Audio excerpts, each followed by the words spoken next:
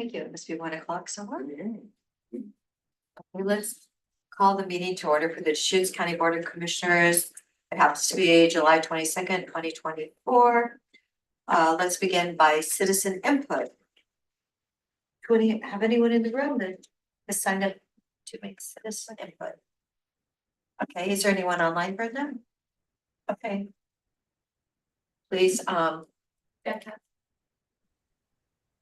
Becca, thank you. Am I here? Yes. Oh, hi. Okay. Good afternoon, Chair Adair, commissioners. I thank you for your service to the public and thank you for allowing me the opportunity to come before you. My name is Becca Roller and I am a resident of the city of La Pine. I've lived in La Pine area since 2019 and I'm currently employed by a local nonprofit food pantry and social services office. The reason for my visit here today with you is to express my Becca, would you mind giving us an address, a mailing address for the record? Sure.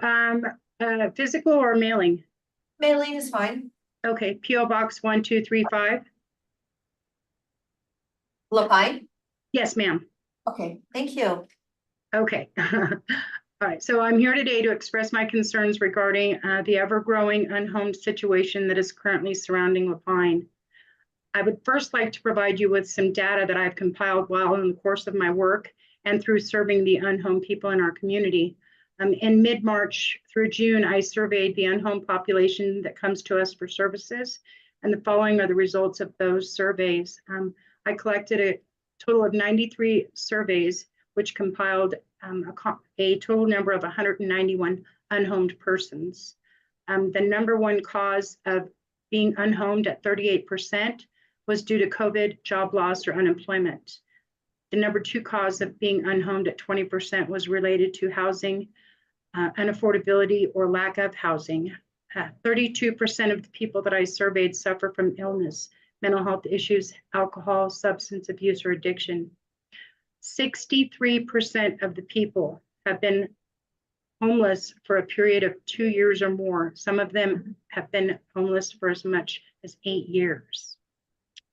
I don't have facts or statistics regarding this, but I'm quite sure many people who did not have issues with addiction or alcohol probably turned to it as a means of escaping their reality or exposure to drugs and alcohol due to their environment. In recent months, we've seen an increase in the number of unhomed we serve through our office. Most of them have migrated from Bend and Redmond. Since the first of the year, we have served over 2,000 homeless persons, 1,782 of those being adults and 320 under the age of 18. On an average, I probably serve about 250 unique individuals that are unhomed monthly.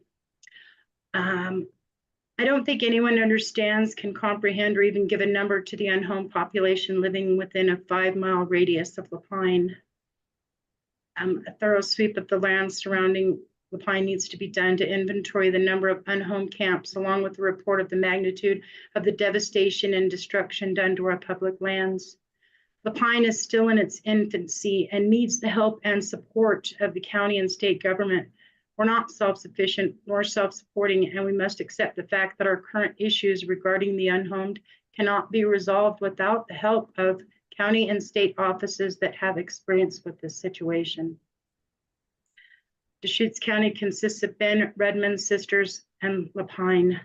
Millions of dollars have gone into Bend and Redmond's unhomed issues. La Pine and Sisters may have a fraction of their population, but that does not, however, mean that we have any less of an issue with the unhomed. La Pine needs designated safe parking areas, extended stay camps, managed pods, and a nonprofit secure treatment facility that would provide the extensive and intensive services needed for the unhomed that are willing to return to self-sufficiency. The people of La Pine are in a state of constant fear right now concerning the outbreak of another large fire and our public safety. I question whether we'll be so lucky next time. I thank you for your time, and I hope that you will take into consideration what I have said. May God protect and bless us all. Thank you. Oh, Becca, thank you so much. Thank you Thank for all your work, putting together all these, statistics on the fact that your population has really grown. So appreciate it, and the analysis too. Thank you, Becca. Thanks, Thank Becca. you. Anyone else with a raised hand? No, okay, all right. Let's go to agenda item number 1. Jessica.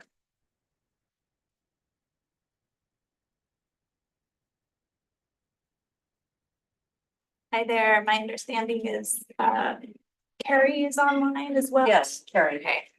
Who actually proposed this agenda item, and we are here just to provide a couple of talking points. To start off, I'm Jessica Jacks, Program Manager of Prevention and Health Promotion, and I'm joined by my name is Jasmine Garrity, and I am a tobacco prevention specialist for Deschutes County. and Carrie. Do you want to introduce yourself? Yes, I'm Carrie Hampton. I'm the grassroots manager for the American Cancer Society Cancer Action Network.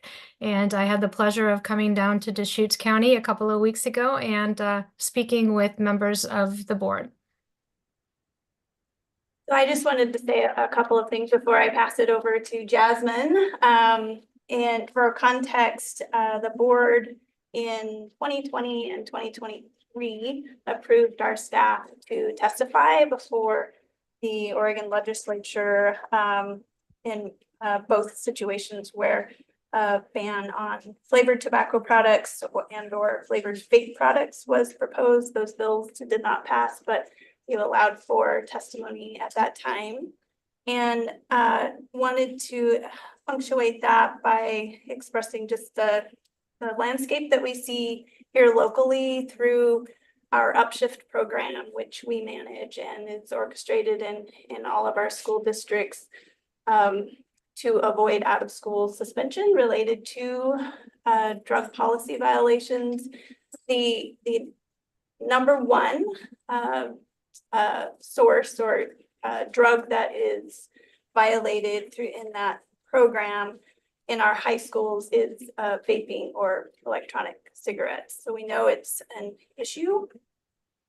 We also know that, and you all know this, but just for the context for today, that the human brain does not fully develop until mid-20s to later 20s. And so the more that we can do to prevent or delay the onset of substance use, which when it starts in adolescence is more likely to create a problem in adulthood.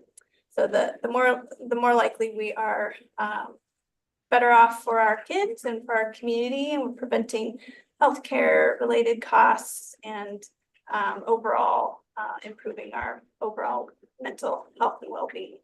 So wanted to add those few things, and Jasmine has a few things to share too. Yes, so I have a unique role in the prevention world where I'm actually focused on tobacco cessation. So I work with a lot of adults and I help support them in the quitting tobacco process. My position is regional, so I get to go to all different places throughout the region and focus on that specifically. As a part of my role, we do run some tobacco cessation groups. And we've held, in this last year, we held a group in Redmond and it was very successful. There is notably an elderly couple going through this process. And this was kind of quitting was their gift to their children for this, for the holiday season. And one thing that they did mention during that kind of caught my attention was they both mentioned that if they could go back in time, they wish they had never started smoking in the first place. And that's something we oftentimes hear in our tobacco cessation groups. So I just also wanted to highlight in the proclamation, it says that 9 out of 10 adults who smoke reported that they started smoking before the age of 18. And so in the tobacco cessation world, that's really what we're seeing. We're seeing a lot of these lifelong tobacco users. So I just wanted to highlight that it's something that we offer as a service here in Deschutes County, and that couple was successful in their attempt to quit smoking, and they have actually noted that Deschutes County offering these services is what led them to be so successful, which is great. One thing that I also wanted to highlight is here in Deschutes County, amongst our 11th grade students that use tobacco products, they report vaping as the method of choice for nicotine consumption. So that's most common here in Deschutes County, and 85% of which have used a flavored vaping product. And so that's something just to highlight when we're thinking about this proclamation. Thank you so much.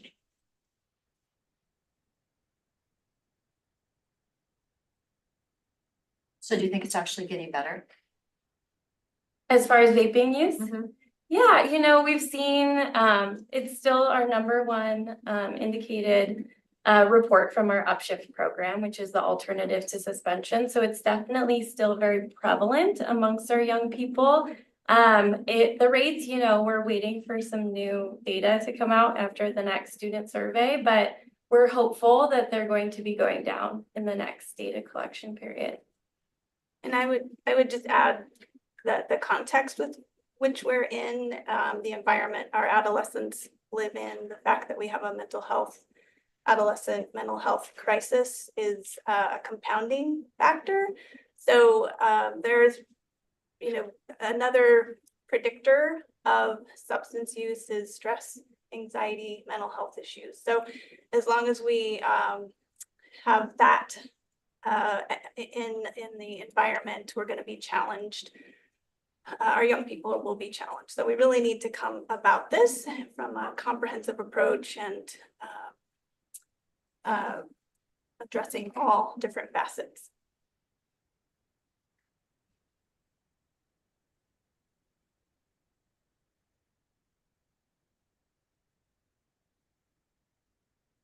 Is the board going to approve this document? Are we ready for a motion? So yeah, I won't be supporting it. You know, we've been through this a few times, and I mean, there's a lot of good information here. This is a legislative choice at the legislature. You know, please proceed. I'm just, yeah. When we get into the push and pull of this, we don't have the authority to do much. We did, there was a piece of legislation on this, and this is just sort of a complimentary proclamation. It's not, we're not taking any kind of regulatory action by doing it.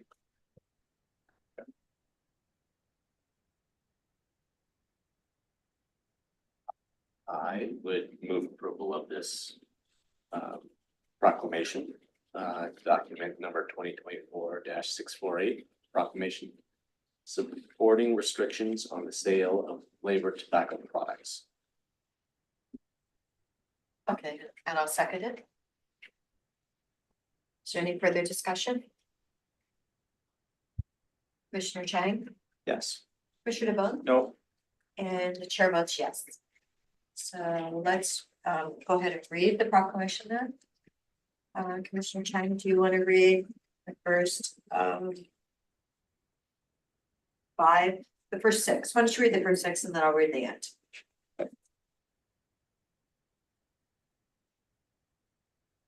Proclamation in support of restricting the sale of flavored tobacco products for the Board of County Commissioners for Deschutes County.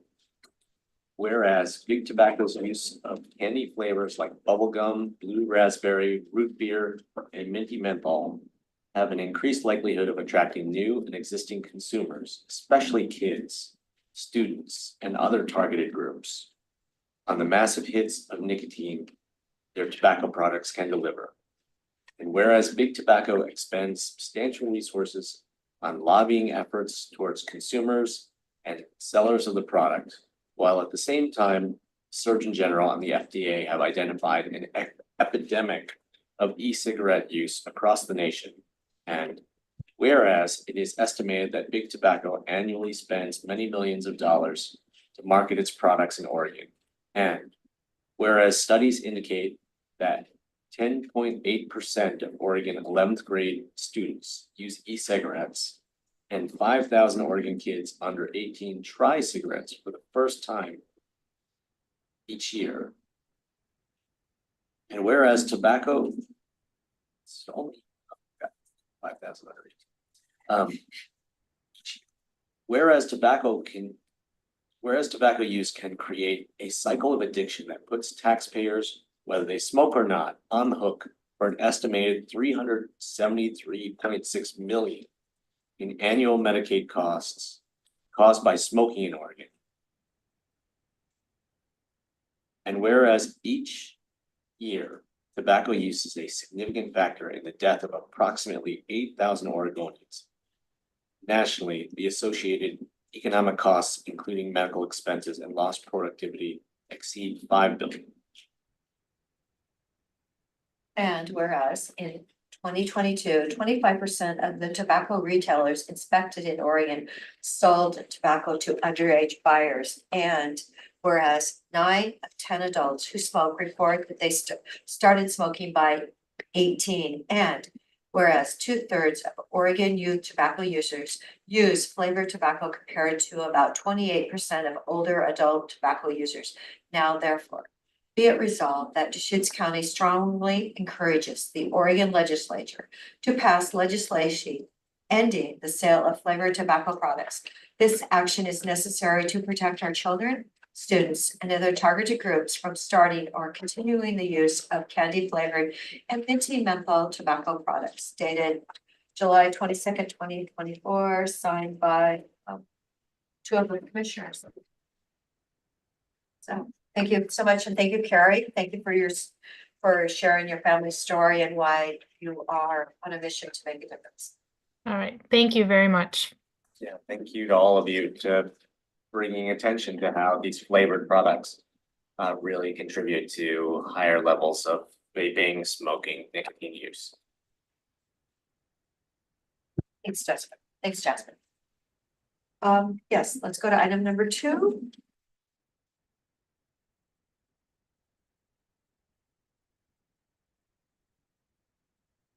Hi, Trevor. Good afternoon, Commissioners. For the record, my name is Trevor Stevens. I'm the business manager for the Community Justice Department. And I'm here today as part of our budget this year. We're really looking at external grant opportunities to try to support community justice. One of these opportunities that we found recently is a grant through the Oregon Department of Education. It's a Title II formula grant application. And we're just requesting approval to apply for that grant. And we're also requesting approval to have DB Holcomb sign one of the documents that is required for submission of that grant. Just some background on this grant is it's a grant that's administered by the Youth Development Division. It's federal funding that goes through the state of Oregon's Oregon Department of Education. And the title is FY 2021 to FY 2022 JJDP Title II Formula Grants.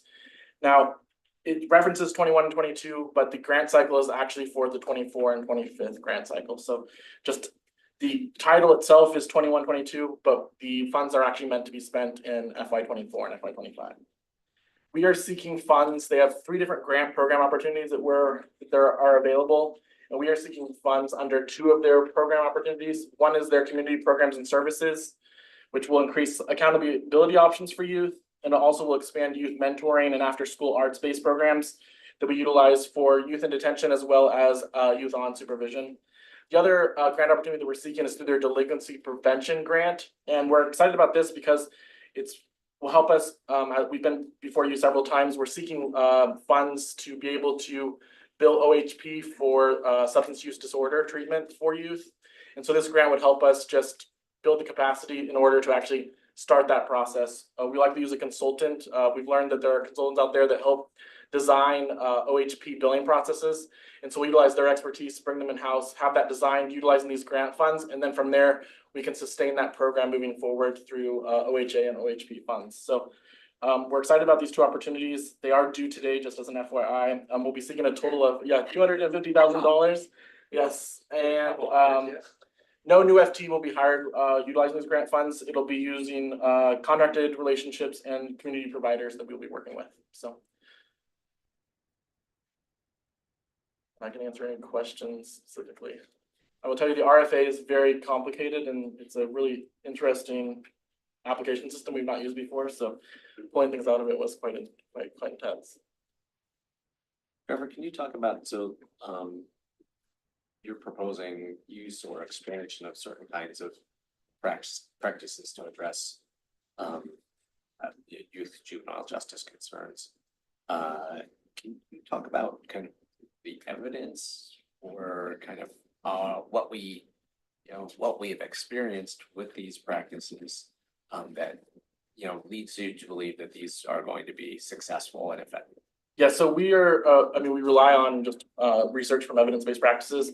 And some of their most recent research shows that peer-based or recovery and mentor-based opportunities really kind of help guide youth. And it's in Central Oregon, there's very few mentor-based programs for substance use disorder or for other programs. So we're really relying on that research to kind of start some of those programs here. It'd be one of the first programs that we've actually had for youth that are on supervision. And so it'll be kind of a trial phase of that, but we're hopeful that we'll see the positive results from that. The research shows that they're not technically peers, but they're individuals that have been through the justice system and may have been through the juvenile justice system. And so that peer relationship through a treatment provider or through a community-based provider has really shown to have positive impacts for those youth. Thank you. Well, it looks like it's a new opportunity. This is definitely in the wheelhouse of what we do over there for the juveniles, so I'm supportive. And it is due today. It is. Okay, well, is there a motion then? I'll move approval for Deschutes County Community Justice Juvenile Justice Division to apply for the Oregon Department of Education Title II formula grant funds. Okay, and so we're gonna need two motions, I believe? That's correct. Okay, I'll second it. okay, is there any further discussion? Calling for the vote, Commissioner Chang, Yes. Commissioner DeBonne, Yes. and the chair votes yes. Then I'll move approval for DB Holcomb or Aircraft to sign the certificate of compliance with 8 USC section 1373 by prospective subrecipient. Recipient subaward to a government entity. Second. Okay, is there any further discussion? Commissioner DeBonne, Yes. Commissioner Chang, Yes. and the chair votes yes. Thank you, commissioners. Have a good afternoon. So is DB in Feldman? Dee it will be signing those right now and emailing them to me. So, Okay. yes, thank you. All right, thank you so Goodbye. much. And let's go to item number 3.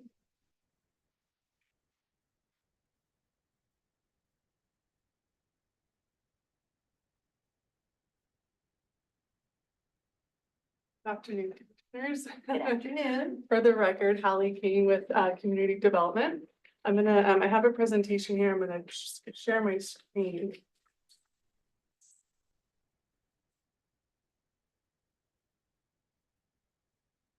How did you manage this application in the earlier? I did, Just yeah. Trying to remember. Yeah, and It's been a we'll while. go through kind of how we got here. Let's see. Oh, here we go. Sorry, bear with me here.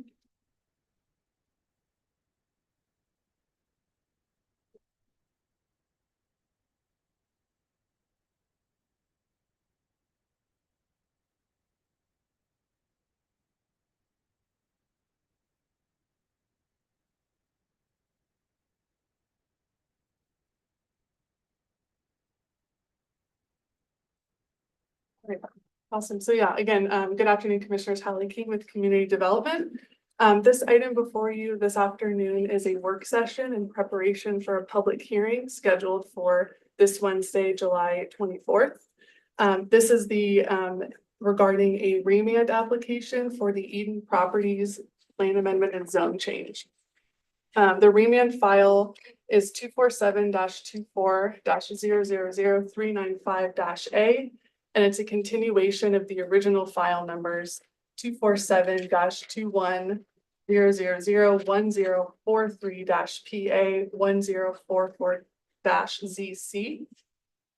And this is an applicant initiated application and remand to change the comprehensive plan designation of the subject property from agriculture and exclusive farm use to rural residential exception area and RR10. And just to remind the commissioners, and again, we'll go into this at the public hearing on Wednesday, but the subject property is outlined here in red. It totals about 710 acres owned by Eden Central Properties. Essentially in the Lower Bridge area, about 5.5 miles from Terrebonne, the unincorporated community boundary.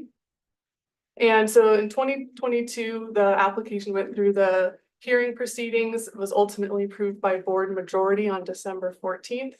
Subsequently, in January of 2023, the application was appealed to the State Land Use Board of Appeals, also known as LUBA.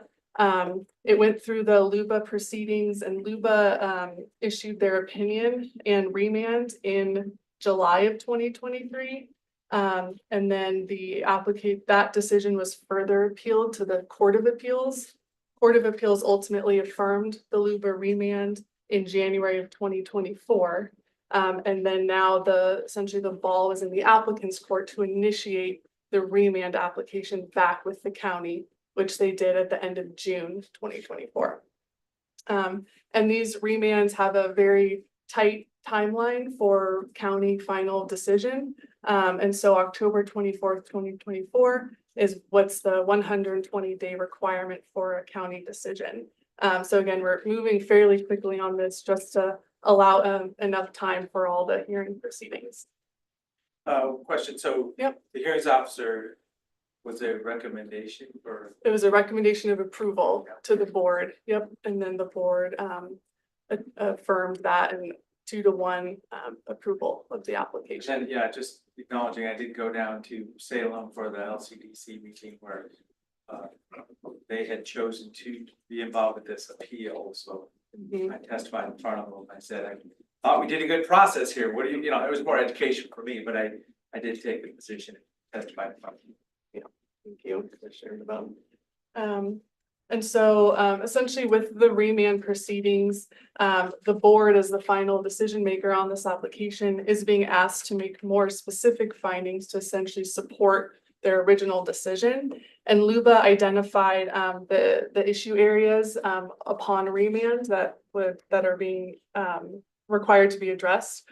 And certainly the applicant, during their presentation will dive into these in a bit more detail. I've included the summary in the packet, but there's really 5 key issue areas on remand.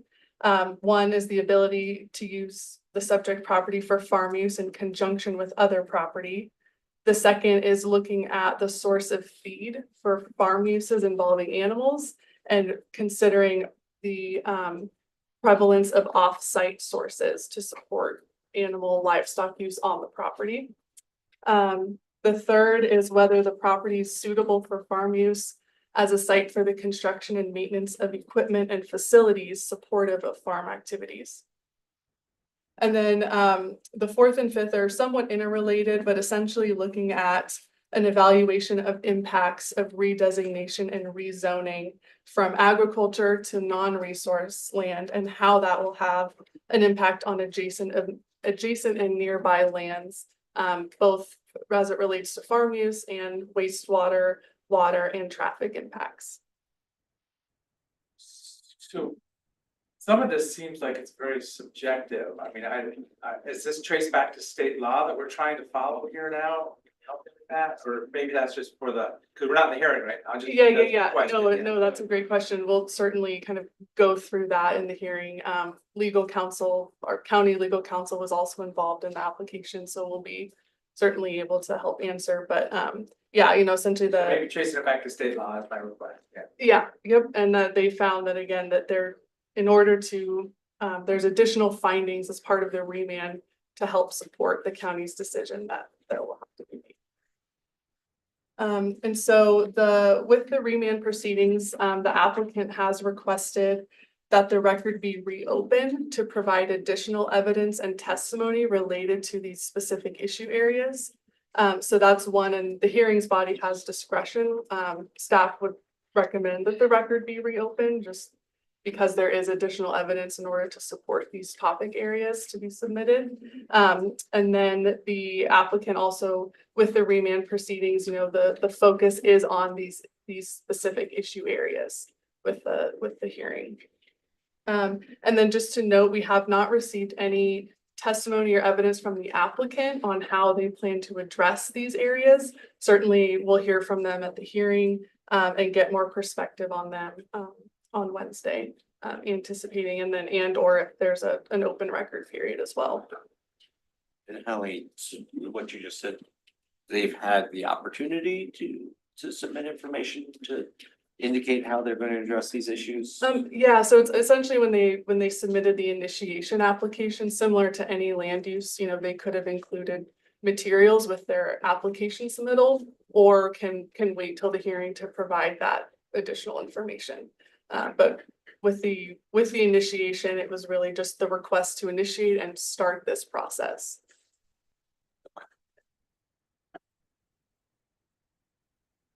So again, moving forward, this is scheduled for 8 AM on Wednesday, July 24th. And there's a few items today we would like some board feedback on. Again, the first is to confirm that the board would grant the reopening of the record as requested from the applicant for those specific issue areas. So that's the first one. Second, wanted to touch on time limits. Assuming that we would want to go with the standard time limits.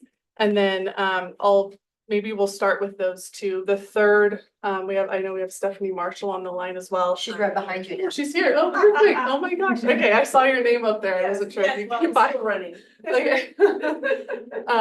And the third, so I guess I'll pause there. Maybe we'll just kind of go through these one by one as to not get too much information.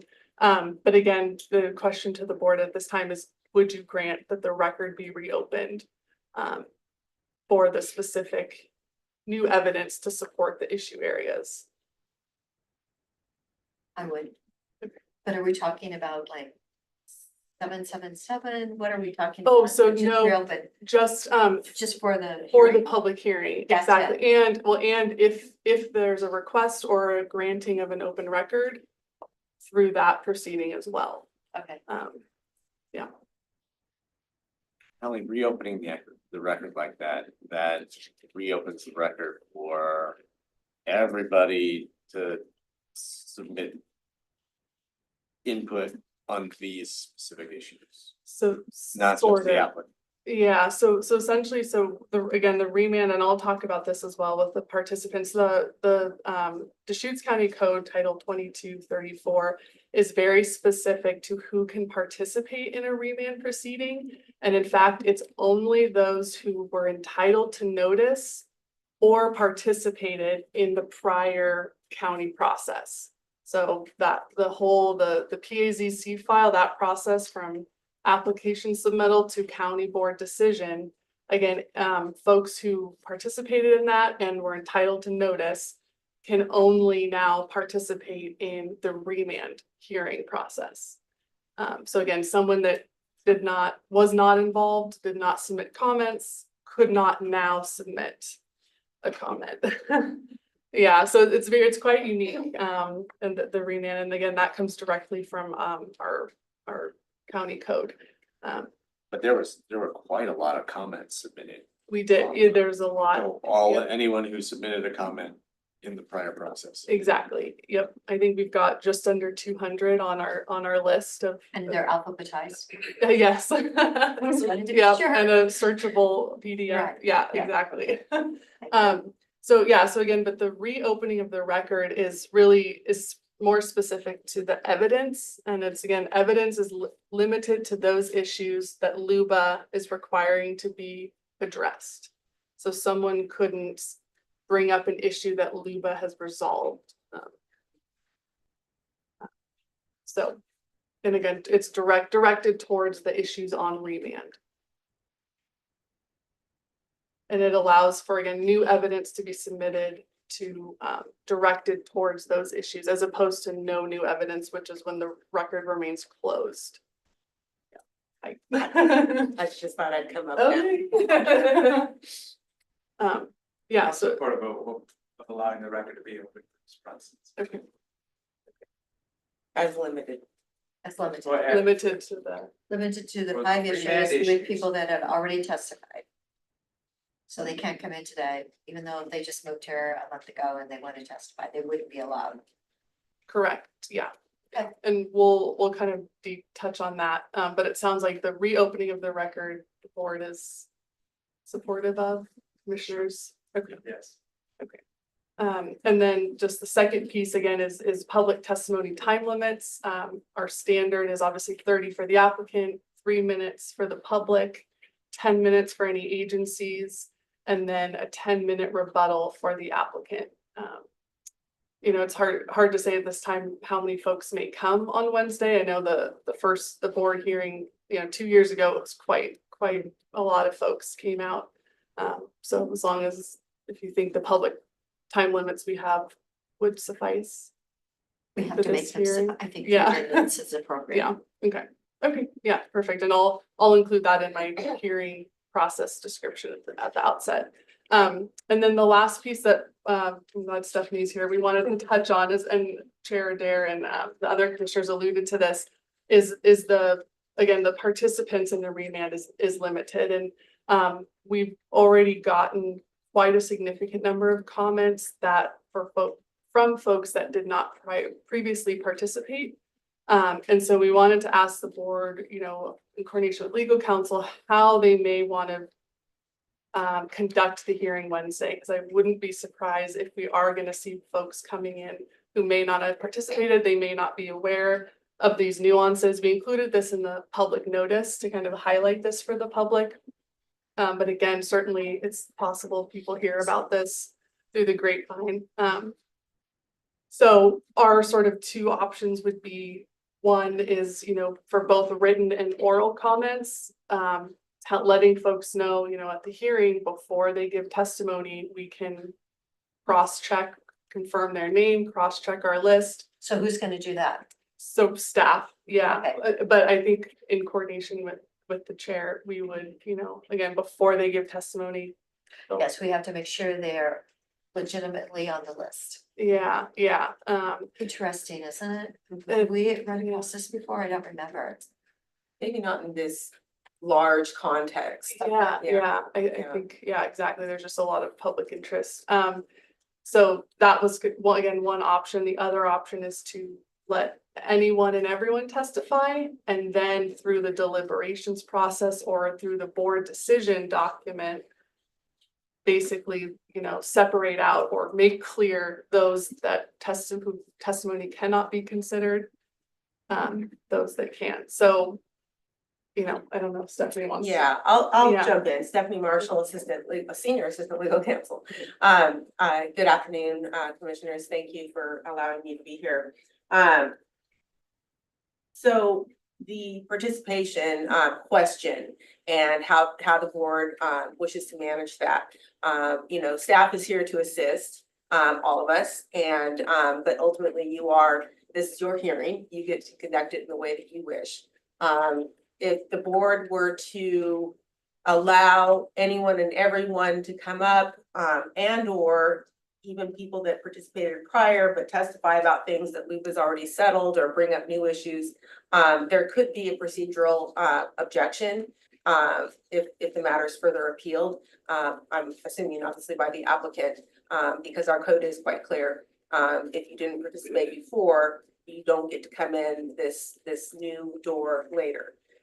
So I just kind of wanted to mention potential procedural objections to the board's ruling, even if the board states in its order, you know, or its findings and conclusions, you know, hey, we heard all this, we recognized and heard testimony from these folks, but they weren't, so we're not considering that. I don't know that necessarily would prevent a procedural challenge in the future. So you'll be there that day. Yes, I will. You will be Yeah. in the room. First day, 8 a.m. Wednesday Yeah, morning. Cross-reference people as they're Yeah. coming and get Yeah. involved. And I will, like Chair Adair just asked, I will be at the hearing and I will be in close communication with staff you know, there could be other issues that arise along these similar lines. And we'll be there to advise the board. Again, ultimately, it's your all decision, it's your hearing, but you know, we're here to support. sounds, I can see why we're starting at 8 AM. And then it sounds like same for written comments, the board would want to essentially not see any from non-parties. Okay. That's what the law says. All right, and that was, I think we've got all of the sort of logistical things handled. Were there any other questions from the commissioners at this point? Two questions.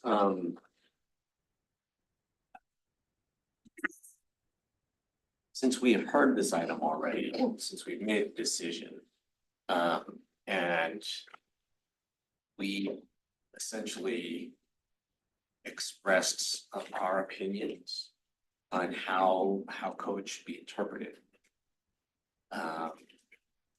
How is that not bias on these issues coming into a remand here? I mean, with like, I've been, and I expressed pretty clear preferences on this. Commissioner DeBonne goes to the LCD hearing and talks about this application. I mean, how do we think about when we're hearing something fresh and new, it's pretty clear how you avoid bias. But I mean, we've all expressed opinions on and interpreted on these issues already. So how do we I'm happy to jump in and answer that. work with that? Well, the short answer is LUBA does not think that you have heard enough on these topics, and that's why it's come back for further decision making. So, it is, it is a rezone, comp plan amendment, quasi judicial. I was just trying to think, in order to avoid bias, the best thing you can do is show up with an open mind on those limited issues and hear that new evidence that's presented, or, again, if the board hadn't allowed additional evidence on the remand issues to, take a closer look at those items that Luba said, we don't see sufficient support here in the record on the reasoning for, the board needs to do another job, take another stab at it. So I think that you can avoid the bias question simply by the fact that it was remanded. This is a fresh opportunity to look at those 6 issues. So Luba would basically have us say, we have seen this, we have made interpretations. Luba has determined that our interpretations were not sufficient, Yeah, and we need to work on this some more. correct. So that was my first question. My second question was about wanting to hear how we should think about issue E. Specifically water, wastewater, and traffic impacts. During the hearing back in 2022, we talked a lot about traffic impacts. There was, but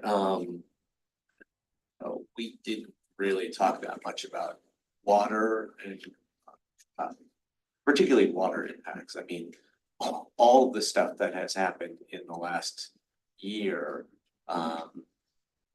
driving us towards an understanding that our groundwater levels are declining across the Deschutes Basin, and the state is going to take regulatory action on that. How does our understanding of water impacts I guess my question is, how do we evaluate that piece? Potential water impacts. I feel like it was very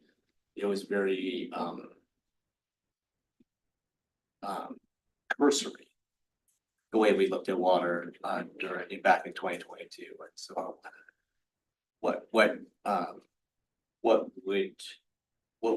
Luba, what would the Court of Appeals have us do to better evaluate that issue? Yeah. I can try to jump in again.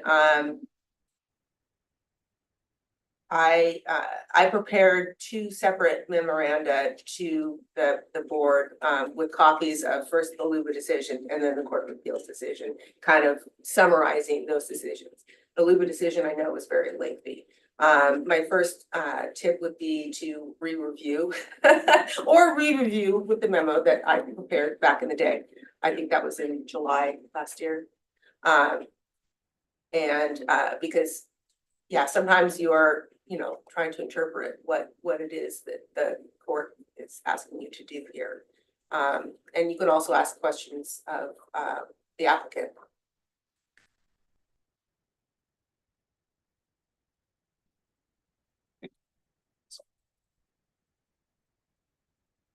So if the documents actually happen to show up, will you send them to us before the public hearing, or will we only get their documents when we get there? I mean, let's just pretend like they send them tonight at midnight. Will you share them with us tomorrow? Yeah, so we'll upload everything we've been getting as it's coming into the application record. And then I'll be providing, at the hearing, before the public hearing, a summary of essentially record items received. Because obviously the packet's been completed. And so to the extent anything else comes in, I'll highlight that and it will be in the application record. So procedurally, this is the applicant's burden to provide more information for us to study these issues. Is there an appellant or it's just an applicant's testimony and then other testimony? Yeah, those, I think the latter. Yeah, Yeah. there isn't necessarily an appellant in this situation. The applicant is the initiator responding to LUBA's remand. So, yeah.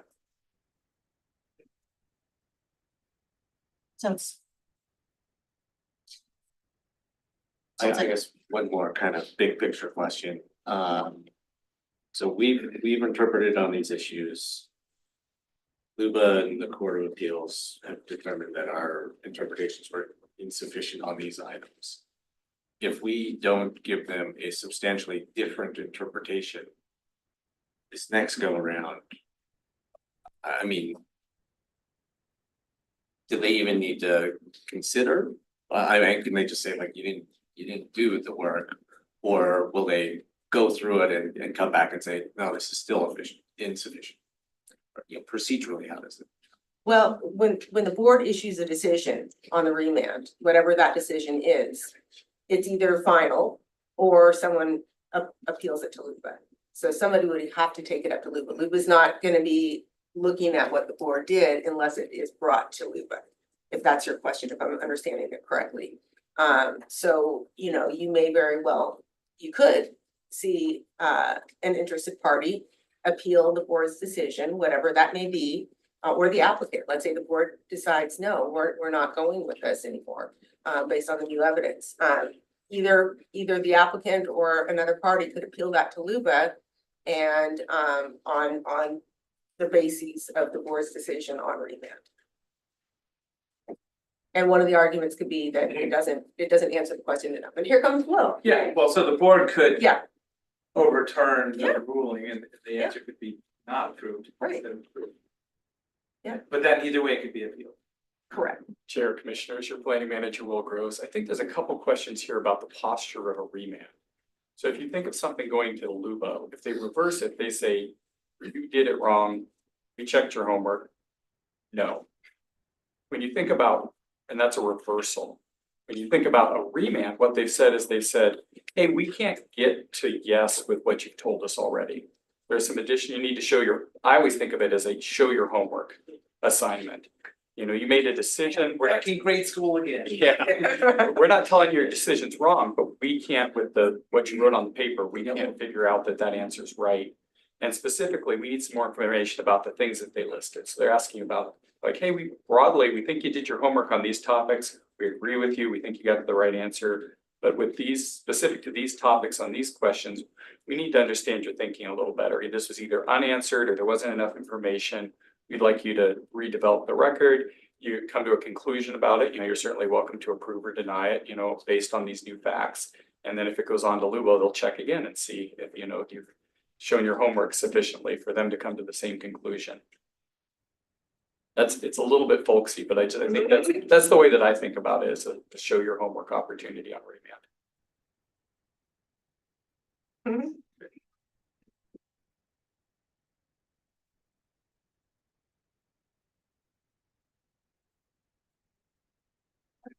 Sounds like, thank you for the picture. Show your homework. All the folks who participated in the original process have been notified. Hey. Interesting day on Wednesday. Yes. It's commissioners, see you Wednesday morning. 8 a.m. 8 a.m. Yes, thank you. Thanks, Holly. Yeah. Not be there. Yeah, we might have people show up at 9 for public comment, so. Oh, gosh. Yeah. Okay, we're now at item number 4.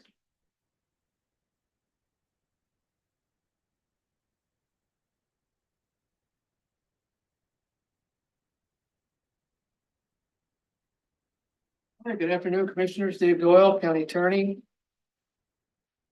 A month or so ago, the United States Supreme Court issued its decision in the Grants Pass versus Johnson case. Legal provided you with a quick summary of what it said and in context with Deschutes County Code Section 11.04. We scheduled this as an opportunity to discuss it more at length with the commissioners, to the extent that you want to discuss it more at length. I mean, essentially our take, and it hasn't changed since we gave you the initial one-page summary of that, is that the decision certainly supports the county's code 11.04. Assuming the county has identified what would be deemed an objectively reasonable alternate site, you can implement 11.04 tomorrow. You could start noticing camps that they're going to have to move. You need to have somewhere to direct them to where they can go, and that needs to be objectively reasonable. Which I would interpret would mean that it has to be at least as good or better than the site you're having them leave. So certainly if it's unsanctioned camping, the DSL land, China Hat, and not that China Hat applies because that's federal land, but something in that scenario, if you're directing them to a site that's similar, a lot of dirt and rocks and juniper, only you have some water stations and supported toilets, that's certainly going to be as good or better than where you're having them leave from. And in that scenario, we think our code would be upheld if there were legal challenges. Now there's notice provisions. You just can't go in overnight and have camps move. There's provisions for ADA accommodations for certain people that need extra help or time. So that it's a window. I would suspect you're probably looking at from the date you initially noticed to the date you could start arresting people if they haven't left, probably a good 4 months from beginning to end. But you have the right to do that. The Supreme Court has clearly said you have that right. It's not cruel and unusual punishment to arrest somebody when they trespass on your land, even if they don't have a place to live otherwise. But again, rather than risk the due process argument, which will be the next argument that makes its way up to the Ninth Circuit and then 3 or 4 years later, the Supreme Court, that'll be the next one. We're trying to avoid that in advance. And that's why we think it's important that you keep the alternate site piece of any encampment removal that you would compel under our camping code, that there would be those alternate sites, that they would be as good or better than the site you're moving them from, that you would comply with timely notice and give people an opportunity. Certainly folks that need ADA type accommodations, give them extra time and opportunities to be addressed. But at the end of the day, assuming you do all that, we believe if you get to the point you still have a few folks that just won't leave, at that point you have the right to have them arrested. They get to go to jail. It's interesting because you just said 4 months, 120 days, and yet the program that they're working with people in Eugene is a 90-day program, and they've been very successful with that. Yeah, we have windows of time that are called out in the encampment policy that require a certain amount of notice. Certainly, there's gonna be some folks that would probably need some ADA type of accommodations. Time is an accommodation that is typically would be associated with that. In fact, the city of Bend, that when they cleared the Hunnell Road, they had that issue come up, and the local circuit court agreed that they had provided appropriate ADA concessions to folks by giving them additionally more time, not delaying in perpetuity their removal from the area, but giving them additional time based on some ADA needs that they might have. So we think that's a good model to follow as well in terms of providing that additional time. And again, I would anticipate the next, Martin versus Boise type challenge is gonna be on due process. And so we're trying to make sure we get plenty of due process. I've been doing this lawyering stuff almost 40 years, and I've We never got that seen all day. anybody, I am. I've never seen anybody get in trouble for giving too much process, but I see you get in trouble for not giving enough process. And so I would err to the side of giving a little extra process and give yourself a little insulation if you do get challenged through the courts and process your way through there, that you could point to the fact that you did provide ample process and opportunity for people to challenge the action, for people to get ADA type accommodations if they need them. Is there absolute certainty? Of course not. I don't know what the Ninth Circuit would do with it, and based on how the Supreme Court's comprised at the time they hear it, I would, if they're comprised similar, they're 180 degrees opposite. The Ninth Circuit's absolutely the most liberal federal circuit court in the country, and the United States Supreme Court is certainly at least by 5-4, if not 6-3, conservative leaning. So you have two polar opposites between the Ninth Circuit and the US Supreme Court. And so, I mean, the odds are that the Ninth Circuit might find a way to say it was an unlawful ordinance. US Supreme Court, as presently constituted, would probably say, no, it isn't. And they're higher on the food chain, so their decision ultimately wins. And that's really that's the irony, people in black robes make decisions all the time. They're not necessarily right or wrong, they just made a decision. And the law can very often support either decision. That's just the reality of it. You've probably heard me say a lot of times, until someone in a black robe gives an opinion, it's just some government official with an opinion. But as we learned in the Big Lebowski, man, that's just like your opinion, dude, right? So until someone in a black robe gives it, it doesn't really mean a whole lot. And so right now we have some people in black robes pretty high on the top of the poll that gave an opinion that said, essentially, our county code, you could move forward with it if you choose to. And we've added some, like I said, some precautions to address what we think will be the next line of arguments, akin to the Martin versus Boise. Okay, so like the chop shop that I've seen, or where there are an excessive number of vehicles surrounding it. So law enforcement could still take care of that, correct? Sure. And then if I've heard from other people this weekend that this is a drug site and I see all these drugs going on here. So law enforcement can still take care of those situations. That's not something that we have to particularly worry about, right? Correct. And I would argue they had the ability to do that long before this decision. Okay. I mean, all the Martin case said was you can't criminalize homelessness. And essentially it was written more in an urban environment, and it basically said, if you don't have available beds that are sufficient in number to match how many homeless folks you have on a given night, that you can't criminalize someone for being homeless by way of arresting them for trespass or something like that. It didn't preclude law enforcement from going in and dealing with a chop shop or dealing with drug transactions or whatnot. Whether law enforcement has interpreted it that way or not, that's for the law enforcement agency to address. But that Martin versus Boise and the initial Grants Pass decision never had that effect of precluding that. If law enforcement has reason to believe there's people with felony warrants in any of these camps, there's nothing to preclude them from going in there and ascertaining if the people were there, and if so, arresting them on those felony warrants. That has nothing to do with them being homeless. That has something to do with them having felony warrants. But again, law enforcement makes those calls. So we're one jurisdiction, the county, rural county outside the cities, not federal land. We've got folks that are unsanctioned camping outside of our land use approvals on the east side of Redmond and north of Bend. Do we have that anywhere else? I'm just trying to make sure I understand the scope of what we're talking about here. Just those two locations.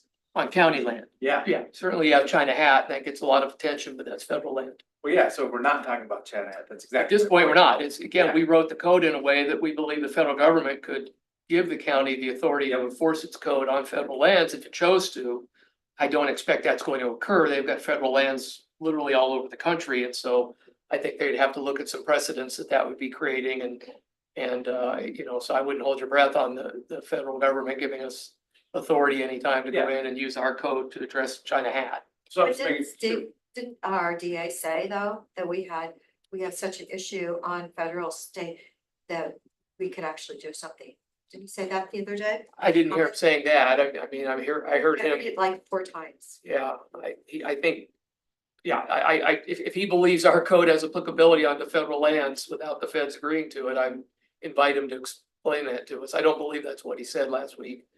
I mean, when I questioned him about it, he did say he believed that Grants Pass versus Johnson would mean that the federal government had the ability to They absolutely, tell people to leave. absolutely. Martin was controlling on the feds, just like the now Grants Pass case is controlling on the feds. So if they choose to use it, they certainly can. It doesn't compel them to move people off their property, but if they choose to use it as legal support to move people off their property, I think they're in a good, again, I would certainly encourage us, as I'm sure their legal departments will, to implement an ample amount of due process and notice provisions and accommodations and whatnot, because otherwise you're just teeing yourself up for the next round of lawsuits on this issue. And whether they have the capacity to do what's necessary to.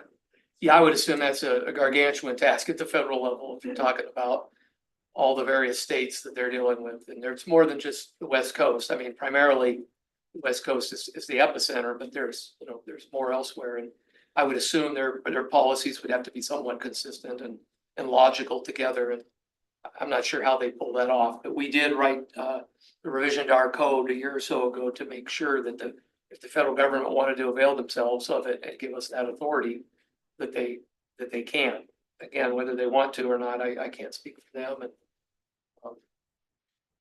and it would also require in that same instance, they'd have to have alternate sites. We wouldn't, even if they gave us the okay, I mean, we're not gonna go in there and, at least we wouldn't recommend it from legal, going in and using our code to clear camps if you don't have an alternate site.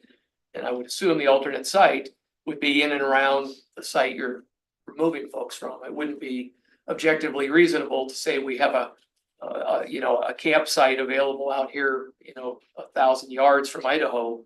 Or even in Deschutes County out here on the other side of Brothers. It's probably not gonna be deemed reasonable by the courts to relocate folks from, a stone's throw out of Bend or Redmond to a couple stones throw from Idaho. That probably wouldn't cut it. Do you think, I mean, I can definitely appreciate the US Forest Service manages 191 million acres across the United States. They need to deal with this issue consistently across the agency. But does the federal government need to deal with this consistently across federal agencies? I mean, like, much of Washington DC is federally owned land. And,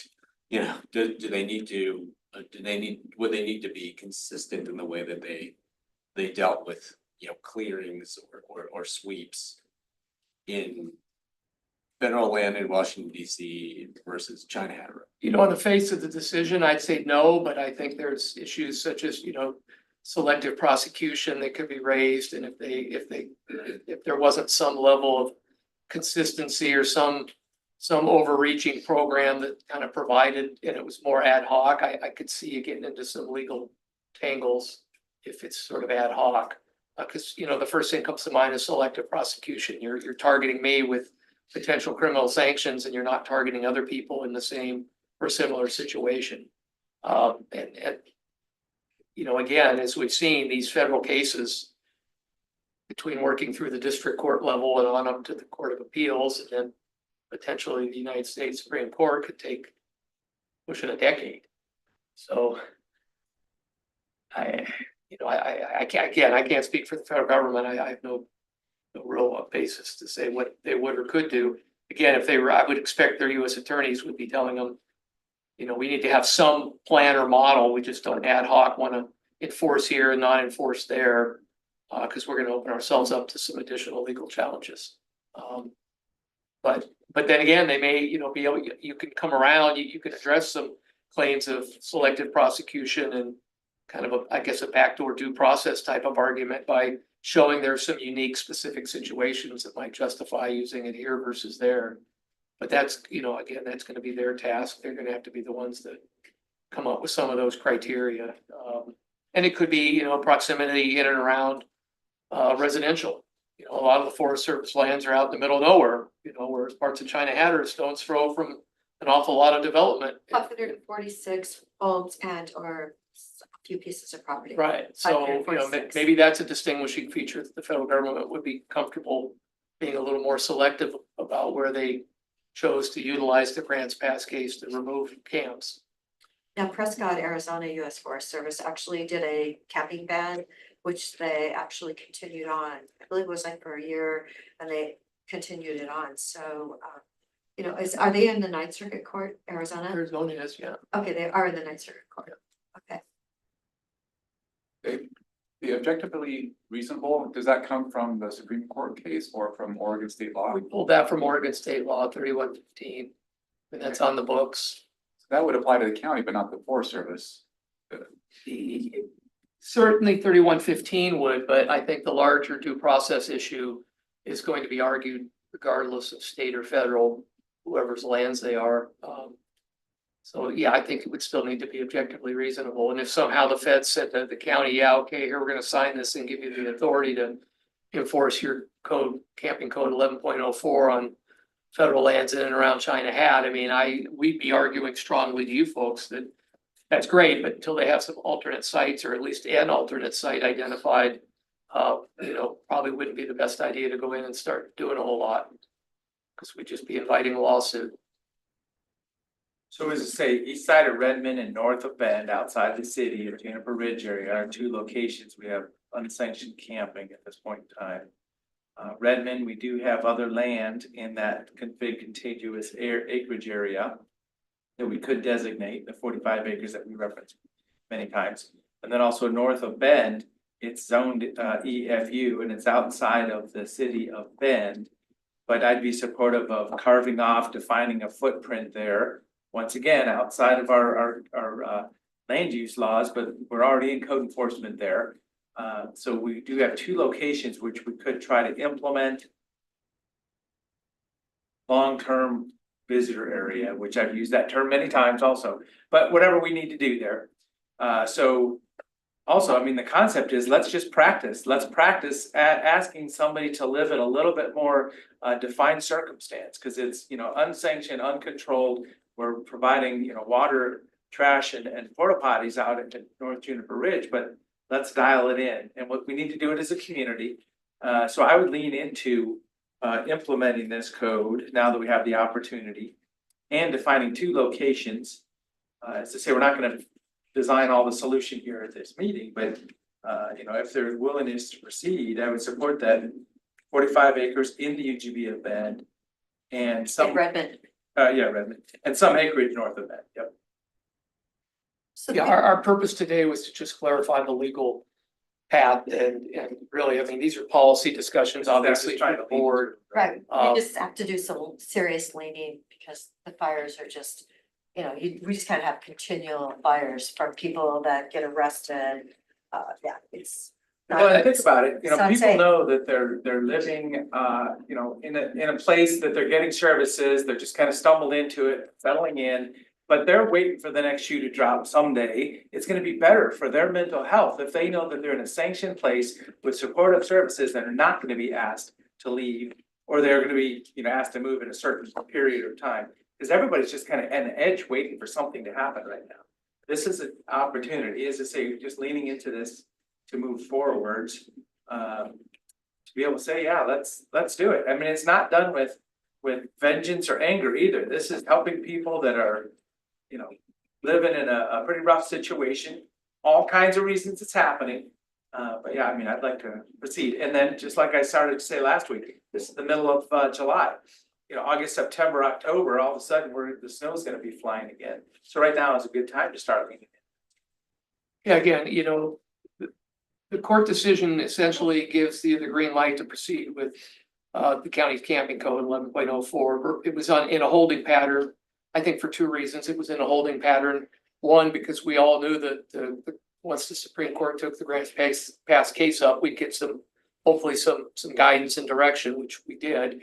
And secondly, and it's still the case, it was sort of in a holding pattern until we had alternate sites identified that it wasn't drafted or written with the intent that we could just clear camps and not have somewhere else for folks to go. Because without that, I would argue that our code is probably not objectively reasonable, and we would lose any type of legal challenge on that. And I'd argue at the federal level, it would probably be a due process issue that we'd be fighting. So There's a big so step. that's the predicate. I mean, you have the green light for assuming you have alternate sites Yeah. that are objectively reasonable in terms of what's provided there, in terms of their physical location vis-a-vis the encampment that you're moving. Again, the brothers example where that just wouldn't be objectively reasonable to tell folks you need to go move out the brothers from just outside of Redmond or just outside of Bend. Nobody would see that as objectively reasonable. Certainly the courts would. They'd say, no, that isn't objectively reasonable. So it's great you have this alternate site, but it's really not an objectively reasonable alternate site. And again, that's our interpretation at legal. The Supreme Court in Grants Pass didn't speak to that exact issue. They were looking at a much more limited issue of whether this was Eighth Amendment issue with cruel and unusual punishment for finding someone potentially criminally liable for trespassing on public lands because they didn't have anywhere else to live. Yeah, I mean, I would say that, in relation to our code, DCC 11.04, not much has really changed. And what was holding us up before was that we have not created those alternative locations for people to go. Otherwise, I mean, if we had had that, we could have proceeded with our code even before the Grants Pass decision. So not much has changed. That this doesn't really change anything. Our task is still to develop those sites. I'm glad to hear Commissioner DeBowen talking about this in a more serious way. Some of the earlier concepts that were put out, sounded like essentially kind of a free-for-all. I mean, I think we need to, to have an alternative place for people to go. It may be legally okay to just provide something that's the same as the 137 acres, but I think that if we told people to go there, we said, hey, you can go out in this area, then we've actually authorized people to be there, and the chaos that would occur if there was no management and no supportive services and no case management, we would be on the hook for that. I mean, we would be liable for that because we told people they could go there. Are you trying to talk your way out of it, or No, we're going forwards? Because no. I'm trying to talk about what we actually need to do. and I'm probably not gonna be supportive of as much services as that you think the county should do out there. I think there's plenty of services. We've got nonprofit service providers stumbling over each other trying to provide services out there.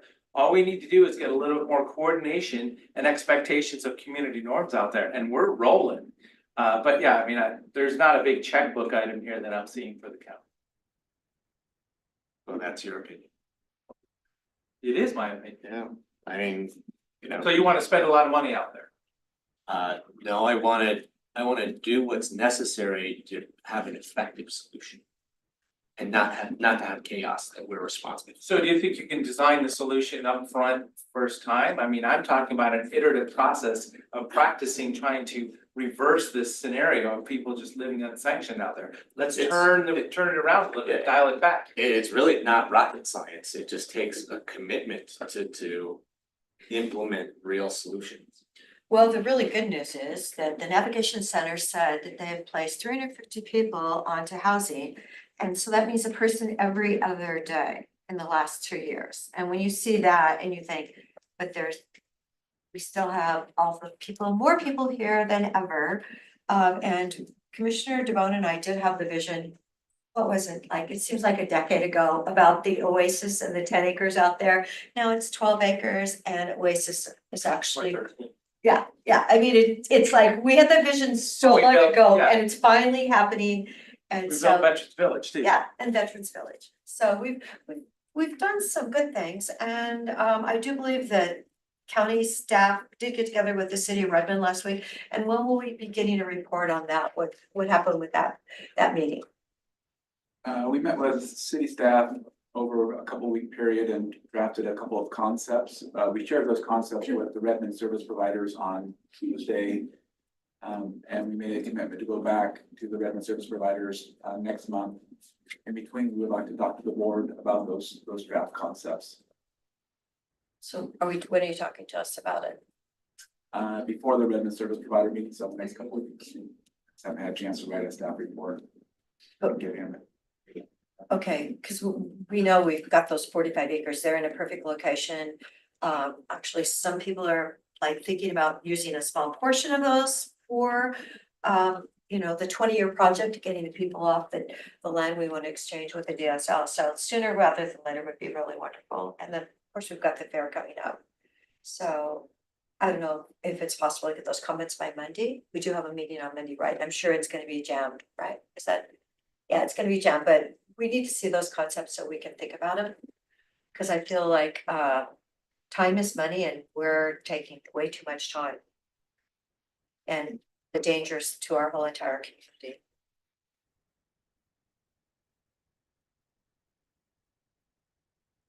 So Dave, any other words of wisdom? No, certainly not wisdom.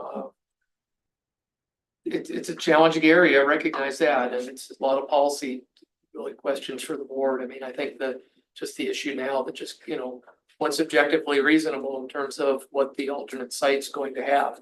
Different reasonable minds are gonna differ, but ultimately, until someone in a black robe makes the decision, it's just people with a different opinion.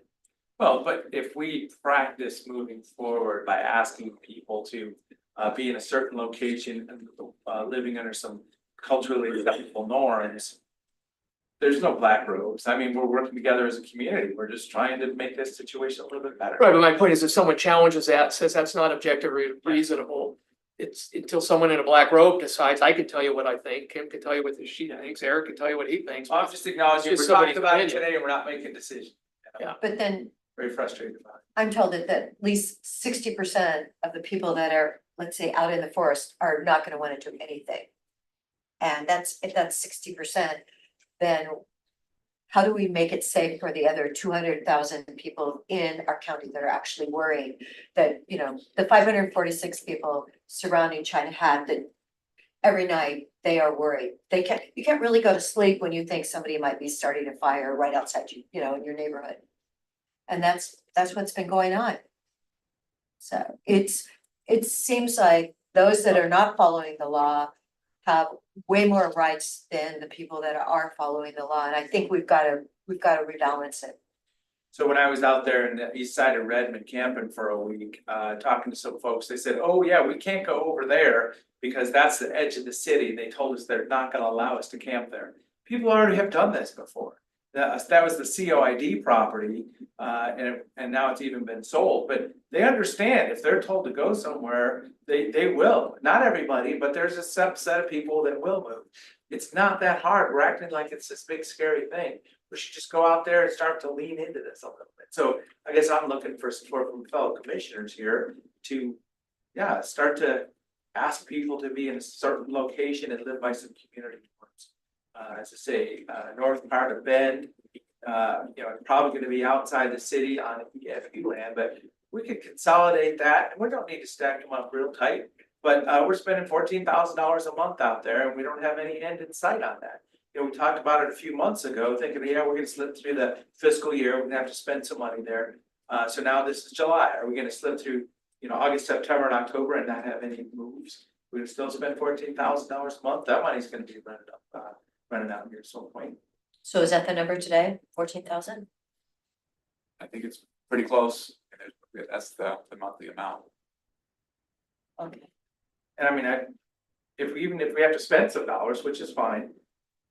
Yeah, We should have I'd an much edge. rather be seeing us spend those $14,000 on something planned and long-term and authorized than basically trying to patch Yeah. our code violation. Yeah, I am 100% ready to lean in on a real solution and creating you know, effective pieces of a homeless response. I'm not willing to voice support for just shuffling people from one unauthorized place to another. So as I say, I mean, let's practice working together amongst the three of us here. It's like, I feel like you're projecting some pretty negative things on me here with the way you speak here. Let's practice working together and move forward, making this better for the community. Okay, so go ahead and propose, lay something out that is real and viable. And I'll be there. Well, as I say, utilizing the 45 acres, setting up a 90-day notification process, implementing our camping code, working with the city of Redmond, knowing that they're gonna have requests. I mean, we're not gonna get the whole thing fenced in the next 90 days, but we can get people moved there. We can practice moving people that, struggle with the concept, because there's some people pretty dug in over there too these days. The key on the 45 acres is the Redmond code that applies, what it's called, like unsanctioned camping or supported camping. The Redmond code requires that the area be fenced in with a 6-foot fence unless a waiver is granted by the community development director. It requires that there be a code of conduct, that there be a phone number to call during the day, and also that there be a phone number to call on off hours. And then the other key component is that there be some type of services that help people, kind of like case management services. So those are some elements that we're talking to service providers, because if the service providers, hopefully service providers would be willing to provide some of those services. It would likely be, they wouldn't do so unless the county paid them. And if they weren't, then we have to figure out, well, what would plan B be? Yeah. And that's all up in the air, so I mean, it's time to really get down to brass tacks on some of those. And actually fencing the whole 45, I don't think is necessary. I think really a smaller, maybe 8 acres, 9 acres, something, something more manageable to begin with. The challenge about fencing is once you fence in an area, then you pretty much need on-site management. And, through the RFQ process, we did not get proposals for 24/7 on-site management. And as we discussed at the time, as Councilor Zwicker accurately pointed out, it's a lot harder to find someone design, build, and operate something than it is to find somebody to operate something. So there may be a need for the county to play a role in specifically soliciting and supporting the design build component of this. And I agree on fencing, the chunk, a stone throw away from where we're talking about, the chunk of land that the city fenced in I forget what the zone is. RPZ. Underneath the runway flight corridor. It cost $800,000 to fence that many acres. Fencing 5 or 8 acres is gonna save us hundreds of thousands of dollars that we could actually put into grading some minimal infrastructure in a location. But I mean, that's basically taking a pathway of doing some grading and minimal development of a site. Maybe putting a fence around that, investing in case management, because otherwise, putting hundreds of thousands of dollars of fence around 45 acres. We've already talked about like not doing the 45. It doesn't make sense to do the 45, so let's make it manageable. And kind of comparable with the Gales property, they've done a lot of work on that, they have a lot of analysis. They were thinking that they could actually help perhaps 100 people on the almost 9 acres, so with their plan. So I feel like, you know, we're lucky, we have 45 acres, but we clearly don't need to use all 45 acres, but we definitely need to do something to end the wherewithal of the land exchange that's taken 20 years. Well, so clear guidance, I think, one of the things is, are we gonna utilize that 45 acres in any form? You know, for this purpose, and I think, you know, Christie has mentioned that. She wants some clarity from the board before we go do something out there, that's true? Yeah, so I mean, is there consensus on that, are we in agreement that? You know, having county code available. Knowing that there's a couple months before winter flies, having the 45 acres available, wanting to do the land swap. Is there support for use of that 45 acres for this purpose? And I think of it as a shock absorber, you know, just that place for people to come and go. Because obviously the opportunity to get somebody housed is the goal at the end. We all wanna do that. Yeah, it's a stepping stone on a pathway out of homelessness. Yes, for those who want it. Or we can convince they want it. Well, so. So if we're ready to set aside, you know, having people dispersed, scattered across 45 acres. In a little bit more concentrated area, you know, as Commissioner Adair said, you know, you could get safe parking for 50, you know, for 50 vehicles in a couple of acres, like 2 acres. Well, yeah, so We're willing to. as I say, can we take it by look towards- steps? Are we supportive of doing something on 45 acres? And then, yeah, because then it's the design, because we, you know, Yeah. 5, 10, 17, whatever, I mean, however much we're gonna use. We've been talking about it for a year and a half because we're all supportive of doing something on the 45 acres. The question is, what? Well, is it in the minutes from the last discussions we've ever had? That we're gonna utilize that 45 acres for camping, being offered a camping location? I think I was, I mean, we were talking about it at a joint meeting with the Redmond City Council, what, 3 months ago? oh, it was longer than that. Yeah. Well, No, I'm just trying to break it into pieces here, trying to maybe put it in the minutes, utilizing 45 acres for. usually a portion of the 45 acres, honestly. We do not need to use the whole 45. Yeah, I mean, yeah. A portion of the 45 acres for a camp that perhaps has pods and safe parking. You know, if I could just underscore some of the complexity as you talk Yeah. about these issues, I mean, getting back to the whole objective reasonableness of what you're doing. I mean, you know, there's going to be arguments that, you know, you just can't have just water and toiletries. You have to have even special areas. So for instance, you might have to have an area where people with families go versus an area where people without families go, an area where people with dogs could go versus an area where people that don't have dogs could go. I mean, that's the kind of nuance that is out there in some of the literature and has been discussed in some lower level cases and out there is is it a reasonable accommodation? Is it objectively reasonable to take someone who maybe has been, you know, camping out in the middle of some county land without authorization and direct them to a site where now they're gonna be, you know, a stone's throw from people that have dogs, whereas where they were, there were no dogs perhaps, or they were with a cluster of families and now they're gonna be in an area that isn't necessarily families, but is a lot of individuals and whatnot. And those are all issues. We don't know the answer, again, until someone in a black robe tells us, it's just someone's opinion. So, we just don't know. Yeah, we don't know what's legally allowable. But I would say the knowledge of what's actually gonna be effective. And what addresses key concerns like kind of reintegrating people into society. That knowledge resides in the network of homeless service providers in our community. Who are the people who, in my opinion, should be designing what we're talking about. See, I see it as in we're We're the property owner, we represent the people of Deschutes County, we've been letting the unsanctioned camping go because of all the stuff around us.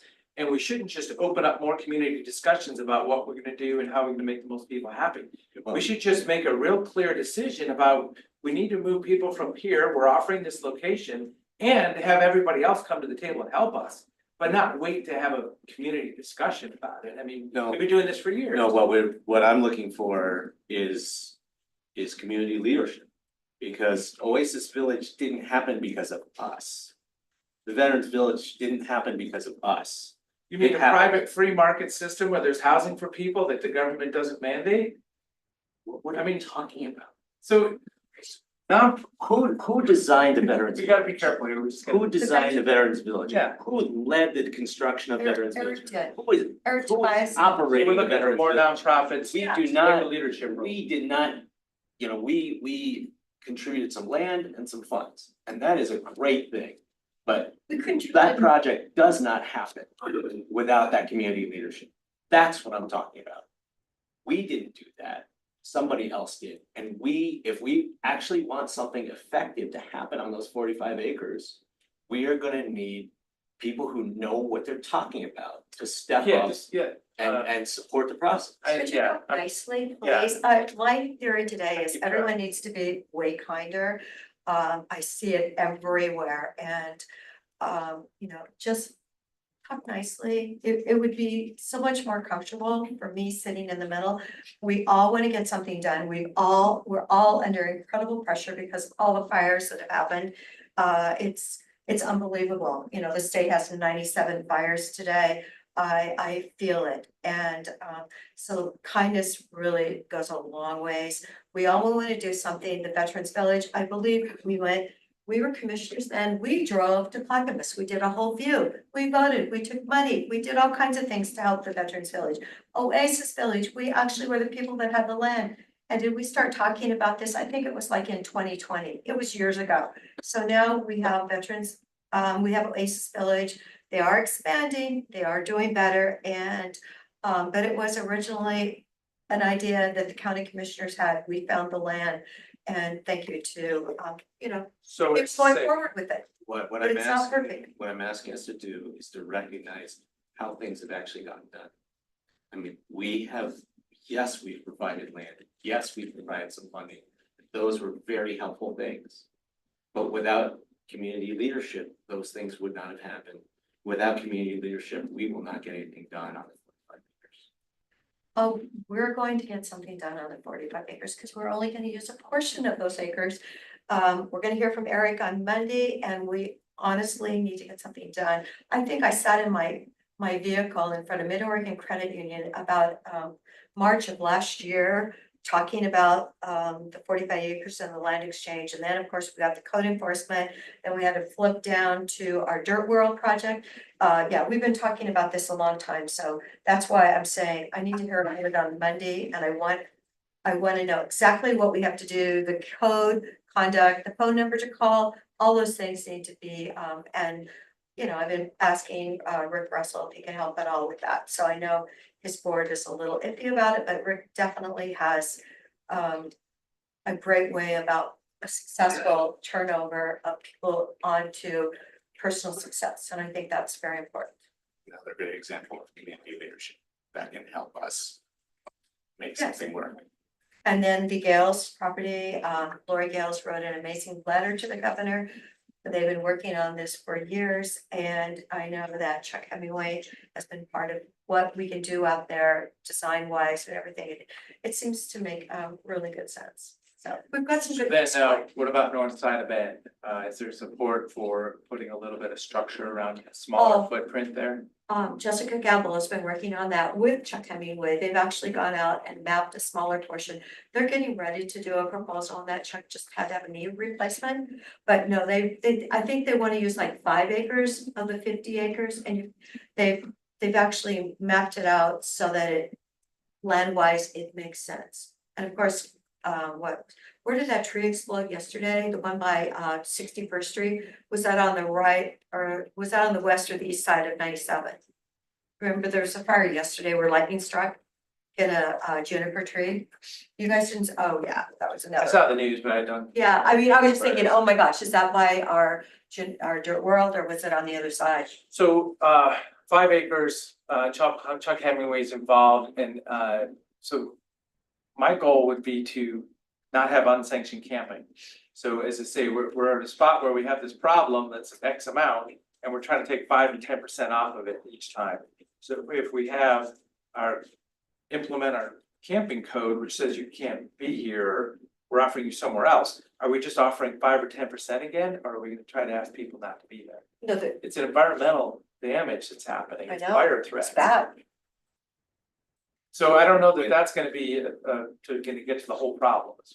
No, but it's a positive start and then once they It's work. a start, which is right. not gonna They're try to. Actually, Yeah. Jessica is she had a workshop with, I think, like 20 or 30 people on it the other day.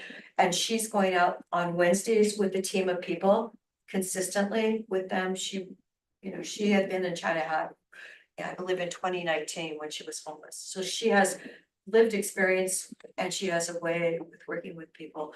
And if we could just help her program, she was at the bottom tier of the RFQs that were presented to Churro, but she's trying to add Chuck to her program in order to actually accomplish something.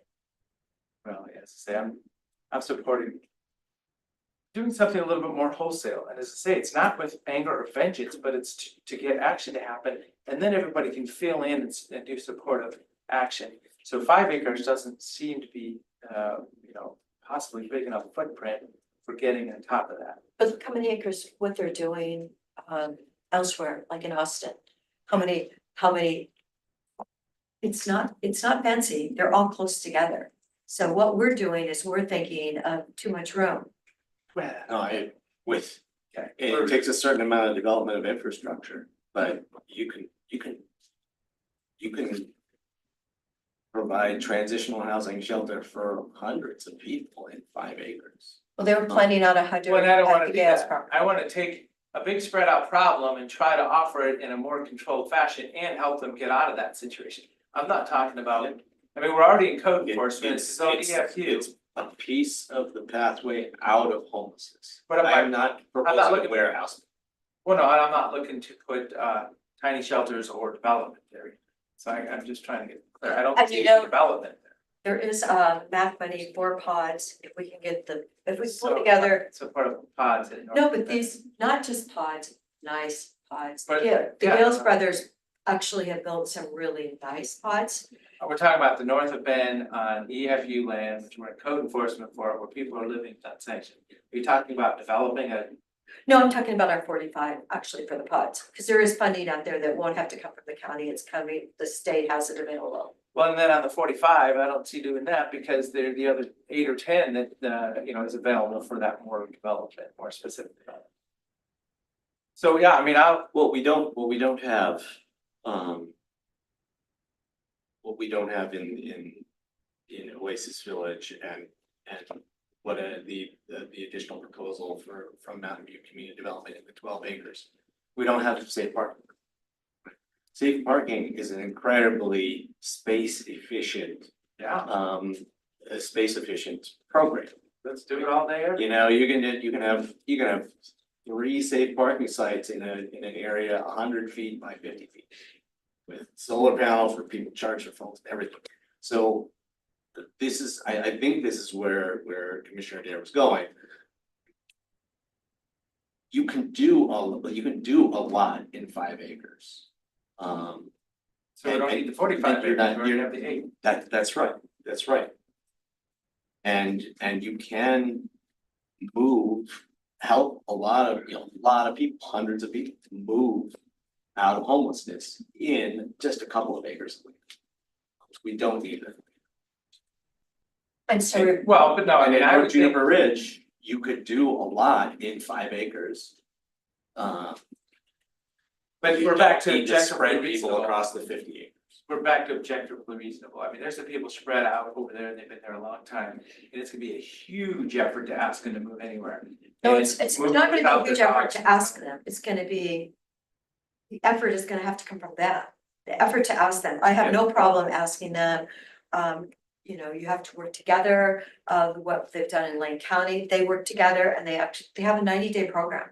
It's 90 days. They said you But not can't do it. everybody's ready for that program. So No, I know, We're talking but about there's- being more deterministic on a certain 137 acres.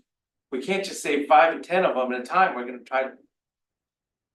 I'd like to, Oh, the land spot for the fairgrounds is my goal. Well, once you set up these opportunities for people, which don't take up a whole 45 acres or all 50 acres.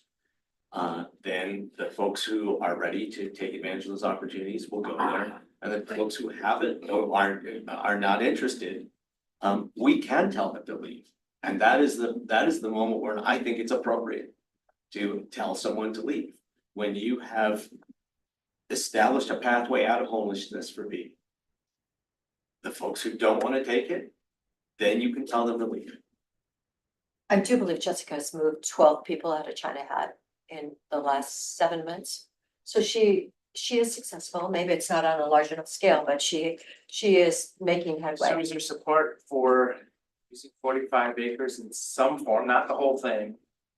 Right. Or transitional, Right. possibly not very clean and orderly place for people that may be asked to move because implementing our camping code. That's why we've been talking about this for a year and a half.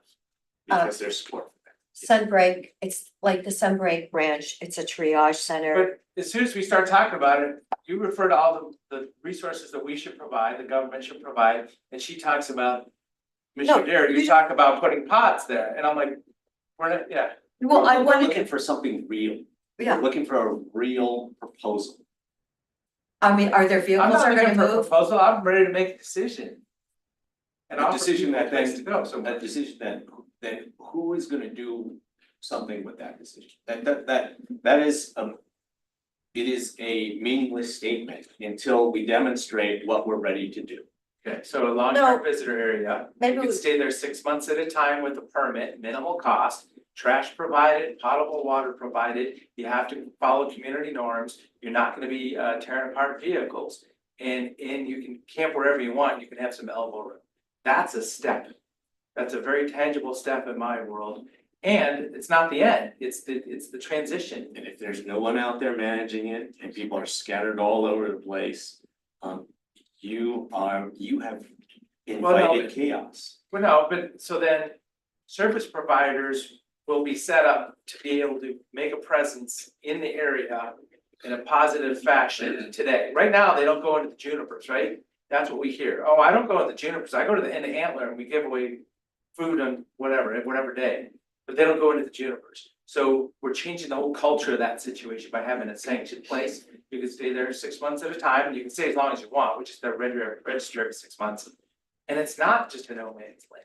It's Oh, a- I think really that, I want the 90-day, I want the 3 months. I think you need to have rules. And this is a transition and giving someone 6 months and you can stay here forever.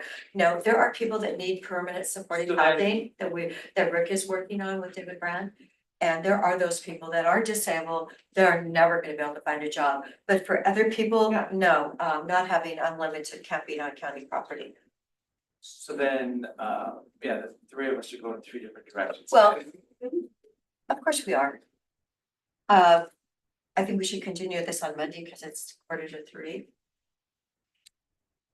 On Monday. And what time are we starting on Monday? Maybe we have to start a bit earlier, Brenda? I mean, look at it, we'll have to see. So I think Bill's still here. Yes, Bill. I've seen one. Look at 10 minutes.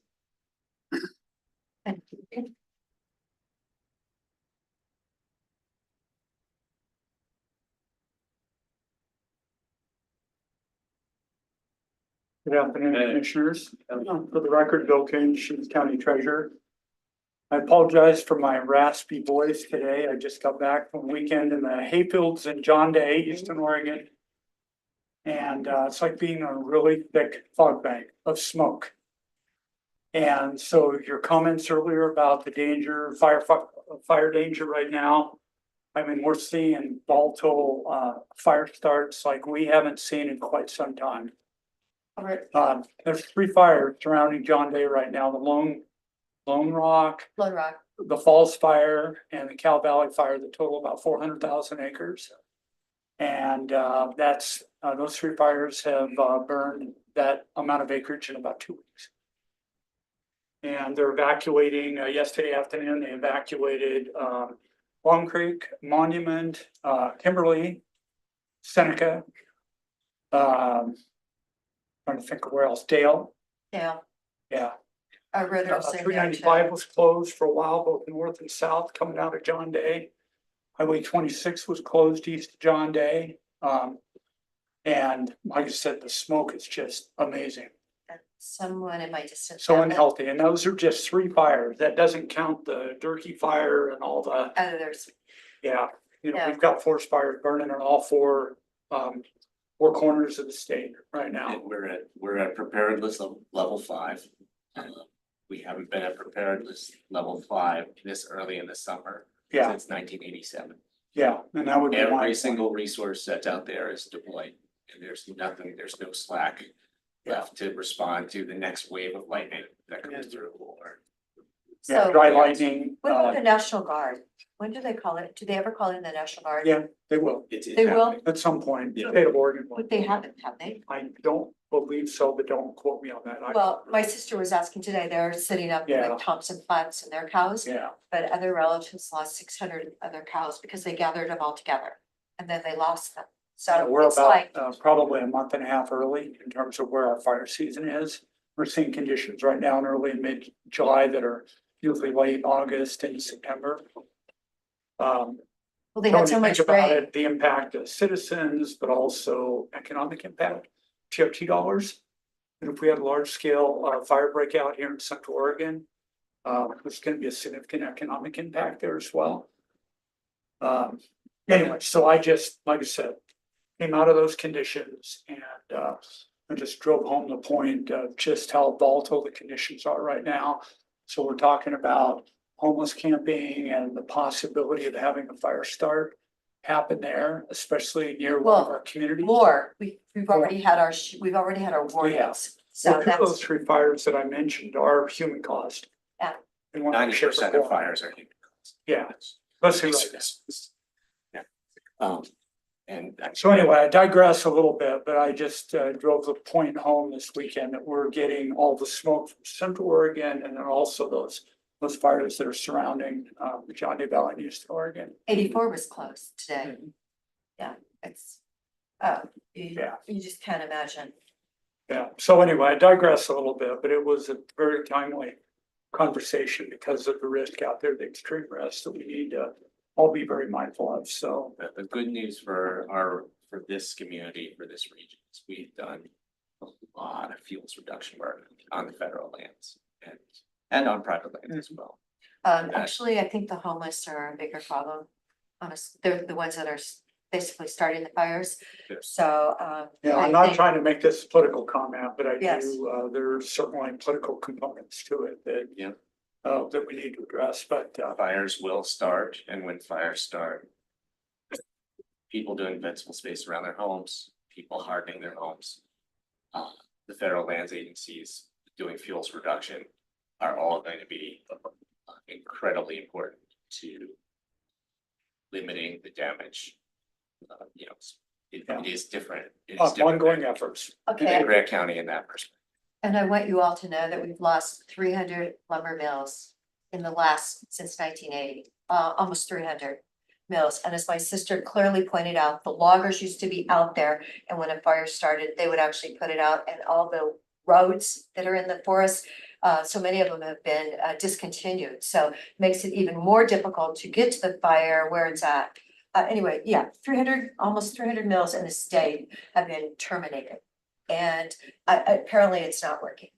Yeah, well, anyway, more to come there, but I just thought I'd share that aside, it's pretty close. So to your home. hay's okay? It's in Yeah. the valley or whatever, and it's green and you cut it. Yeah, well, bale down it. on the valley floor there, but the smoke is so harmful. I mean, it's just like being in a really thick fog bank of smoke Yeah, that's what I'm and hearing. there's no way to get out of it. So, What's the air quality? Is it like 800?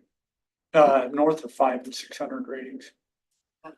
Yeah. So Anyway, as I usually do, I provide some high-level comments on economic conditions and outside of Biden's decision last night to exit the presidential race, I would say that the next most impactful news over the past several weeks was the release of the June CPI data. This data showed that inflation continued to moderate down to a 3.0% rating, which shows consistent improvement from May's 3.3% rating. Still, it's only 1 month of data, but we're starting to see some trends here that are, I guess, adding fuel to the fire that I think the Fed is going to possibly take action on an interest rate reduction, perhaps sooner than initially forecasted. Obviously, they're still trying to achieve a 2% terminal inflation rate. Not significant evidence yet to support a major change in monetary policy, but we're still seeing inflationary pressures in energy and housing costs that we've talked about a lot, and we certainly see that locally. I think market participants are all very anxious for the Fed to adjust policy sooner as opposed to later, but particularly considering some recent weaker labor market data. And it's interesting, we've talked about job creation over the last several months and the revisions that occur less than a month after they announce the job creation. Now they've actually gone back and they looked at the job creation over the last 3 months, and they've revised that monthly data down to 170,000 jobs, whereas before it was in excess of 200,000 jobs created per month. That's a monthly number, right? That's Yeah. the monthly average, a 3 month monthly average of 170,000 jobs. And that's also supported by an increase to the unemployment rate now, which stands at 4.1% nationwide. So I've read some forecasts here over the last few days where they're actually forecasting a 75% chance of a rate reduction as soon as September now. And as of a couple of weeks ago, they were actually forecasting that rate reduction to occur in November. So I think there's anticipation that we may start to see rate reductions sooner as opposed to later. The Fed does meet at the end of July, and there's virtually a 0% chance of any kind of a rate reduction in July. So I wouldn't anticipate anything happening too soon, but there are rumblings out there right now that we might see a rate reduction as soon as September, the FOMC meeting in September.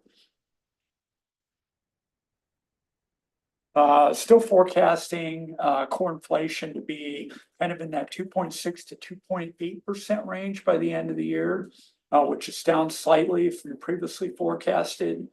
But we still don't expect to see significant reductions to interest rate or to inflation by the end of the year. So that will still carry into 2025. But Bill, you have to think about the fact that it went up so much, like starting when So it, quickly. yes, so, and those It's prices just taken have a gone while to down. get the average And down. so many things are double the price, half the quantity, you know, you've got inflation from all sides, so the fact that it's at 3 really means it's still horrible for people that are trying to feed a family or people on fixed incomes. Sure. It's, yeah, it's Yeah. awful when you Yeah, see it. consumers are literally exhausted right Yeah, now. I mean, I see it, That's I see it at people buy, about- shopping at Winco, cause I'm like there and, you know, people are exhausted. Mm, How yeah. to feed their family on, you know, a fixed income. Yeah, absolutely. So a couple of other key points. Producer price index has risen 2.6% year over year, which actually matched analyst expectations. But again, this is a measure of the change in price of goods sold on the manufacturing side. I talked a little bit about jobs creation. The US economy added 206,000 jobs in June, which likely will be adjusted here in a few weeks' time. But again, they've actually taken a look at the job creation of the last 3 months, and they've adjusted that monthly job creation number down to 177,000 jobs, whereas before it was 212,000 jobs per month. And again, I mentioned that the unemployment rate overall has kicked up to 4.1%. Housing, monthly housing data is showing again some negative signals. June existing home sales were released on Wednesday, but are expected to continue to show the impact of high mortgage rates. And building permits, actually unexpectedly rose 3.4% in June, which is increasing the annual, production pace up to 1.48 million homes on an annual basis.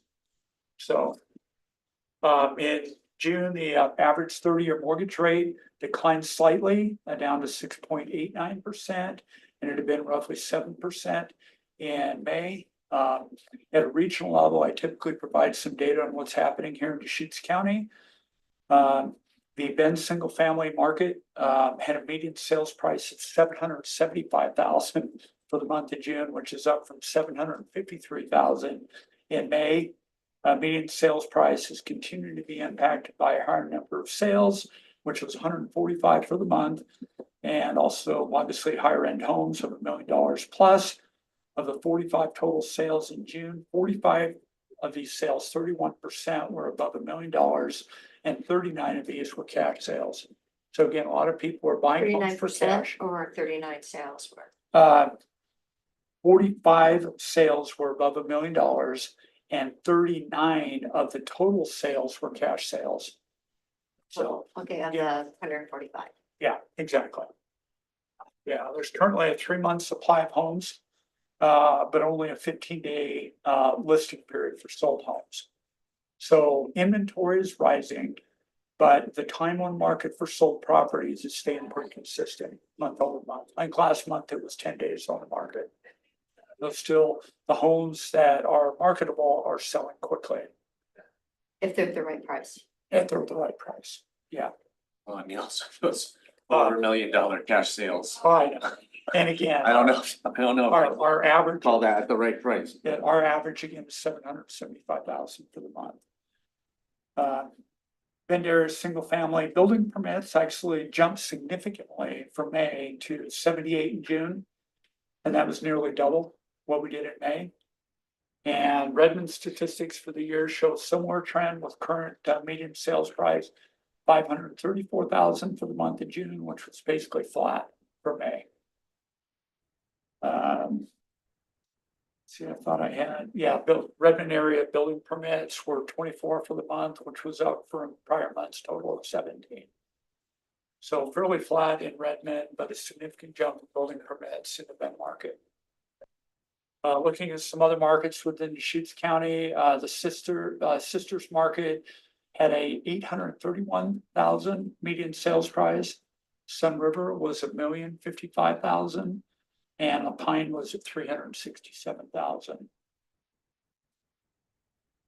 So I know we've been tracking multi-unit data. The June data is going to be released on Wednesday, so I didn't have that available for today's meeting. But as soon as it's available, I'll send it out to the commissioners. Thank you, Bill. Any other questions on economic activity? Yeah. The June treasurer's report for the month of June, our portfolio balance was $299.4 million at month end, which was a decrease of $22.1 million from May. And this decline was primarily due to our seasonal construction going on right now, ongoing expense with the courthouse project, and also we processed some tax turnover. And net investment earnings were $813,000 for the month, which was down slightly from last month's earnings, but $643,000 higher than a year ago, which is reflective of the significantly higher rate environment, more efficient funds management, and year-over-year growth in the portfolio. All portfolio category balances are well within policy guidelines. The LGIP rate has remained at 5.2% in June. However, we were notified that the LGIP rate, the pool rate, increased to 5.3% on July 9th. So that rate did go up slightly. The portfolio has a weighted term to maturity of 0.91 years.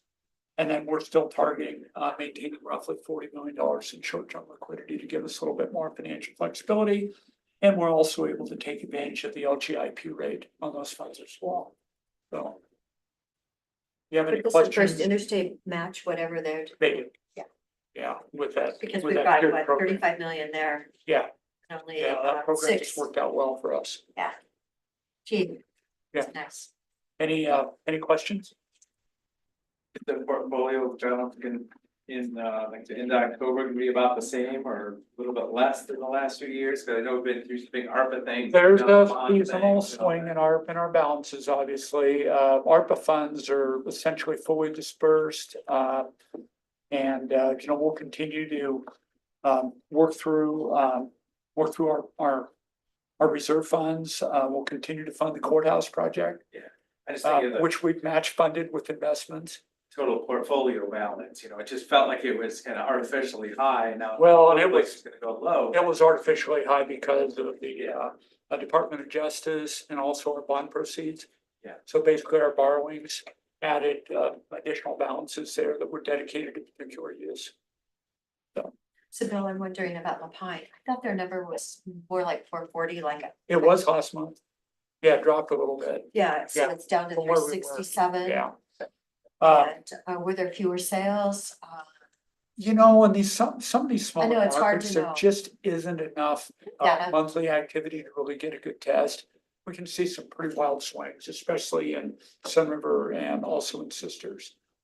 Okay, it seemed like that really went down, and I was just trying to figure Yeah, out why. it did. It dropped a little bit, but Can I ask for a 5-minute break? sure. Wait a minute. Thank you. I was gonna get one in a few minutes, so. I was gonna ask, you guys can keep chatting with Bill for a couple minutes. Okay, can I still stand up? Yes. Thank you, Bill.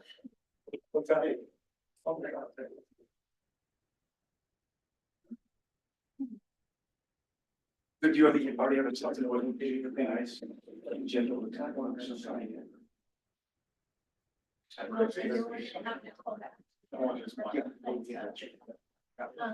not. I want to start that discussion. I want to do that. You may know the show already. Purple days. And then see that. But we're trying to get that last slot. Did you see? Last slot. They get that one. Yeah. What are you?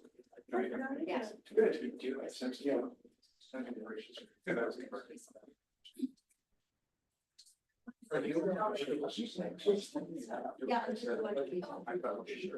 Yeah, so basically I'm gonna write it out and so we provided like we're gonna basically say like, commissioners that go through, each by. Yeah, I saw she Have was- edits.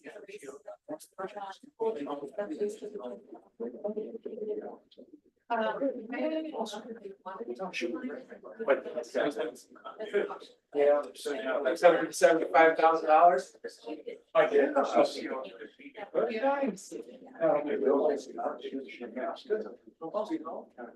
you guys do this? It's over $1 million cash there.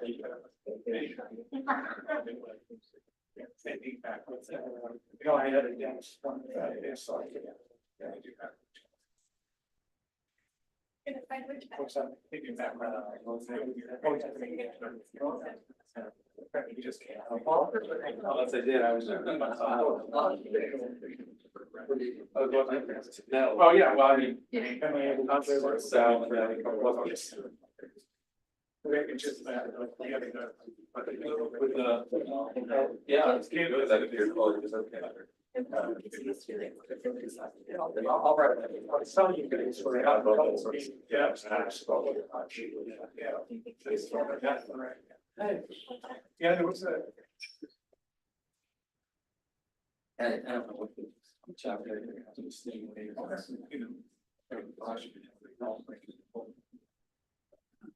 Well, they said like. There, I mean. It's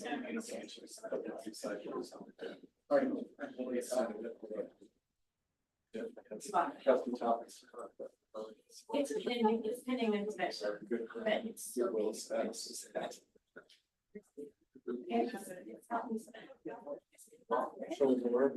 It's actually, no, I would check the work, but it's close to. You are which I course, never, you.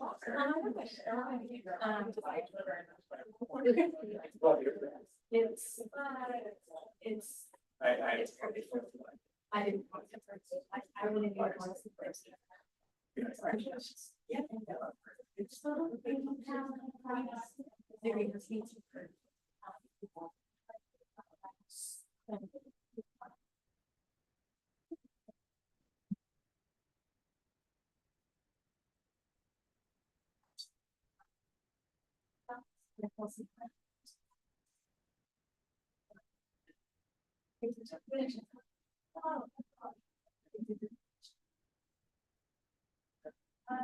They did, but I agree, which that's what I was here for. It's all.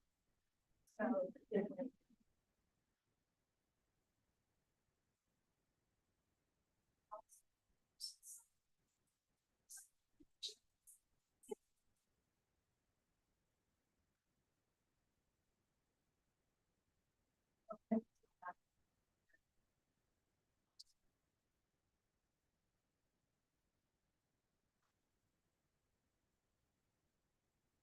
More fun coming too.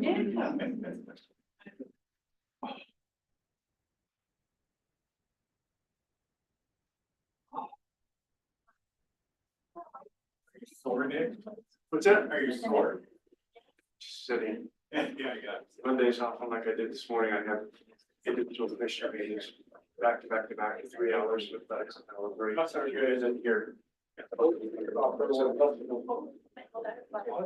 I was there, did you guys all go? We go Friday afternoon, we didn't go. Okay. Saturday. It was great. I mean, it was really well The organized. scope of that, or these are professional programs, yeah.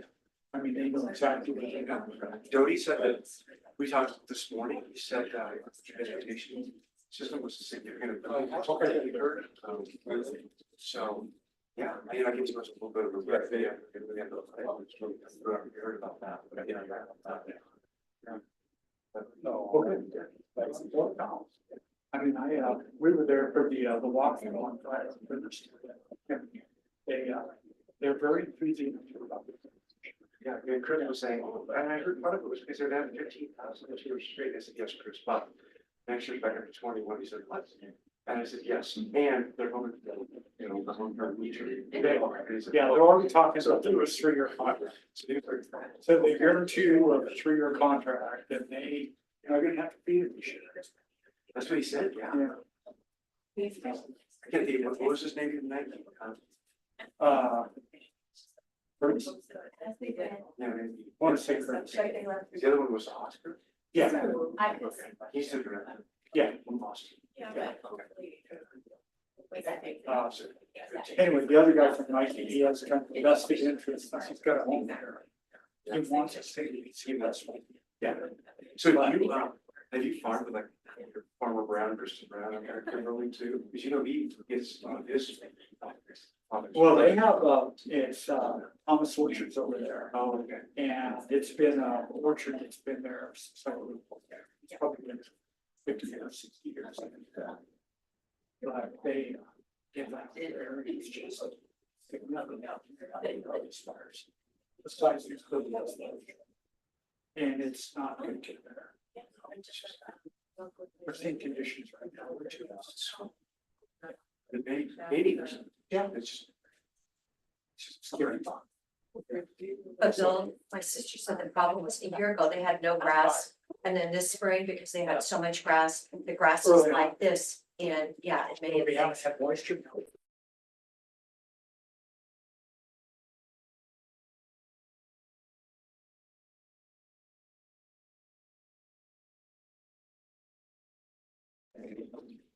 okay. First you heard. I don't know.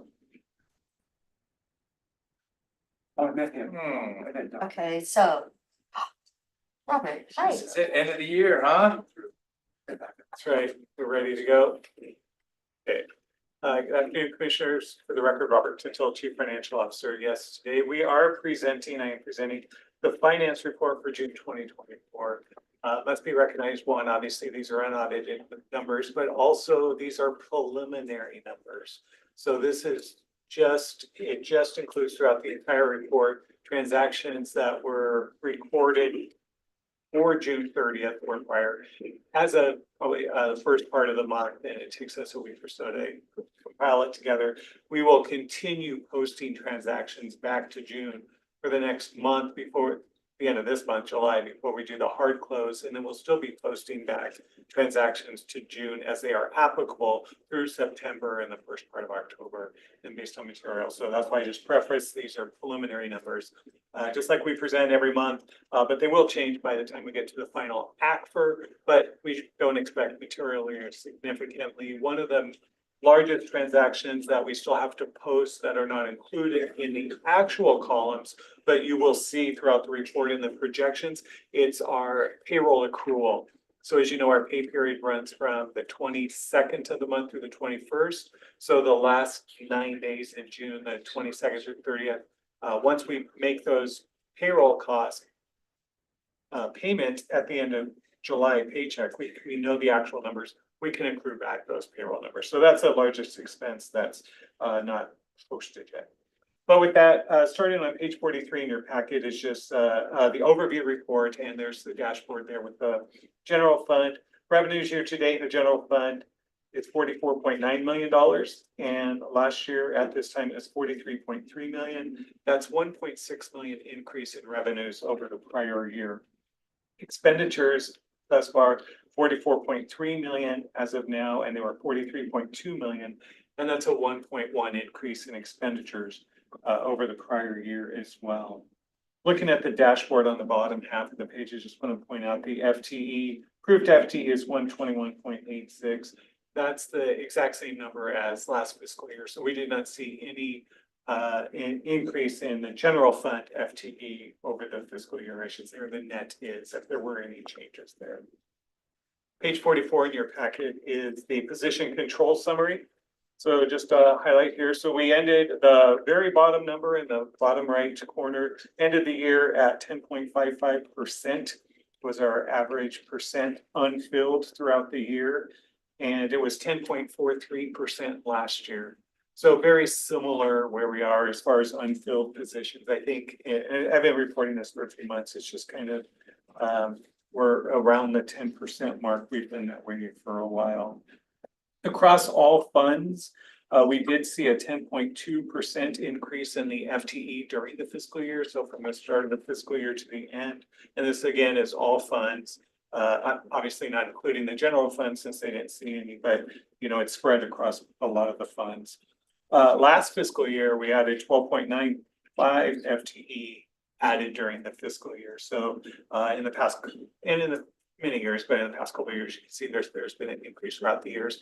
And these are typically when departments come to us, if there's a grant that is added, and then we add an FTE to support that grant. In fact, throughout this month, we did have one increase. It's the footnote on the bottom of the page for the sheriff's office, and that was the Oregon Criminal Justice Commissioner grant. We added a deputy sheriff corrections position to support that grant. And they came to the board and the board approved that. But that's what was approved in June.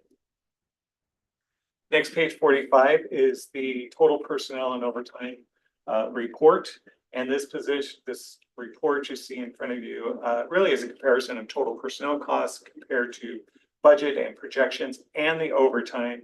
You will see in the third column projected personnel costs, or the fourth projected over under. There's two X's there. Really, those X's just signify where their projected costs going to be over budget. There are two funds, the road fund and risk management fund, where it looks like they'll be slightly over budget in those. Just in those areas, but it's not a budget violation because our legal level of appropriation is at a much higher category level, which includes materials and services. So that just means in these funds, the M&S absorbs those costs. So that's where the savings will come from. Again, budgeted overtime, that 2.8 number at the very bottom total for budgeted overtime, that's 1.5% of our total budget. So how much we budget for overtime, it's about 1.5% of our total budget. Where we actually ended up as of this point in time, we spent 3.5 million. So more than we budgeted by 676,000, but it's about 2% of our total personnel costs for our overtime budget. And again, we still have to post our final payroll 9 days, so we'll see where that ends up. And Robert, that's one of the areas that may change next year. Is that right? Based on, we had the audit, we worked closely with departments in budgeting this year for Correct. overtime budgeting next year. So this number would likely change in the next fiscal year. Not, maybe not in the amount, but just any differences in budgeting versus actuals. That's a great point. For example, in health services, you'll see they only budgeted $200 in the year, but they experienced 114,000. We did work with them this year and they have budgeted in the current fiscal year we're now in for their overtime costs. We were more mindful of some of those. Well, the sheriff's office number is just really, really big, and that was probably what got started the whole project of being able to see this number. That's right. That's right. And you can see in the sheriff's office, they have 4.4 million, almost 4.5 million underspending in their projection on their total personnel costs. And they're only over 600,000 in the overtime. Still large numbers, but their total personnel is still under their budgeted. But then the next step, some of that's like event revenue where people are asked if they want to do optional overtime because somebody else is paying for it. So it's not even out of our That general doesn't fund further for sheriff's rates much. Yep. Okay, page 46, just a high overview of resources. This report shows the very bottom number on the right, 104%. So this is just given a very high level of what we expected of revenues to come in, and they are coming in 104, like I said, 104%. There are a couple of funds that are below 100%, but we'll talk about that. I do have a disclaimer to that number a little bit later. Page 47, expenditures are coming in at 92% for the projection. That's that bottom right corner. So right now we're at 82%, but again, as we continue to post things throughout the closing year-end process, we expect us to be closer to 92% across all funds. Again, these are all funds. Page 49 in your packet, ending fund balance. Where do we expect to end up for a lot of these funds? And the total very projection percent is 135%. What the percent means is you're since it's over 100, you're better overall in a combined funds of where you thought you'd end up when compared to budget. Page 50 in your packet is the general fund. Go over that a little more detail here. At the top section is the resources, total. Honestly, Yes. it's almost like, there should be a footnote here for health benefit funds. It said the projection is 2.7 million at 256%, but the fact that we did that adjustment to the health benefit fund is causing that number to be out of proportion. Correct. That is correct. And well, and I actually have a comment for that when we get to the health benefits fund. So wherever that footnote might be. Yep. So page 50 in your packet, general fund 001. You can see our total resources are projected to come in at 45.4 million. It's about $1 million over than what we had budgeted. Again, most of that is attributed to the additional assessed value and taxes from what we had budgeted that year. Total requirements in the middle section there are coming under by about $900,000. And then in total, when we get to the very bottom total fund balance, you can see the projection ends at $14.8 million. It's about 2.9 million better than we had budgeted in the current year.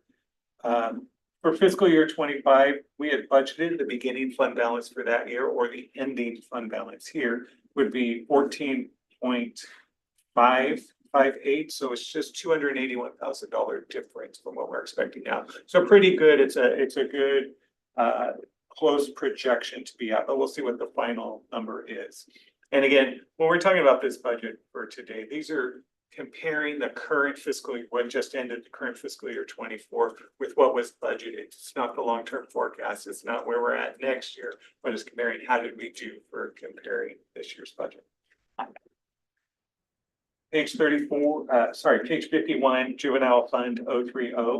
I just want to point out their total fund balance where they're projecting to end the year at $1.4 million and to be about 700,000 better than what they expected. This is different from what they had budgeted. They budgeted their fiscal year 25 beginning working capital at $1.1 million. So this will be a case where if they do end up at $1.4 million, it is good. So they'll carry over more than what they were anticipating. So that'll help their fund if that's where they do indeed end up compared to what they budgeted for the next year. Page 52 in your packet is TRT fund, Fund 160 and 170. The good news is that June was up by 8.3% over the prior fiscal year. So again, that was the second month out of the entire fiscal year where we had a positive growth in our TRT funds. Otherwise, every other month had seen a decrease over the prior year. The only other positive month was April, which was 6.1%. Combined throughout the year, so now we're only down 2.2% from fiscal year 23. Again, that's good because the trend at one time we thought we might end up at 3 or 4% decrease, but luckily only a 2.2% decrease over the prior fiscal year. Of course, no decrease is positive news, but at least it's not as bad as what we thought it could be. This does project to end at $2 million, and as we know, for the ending total fund balance, as we know, that was for the Sun River Service District, and we did make the final payment for their public safety building that has gone out. So when we present July's reports, you'll see that processed in there as well, as far as the grant contribution line, and it won't have that in the fund balance. And so you said final, the last one, right? The last one, So right? we've done The 4 what we million, said. the 2, and the 2. That's right. Oh, does that equal 8? I hope it does. Yes. Okay, check. Page 54 in Justice Court Fund 220, just skip ahead a couple pages. Again, we've been talking about a lot of these funds, so I won't go over every fund. I did think it was interesting, ARPA funding, we still have $6 million.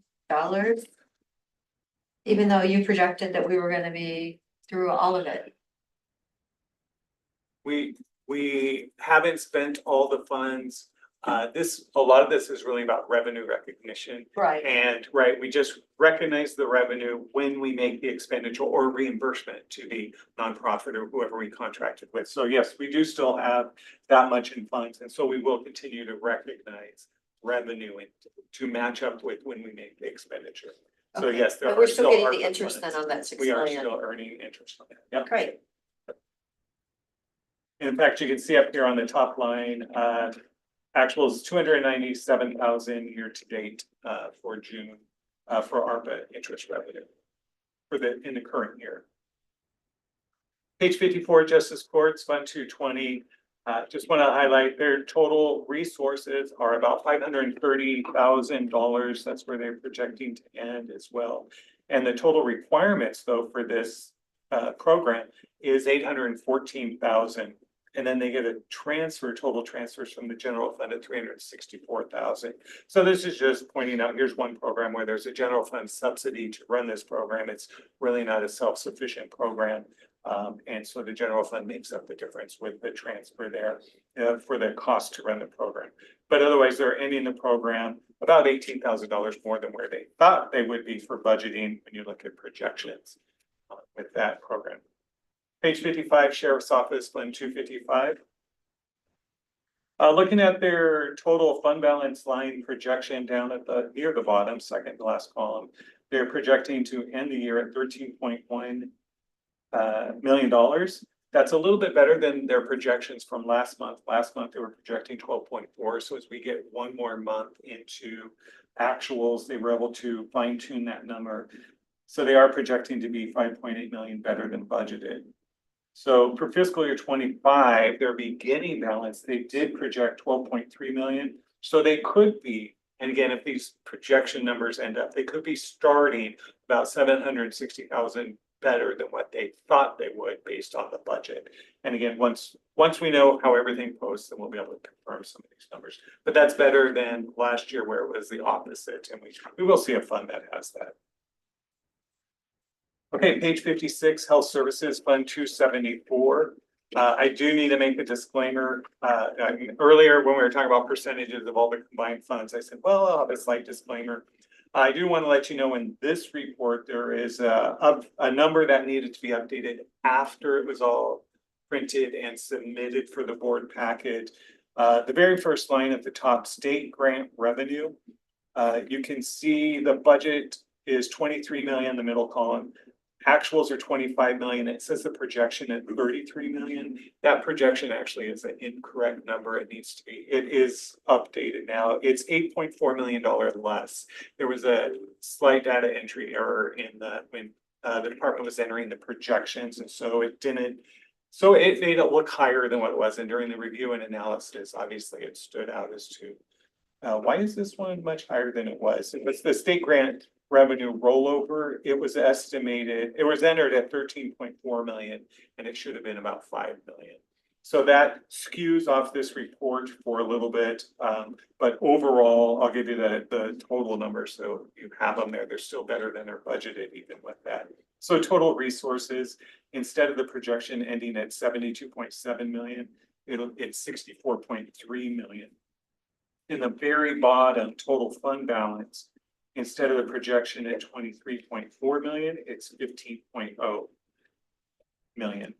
So a difference of 7.5. So they're right now they're still projecting to be about 7.5 better than what they had thought about for these are the combined funds. It's really due to the behavioral health fund where this entry occurred.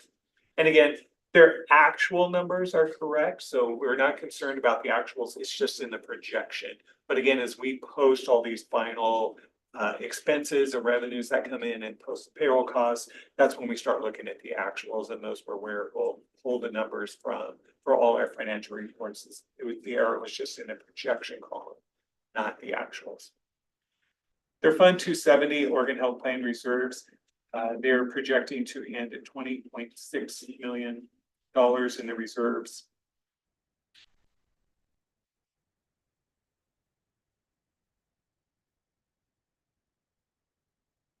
So we'll go to Community Development Fund 295 on page 60. So CDD has reported, and I know you get these emails as well, that development activity report reflects an improvement in permitting volumes compared to fiscal year 23. However, volumes continue to be in alignment with the 2014 to 2016 period. You can see the very bottom line total fund balance under their projection. Their target has always been throughout the year. They discussed and talked about that $1 million target, and that's still where they're planning on, because they'll usually transfer funds in or out to reach their target there. Road fund, next page 61. Just want to highlight the projection total fund balance at the very bottom, $5.188 million, which is about $2.8 million, better than what they had budgeted for the fiscal year. Next page, Adult P&P Fund 355, page 62 in your packet. Just wanted to point out the very bottom total fund balance line, again, looking at the projection of about $2.4 million. And they budgeted fiscal year 25 to begin at $2.5 million. So again, this is an example where if it holds true, they'll actually be starting the year about $100,000 less than what they thought they would budget with. And this is why we look at, it is really important when we true up the end of the fiscal year 24 numbers with what the beginning fiscal year 25 numbers are.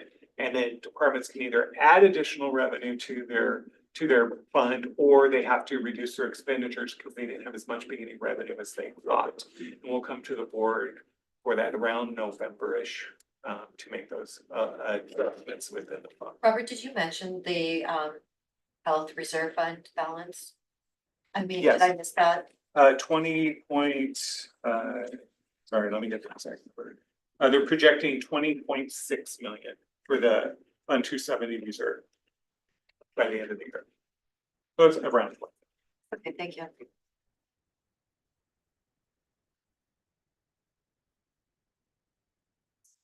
Go to page 65, Solid Waste Fund 610. I want to point out their total fund balance projection at the end of the year, $4.8 million. They did say, obviously, with their revenues in footnote A, you'll see it there. Fiscal year to date, actual disposal volumes are 1% less than the prior year, but they had budgeted a 3% reduction. So they're doing better than what their targeted reduction was, and which is a good sign for them. That's why their budget is about $2.6 million more they're projecting for total fund balance than what they budgeted for fiscal year 25, a beginning balance of 3.9. So this is one where they'll be able to accept more revenue. They'll have a better beginning working capital coming forward in the new year than what they had projected.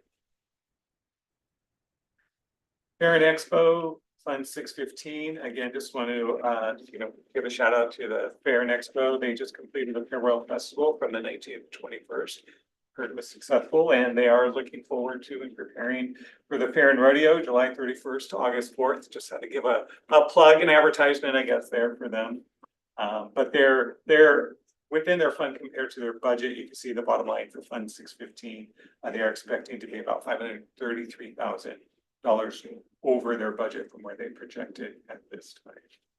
And the fair will give account, at Fair Board. Jeff will talk about some of these funds in a lot more detail when we get there. I'll move past all the other funds, but if you have any specific questions, let me know.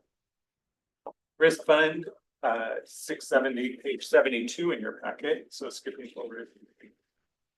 Just wanted to highlight the ending projected fund balance for this fund is $8.5 million. So about $2 million more than originally budgeted. And the fiscal year 25 budget beginning working capital number was $8 million. So again, that's a good sign that they'll start the year with about 500,000 more than they anticipated. If these numbers hold true, again, we'll continue to post the file claims costs that come in and see where they are. Now, page 73 in your packet, which is the Health Benefits Fund, Fund 675. And if you look at the center column there under budget and the total fund balance, to Commissioner Adair's point earlier, you will see that the total fund balance budgeted was $1 million.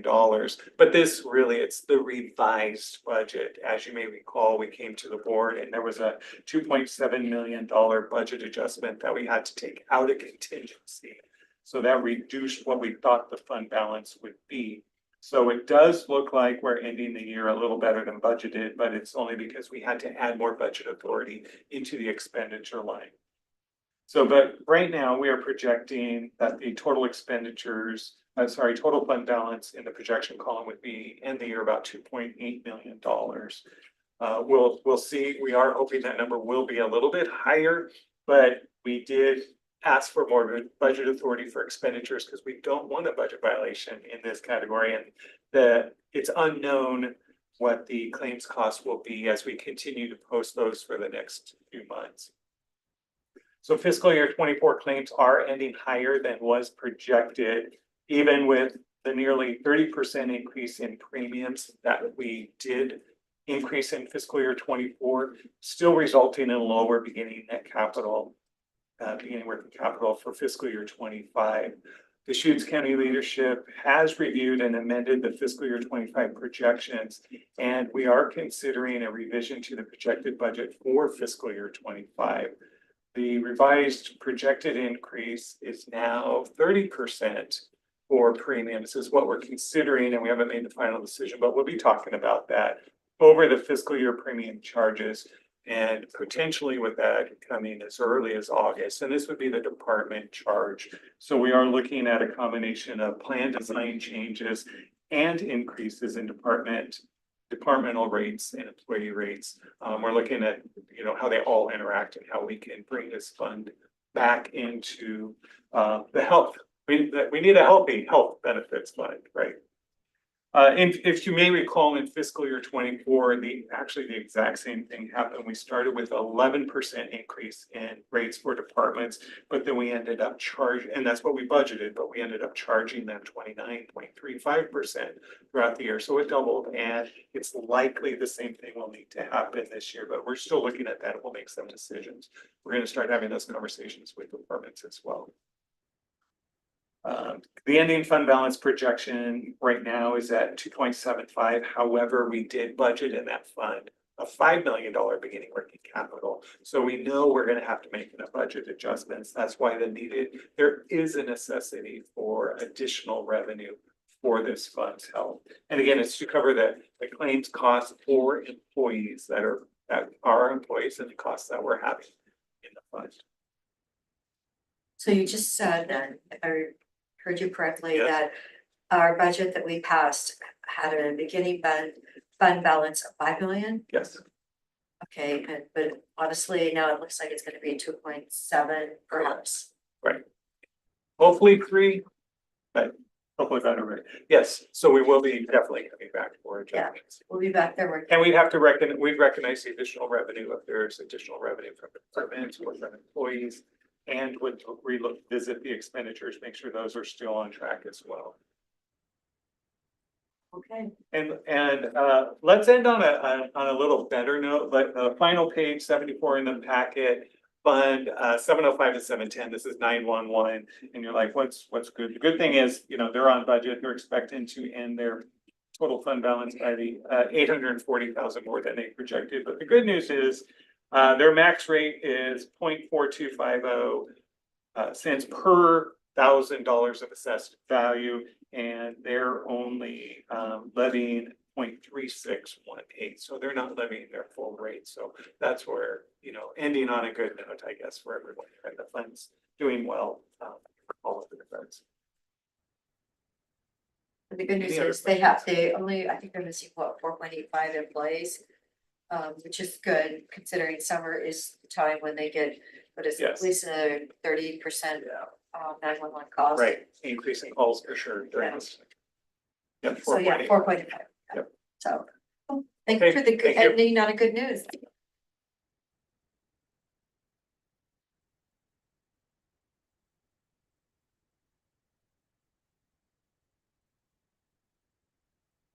Okay, I think it says deliberations number 1.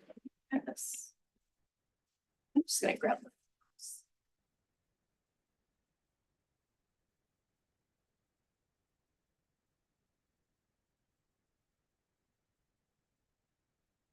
Okay. Good afternoon, Commissioners, Madam Chair. I know you've had a long day today, but we're going to jump into our exciting first round of deliberations for the Deschutes County Comprehensive Plan update process. So I just wanted to kind of set the table for you before we jump in. So as you know, last month we met to get your feedback on how to structure deliberations. So the board gave us a staff direction to bring forward 4 chapters of the comprehensive plan to discuss in detail. So those being Chapter 3, Farm and Forest Resources, Chapter 5, Natural Resources, Chapter 7, Natural Hazards, and Chapter 11, which is Unincorporated Communities and Destination Resorts. We also introduced you to what we're calling the parking lot. So these are ideas that came up from public comment that we feel are more fitting for the action planning process, which will happen after adoption of the comprehensive plan. So these are items that we felt were outside the scope of the project, potentially outside of our noticing requirements, things that were very uniquely one-time actions or those that were potentially precluded by state law. So we do recommend that you table those items that are in the parking lot and we'll revisit them during the action plan, which will serve as the kind of guide to implementing the comprehensive plan. And that'll inform CDD's annual work plan as well. In addition to that, in the packet, we also provided a list of high-level themes from public comment, and I'll go into those a bit more detail, but that kind of can help as a starting point for some of the conversation. I think during this process, we're looking for feedback from the board on your preferred revisions to the document. So our goal in going through these chapters is that we'll get some red lines or some detailed guidance from you on either the chapter narrative or the goals and policies, so that we can bring these back to you as a complete package for you to consider adoption of once we work through deliberations. So depending on the board's interest, we have a couple options. We could focus only on the goals and policies in the chapters. Or if there was interest, we could review the chapter in its entirety, go page by page. During that process, I could give, an overview of some of the comments that we heard throughout the process. Some of the suggested revisions to that narrative and to the goal and policy language or potential new policies. So I think that's one item that would be helpful to get the board's feedback on. And additionally, we'll be looking for consensus from the group. But if there were areas where there was a need for a vote, for instance, the chair could always call for a vote. So if you feel like you wanted to kind of complete a discussion cycle, you could always call for that vote to add some clarity for us as staff. I'll be taking notes throughout the process. I do have a Word version of the document. So let's say you wanted to play around with crafting some language, I could always share my screen, and we could kind of run through it, together. Or I could just take notes and we could bring back to you, some, potential options for drafts at a later meeting. So with that, I could run through a high level summary of some of the items raised in the comments. But before I jump into that, I wanted to ask if there are any questions or any thoughts on kind of the depth of review you wanted to go into today. So, for the chapter presented to us, this published chapter as it is, I'm trying to kind of understand the version control. So, we looked at a version during our, public process and, information gathering. Has this been updated? It's just some words in here. Some of the, I know it has, so I'm just thinking, this is kind of like the refreshed version of this chapter from input already, putting in non-controversial, just slight edits and different items, correct? That's a great question, Commissioner. So this is our second draft. So the first was released last August. That's what we brought forward to the Planning Commission. What you have in front of you today is that March 15th draft. So we've been collecting a list of Scribner's errors, fixes to graphics, etc., but we haven't included that in this updated draft. This is what was presented prior to the initial hearing. So we haven't made any changes yet since that time. So are there other kind of Scribner error type things that are going to be included here that we're not going to be discussing? Yes, and we're trying to keep those solely to technical fixes. So we're trying to avoid, us as staff making policy related decisions. So an example of a Scribner's error would be, fixing a acronym, fixing a table that's mislabeled, things like that. We did get some kind of edits from, I'll use the example, the Confederated Tribes of Warm Springs. We had a section in a different chapter that provided a bit of an overview on the ceded lands kind of treaty. They provided some updated language that they're suggesting we include. But I think that would be a topic that we would bring to the board for you to review as part of that final draft. Where's that? That would be chapter 2 in land use planning.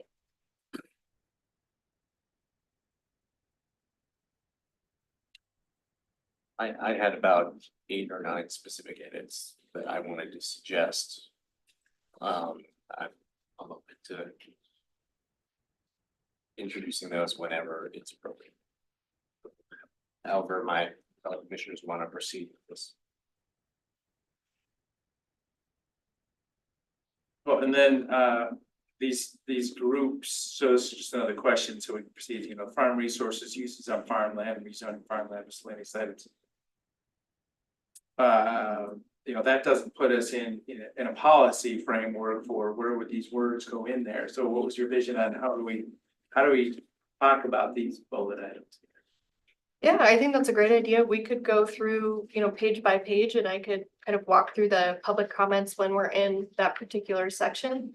I think the way that this is laid out currently is that a lot of the public comments are so broad, and we kind of tried to include it this way. You saw in the record that there were specific red lines, high level comments, etc. So we just tried to keep it high level to keep all the comments on the same kind of playing field.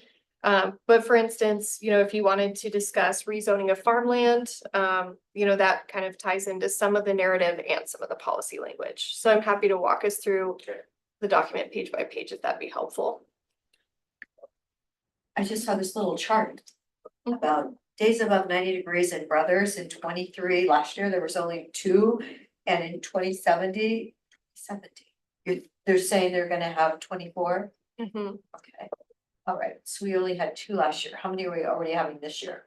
That's a good question. I don't have that information at hand, but with the warm weather we've been having, I could assume. Okay, well, in 1973, it was over 100 degrees, 30 days in a row when I was driving the truck, because I remember. It was so hot, yeah. That was the note I put on here. No, in Eastern Oregon, but I meant, it's like, I don't really see a temperature difference when I watch the news now this month. Pendleton and here are pretty much the same. But We're 36,000 feet, 3,600 feet elevation. Hilton is. Pendleton's hot. Yeah. Hilton is a lot lower. Well, anyway, yeah, no, Hermiston normally does their hay crops in May, you know, and our first hay crops, you normally are like June, so we're like a month behind them. Normally. But so specifically, I mean, I put a note on there, so it'd be interesting if we could have a third data point here. Yeah, talking about why not? 1973 would be awesome. Yeah, thank you. Because it's fun to extrapolate, you know, how hot it might be 40 years from now or whatever, but that's, you know, that's just that classic situation of. And in something. actually 1933, I think the hottest day of the world happened in like Egypt. So, I mean, yeah, you could Well, just, go with that. but that was my note. I mean, if we could have a third data point there, Yeah, that'd be let's awesome. add in the 73 history. and just see. All right, well, I think we will, then it sounds like maybe we'll go page by page. Why not? It's only about, Sounds like fun. yeah, it's only about 10 pages. So yeah, so I guess, you know, you're probably pretty familiar with the document at this point. But of course, we start with opportunities, challenges, and considerations. So these are some of our, you know, kind of technical background that the consultant and staff worked on.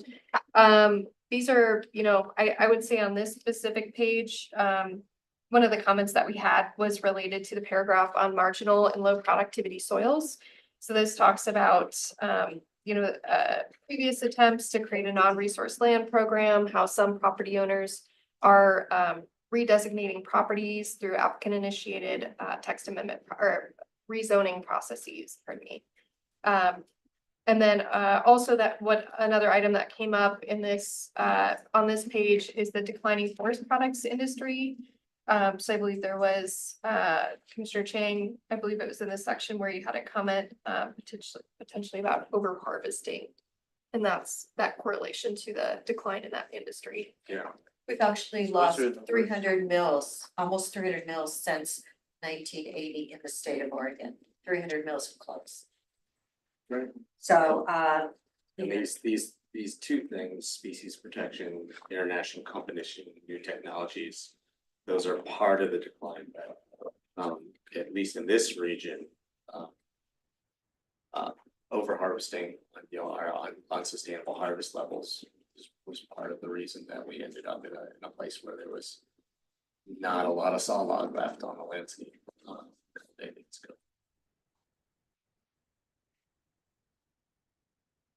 Well, so what paragraph are you just looking at? declining forests is what. Okay. And then other proposed changes to that? Yeah, this sentence, it says over time, species protection, international competition, and new technologies have reduced the overall footprint of the timber industry. And I'm just saying that over harvesting or unsustainable harvest levels should be a fourth factor that's added to this three.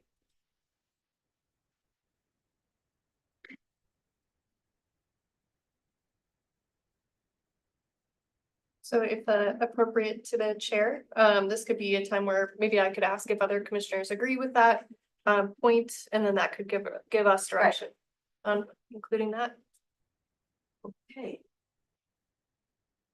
Well, I just think I saw an email from the Forest Service. What do they want to do? Kill 200,000 barred owls? So we're protecting one owl, but now we're going to kill 200,000 other owls. So it seems to be a challenging decision making. So do we want to vote on, what did you want to add then exactly in that one line? Over harvesting, Over harvesting. or you could say unsustainable harvest levels historically. Sustained yield is a pretty basic concept in forestry. Basically, sustained yield means you are taking saw log off the landscape at the same rate that it's being produced. And there was, you know, you go back to the mid 1900s and, you know, 1930s to the 1980s. And saw log was removed from the landscape much faster than it was being produced, than it was being grown. So that's one of the reasons why we ended up, you know, in the 80s or so, with not enough saw log on the landscape in order to sustain an industry. Pine is pine saw log is pretty significant in diameter. It's really like 16, 18, 20 inches diameter and greater. And when you don't have enough of that, it's hard to run a mill. So yeah, harvesting is the past. I mean, we're talking 45, 50 years ago now. So I mean, it's historical statement. It's a historical statement.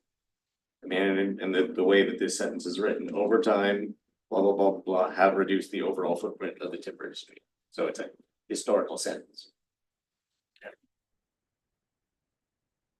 And so I'm fine with it. Okay, I'm adding it. That's sustainable. You're fine with adding it then? Yes. Okay, all right, go ahead. Excellent. Any other topics that commissioners wanted to raise on page 3.2 before we move on? I do this section on marginal or low productivity soils. We run into one of the things that I feel that this section doesn't capture is that there's substantial dryland grazing happening in the county, particularly North County, East County, and that is, much of the rest of this section is kind of really thinking about high value, like rich soils with irrigation. So I think it's important for us to capture that there is, hundreds of thousands of acres of dry land grazing happening in Deschutes County that are not dependent on the best soils or irrigation. So I offered suggestion of a couple of sentences at the end of this section. The commissioners would like to hear that specific suggestion. I can read it to you. So yeah, that gets really close to our 710 project, and I mean, that's kind of awkward there. The history of grazing here has always been minimal forage on large acreage, so. Once again, it's a statement. And that was a viable thing when we had. No, but it's never been viable, I mean. Minimal animal units or whatever you call it, always. I mean, people are practicing dry land grazing on millions of acres across eastern Oregon. Yeah, you need millions of acres in order to support a cow and a calf. It's dry. That's right. So that's. So here's It's a very political statement when combined with other private lands. I mean, think about that. It's not a political statement. Well, but we're gonna run headlong into this in some other deliberations. This is not, we're not writing code. This is describing our context, our setting. Well, but. So you're What do gonna, you mean it can't be political? I've determined that I don't want my neighbor to build a house because I could run my cow on my neighbor's property. are you gonna tell Pretty people, awkward. are you gonna tell people in East County that their ranches don't exist? They're ranches that are dependent on, tens or hundreds of thousands of acres of dry land grazing, specific, particularly on federal land allotments. That was another thing. Yeah, but see, that's the difference. I mean, private property rights.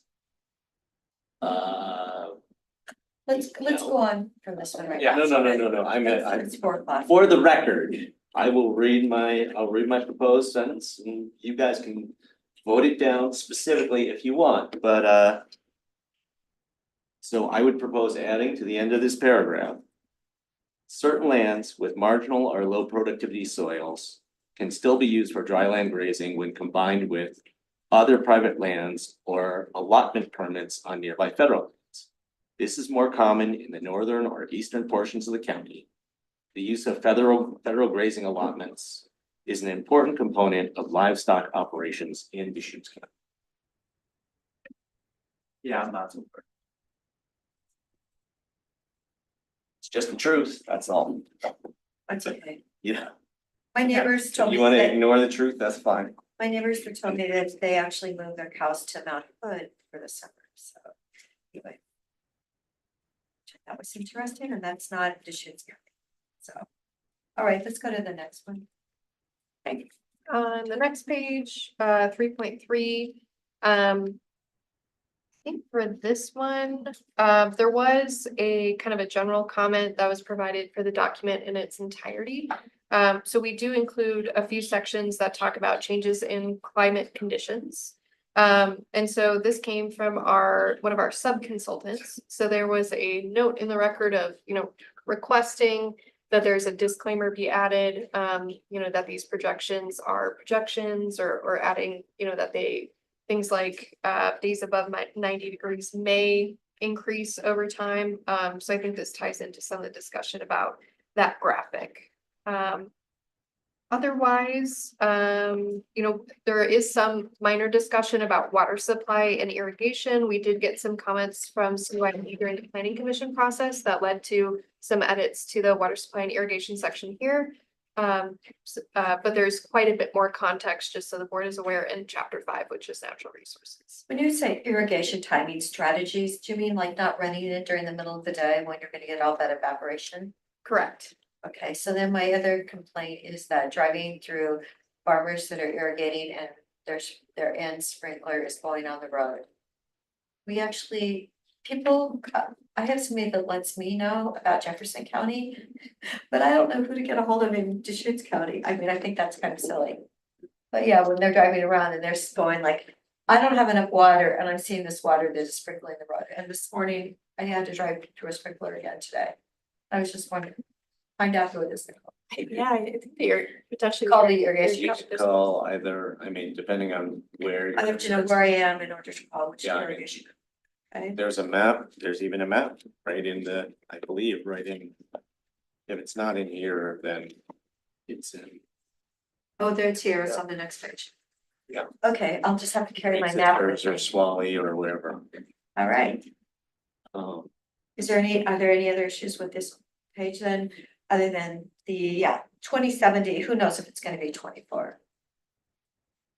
Maybe I'd like a historical perspective. Like when is the earliest we know 90 days above? And why are we doing brothers? I believe that was just where data was available. I believe it Okay, was from the brothers had the data. Yeah, from the, I believe it was from the Pine Mountain Observatory, Okay, but so if you could do like 1930, 33, whatever, when it was really hot. And then start there and then maybe every 20 years. But to extrapolate to 2070, I don't know. we can, Yeah, see if there's a trend that way. A different idea. sure, yeah, we can add some additional information for context. Any other topics from commissioners on this page? So under water supply and irrigation, I think it would be helpful to mention. Some of the tools that are being used to save water in agriculture to improve water supply reliability for farmers. I guess specifically, I could suggest at the end of this first very long paragraph. We say something like canal piping and on-farm efficiency measures can improve water supply reliability for junior water rights holders. But additional conservation measures and investments in updated infrastructure are needed.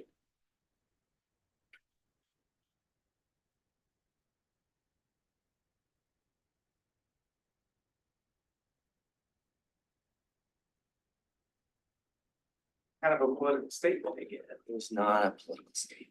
I mean, The whole we, the thing. government, have determined that additional conservation measures and investments in updated infrastructure. I mean, everybody knows that utilizing water is very valuable. Conservation is good. Yeah, and we're not doing nearly enough of it Well, but to meet the water supply needs of our region. And And there's tremendous opportunities to do more.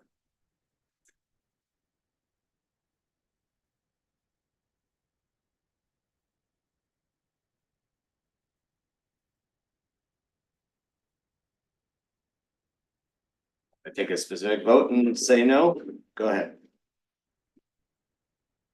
It's only the most factual statement about what we're doing in our region to improve water supply reliability for agriculture. So this is the comprehensive plan of Deschutes County, the facts as they are, you know, we have irrigation districts. They use water, some have senior rights to others. And then it is a statement about, you know, on-farm efficiency. I mean. And what are the irrigation districts doing? They are pursuing canal piping and on-farm efficiency in order to improve water supply reliability for everybody. Well, and yeah, I mean, there's a you know, big picture super intelligence about that. I'm not denying that, but I'm just thinking the land use of the comprehensive plan of Deschutes County. Water available for the existing farmland or water available to turn on the faucet. And no, it's water available for existing farmland with senior rights or water available for farmland with junior rights. Because surface And that's- water, and that is- surface water and groundwater are Yeah. pretty different, and to turn on the tap in our house, most of us are using groundwater.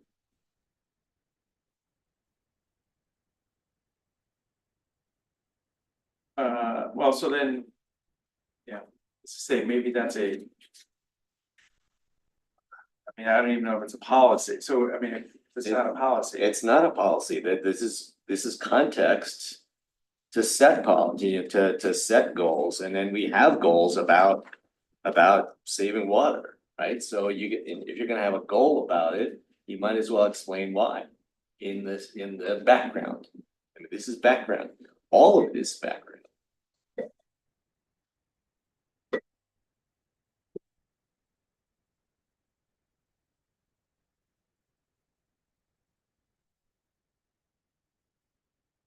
Can you like make a note of what he wanted to add, cause I would like to look at it in black and white. Sure. Okay. We do have, I believe we do have it in the record. Is it the same as the? I submitted. I submitted comments. Yeah, so I think I could include this in our packet for next Monday, or, you know, a subsequent meeting when we're reviewing the final draft. But it's under, I believe, BOCC hearing, public comments, and then I can't remember the date offhand. Okay, just like, Back in April. I mean, I could read it for you again right now if you want. no, I wanna see it. I actually like to see things more than I like to hear them. Thank you. And I could also, while we move on to the next page, I could also join Zoom and pull it up if that'd be helpful, if you wanted to share this today. Okay, perfect. So while I do that, feel free to, I didn't have any other items from public comment on this page. So we could potentially go to page 3.5, just while I'm pulling. Well, what about Three Sisters irrigation and Tumble irrigation? I mean, is it, you know, it talks about Arnold and North Union. Three Sisters in that same junior water rights scenario in that paragraph. No. Tumalo's got pretty senior rights. Three Sisters has the most senior rights for White Juice Creek. So it's just the other ones kind of on the sheets system relative to COID. Yeah, Arnold is in a tough place. North Union is in a tough place because of in terms of seniority. Swally, Tumalo, Three Sisters, they're all, I mean, it's not perfect, but they're doing better. And for example, Three Sisters Irrigation District, because they have actually completed the canal piping and lateral piping and on-farm efficiency across the Three Sisters Irrigation District. They haven't actually completed it, cause my neighbors is not complete. Well, you talk to the Three Sisters Irrigation District and they'll tell you that their main canal system. And most of the farmers have completed on-farm efficiency work. And Yeah, so- because they've done that, now White Juice Creek, that used to go dry every summer because they diverted all the water, has flow in it all year round. And farmers have much better water supply reliability than they did prior to the time when piping and on-farm efficiency started. It's actually, like a nationally known success story, which we could be taking credit for and celebrating in the background in our in chapter 3 here. So that's So I apologize, commissioners, that took me a moment, but I just wanted to Oh, okay. circle back. So this is on that, what Commissioner Chang previously had raised. So it's under that water supply irrigation section, and this red line here is canal piping and on-farm efficiency measures can improve water supply reliability for junior water rights holders, but additional conservation measures and investments in updated infrastructure are needed. So that would be at near the end of that paragraph.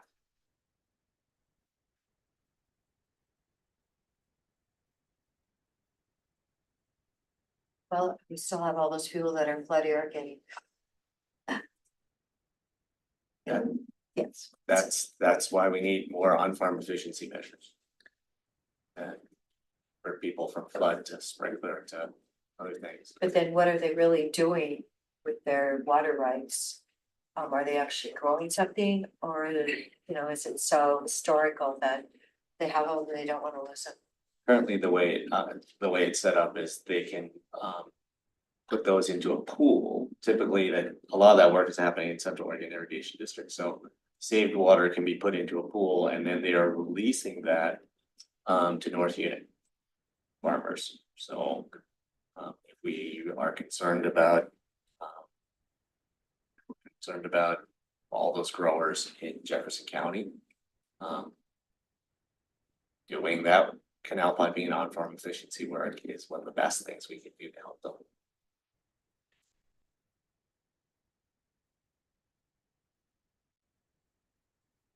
Okay, I'll think about that one.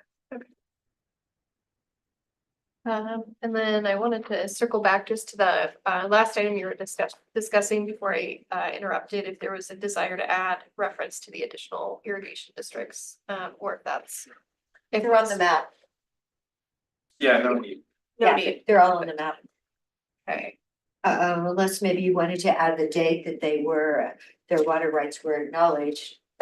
And maybe put in, is that in alphabetical order, or how did you do it?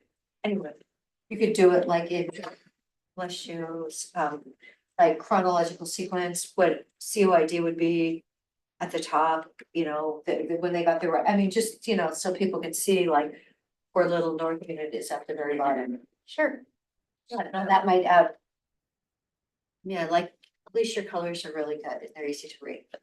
But I was thinking like add something more to what you're saying, your statement there. That's the legend. Okay, and then the next page, which is 3.5, this is mostly visuals.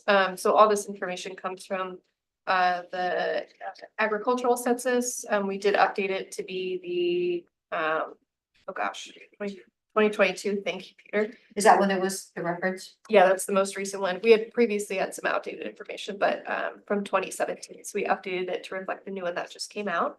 And then there's also a table with our subzones. So pretty just, factual information there.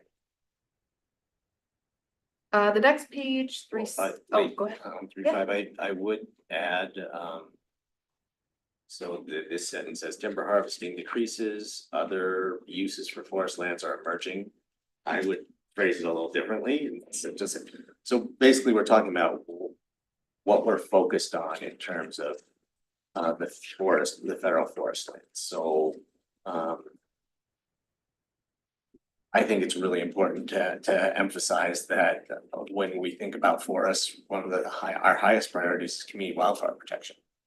So I would rewrite that sentence to say, as timber harvesting decreases, other priorities for forest lands are emerging, including the need to manage lands for community wildfire protection.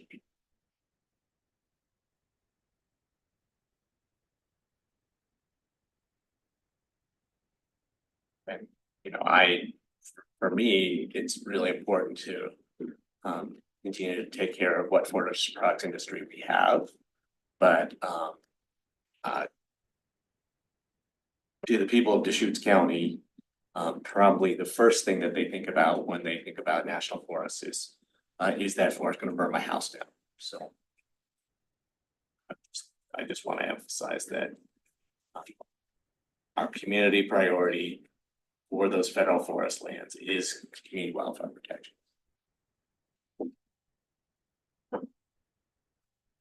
I mean, that's definitely a kind of a given. I mean, that's the world we're in. Wildland urban interface, fuel reduction is the big picture there. We're talking about federal land at that point in time, so it's like it's a call to action almost. It's not a context thing. It's not a call to action. We're talking about uses of the land and priorities. I mean, this sentence, is talking about the priority of various uses. As timber harvesting decreases and other uses are emerging. So Yeah, it's not a use, it's an action. I would say that community wildfire protection is a use of federal lands. I mean, we, yeah. All of that fuels reduction work, those hundreds of thousands of acres of fuel reduction work that has been so important to our community. The fuels reduction projects that help to bring the Darlene 3 fire to the ground and keep it from burning into subdivisions.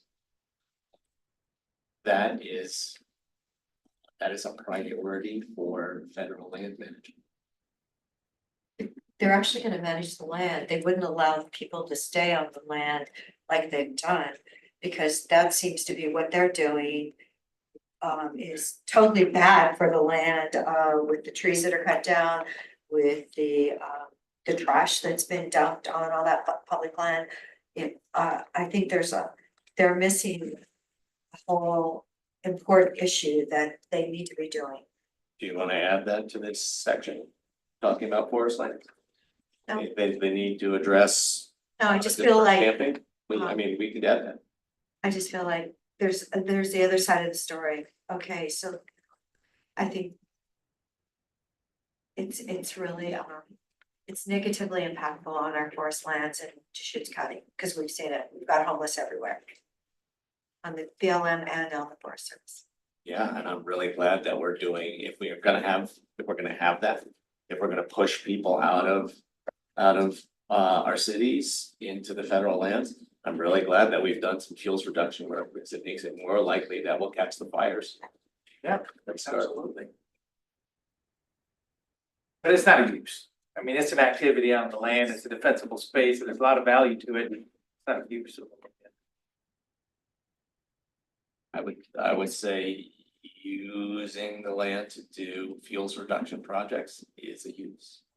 But our people Just- actually can't use the land now because it's too dangerous for them and go to use the land. So maybe it's a use, but it's public land and the public is supposed to be able to visit it, and it's no longer safe. Well, if you don't want to put any emphasis in our comp plan on doing fuels reduction work that saves our communities from being burned to the ground, you can vote that way. That'll be, it's your choice. Thank you. Is that a You should be a vote? lawyer the way you're spinning around like we're evil because we didn't follow you on that stuff. No, I'm just emphasizing. I'm emphasizing what we could be adding to this comp plan. And when you're saying no for no good reason, I'm emphasizing what we're missing out on. That's all. I'd call that doing my job as an elected official. Not lawyering.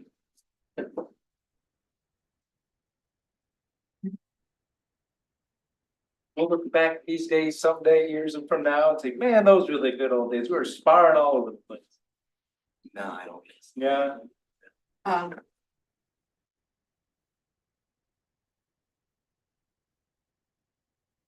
right.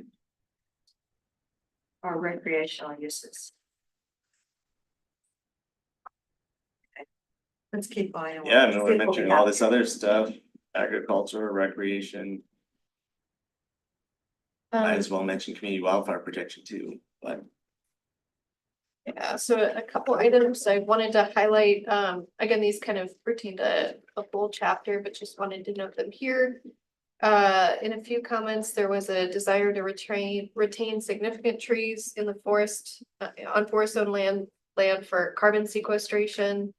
You know, there's some discussion about noting the role of logging as potentially a contributing factor to wildfire. As we already talked about, the add information related to management of forest land for wildfire protection. And then I just wanted to touch on these just before we. Where are we at? What page are you? 3.6. That's what I got. I just wanted to highlight some of these public comments as well before we jump into key considerations, community considerations. In the record, for forest land specifically, since we're on that topic, kind of two sides of the coin, limit development on forest owned lands, especially in the WUI. Limit expansion of trails or paths or things that are otherwise not compatible with forest practices. Limit rezoning of forest land, but then on the other side of the coin, preserve property owner rights to develop property with uses allowed by state law. Ensuring there aren't additional limitations placed. So three sides of the coin there. So this page essentially just jumps into, as you were discussing, you know, some of the major uses currently on forest lands, as you know, timber harvesting is declining. And then this page also includes key community considerations. Keep in mind, this was written when the plan was drafted. So this was following our you know, engagement process leading up to the public hearings. And that touches on some of the farm issues as well. I'm happy to go into that, but just wanted to keep us on forest products for now.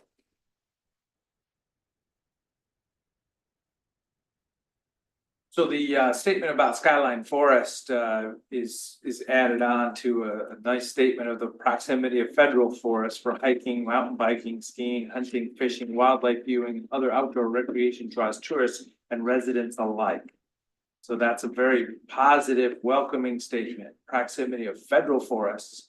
And then we jump to a private property, Skyline Forest, privately owned. And Land Trust decided that they might want that someday. I mean, that just looks like a disjointed statement for me, and I've always had struggle with community members. Yeah, I mean, you know, that's their mission, but why would we put that in our comprehensive plan for a mission of a nonprofit land trust? I mean, those are all true statements, but I don't know. And it's, you know, federal discussion, it's been in the news nationally. I heard referencing our farmland in Oregon recently too. Just a bit of context on this section, if it's helpful to the commission. This actually was in our previous comprehensive plan from 2010. And so we did kind of summarize it a little bit. We shortened it and then included kind of the community visioning process that was occurring. I believe there's more discussion on the Skyline Forest and the recreation section. But I believe there previously was a policy to support, you know, community partners in acquiring that land. But I can check if that's still in the document. Yeah, so I mean, as an elected commissioner, I'm heartburned about that. And, you know, we just saw the land trust with the choice of utilizing the dollars that we put out for Forest Service improvements. And then they justified it for purchasing land, which was a bold move on their part. So, Nicole, on the first part of that recreation statement, what would the people in China have, surrounding China had say? The proximity of federal forest for hiking, mountain biking, skiing, blah, blah, blah, draws tourists and residents alike. Would they just go, okay, that's what's supposed to happen? But we have some challenging situations now. Do we acknowledge it in this document? And we have conflicting uses with long-term. Yeah, I think that's a great point, Commissioner. I It's mean, been because- raised a few Yeah. times, you know, the document is, I think, intended to provide a snapshot of where we are today. Right. And so, yeah, if we, throughout the document, we've tried to provide kind of the context, so if you feel like it'd be helpful to provide some information about homelessness issues as it relates to recreation and forest lands, we could certainly add some. Anyway, I could just see those people reading this going, excuse me, Yeah, I thought we. you were like ignoring what's really happened. I can't go out there anymore. You know, we had somebody, a family, well, Kansas or something, they got shot at out there. Yeah, yeah, it's definitely, it's not all rosy. So some statement to bring it up today. That is kind of real time, because I wasn't looking at it. I wasn't think we were missing content even last time I looked at this, but it, yeah, it could refer to conflicting uses or overutilization or unintended. You know, something. Yeah, I think it's reasonable to add, maybe not as charged language, but some language about homelessness in our federal lands impacting other values and uses. And back to the Skyline Forest thing, when the previous comp plan was being developed, was at a moment in time when I think the county was really seriously considering helping to issue bonds for a community forest acquisition, and I could see how that would result in significant mention of Skyline Forest in the comp plan, and that isn't the case anymore. I mean, that community forests bonding a concept is, there's no real way to pay the bonds back, because you can't really make any revenue on the small timber that's there, that's not gonna have any value for decades. So we could take that part out, since it's not as relevant to things that the county is doing at this point in time. If that's the request. Yeah, that is a request, and as I say, if there's a reference to it somewhere, look for that, as I say. You know, the mission and vision of the land trust is fine, but I don't know that it's the business of the county. Yeah, and I think just because we didn't have it scheduled for your initial review, we do have a policy in our recreation section that says support community efforts for acquisition and management of Skyline Forest as a community amenity. So it sounds like potentially, recommending deletion of that in the final draft. That would follow on to that, that's what we're talking about, yeah.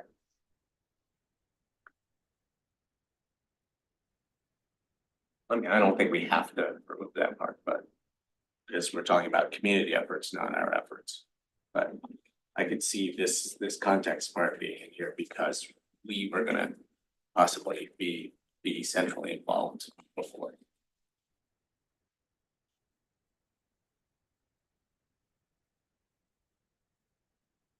So it sounds like there's agreement on taking out the narrative language in this chapter. But it sounds like there isn't necessarily agreement on whether or not to remove that policy in chapter 8 at this point. Okay, yeah.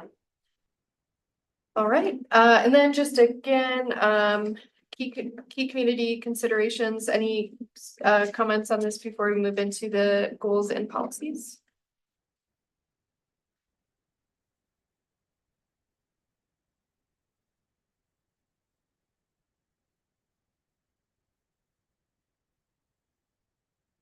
Well, I still think that there should be some mention of what a priority it is to do hazardous fuels reduction for community welfare protection somewhere in this chapter, but if fellow commissioners don't think so, then we'll just. Well, I mean, no, so environment, forest, resources, just get back to the name of the chapter here. Because I mean, we do, wildland urban interface, the CWPPs, community defensible space, all that, so. Farm and forest. You don't have there's not much forest resource to care about if it all burns down.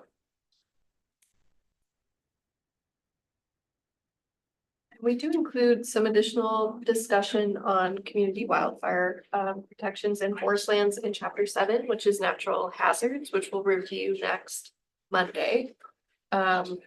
So, you know, one potential recommendation could be just to add, you know, in this section, we, under key community considerations, we note additional related policies are found in XYZ chapters, but I'm just noting that we accidentally omitted natural hazards. So I think that could be at a, you know, at a minimum, a nice reference to add to that chapter 7 natural hazards. Well, I got it highlighted on 3.5, it's, you know, it talks about, forest managers and service providers continue to express concerns with wildfire risk associated with residential development, companies with areas. It mentions it. If somewhere in the document, if somebody doesn't know the term, you know, the wildland urban interface is always a critical place to do fuel reduction, whatever. But it may be another somewhere else in the document. Yeah, and I mean, that's expressing concern about development in the wildland urban interface, creating more wildfire risk. What I was talking about is doing fuels reduction so that we're better able to fight and contain fires. So. We don't have to mention that, we don't. Key community considerations. The one strong support for like farm stands and weddings. How many wedding venues have we been able to approve because Central Oregon Land Watch hates weddings? I mean, look at the people in Sisters with the metering. They actually negotiated with them and are having events at their ranch, but they're not having any weddings. They were disallowed. So can we put the statement in there? There was support from the community over weddings? Yeah, again, this is reflective of the community engagement process in drafting the comprehensive plan. So I think, you know, I think we could keep it in there because it's like, again, expressing the values of the participants in the process. But if you felt like you wanted to omit No, I weddings, mean, I think it's important and I'm glad to hear that we had support, so. I would put like the number one thing, strong support for water conservation and farm efficiency measures, maybe put that first. Cause I just, you know, right now we know the drought with the heat. If we could put that up to number 1 bullet. I would just maybe flip 1 and 2. Well, then that first bullet, community members oppose rezoning low productivity farmland for soils. I may support the concept of maybe there is this thing called preserving open space. Cause I feel like that is what's being fought for sometimes, so. It's kind of a convoluted statement, but I support that concept of.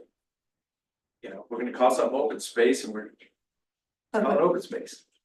But when 80% of the county is already public lands, we already have so much open space compared to most counties in America. Well, we just end up in that situation where somebody's like, well, I can't make money on my farmland, I'd like to do something else, how about I get a rezone, which you're part of the place.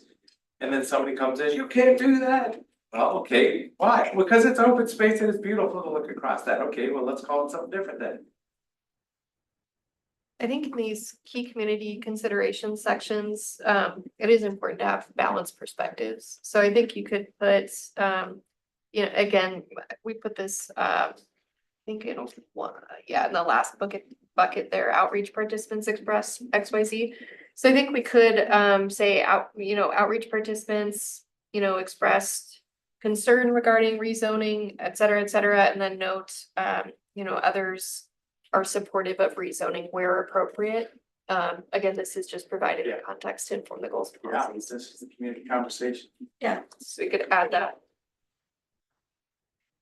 Add the, add an additional sentence, just expressing that those feel, you know, those have expressed support for rezoning on a case by case basis.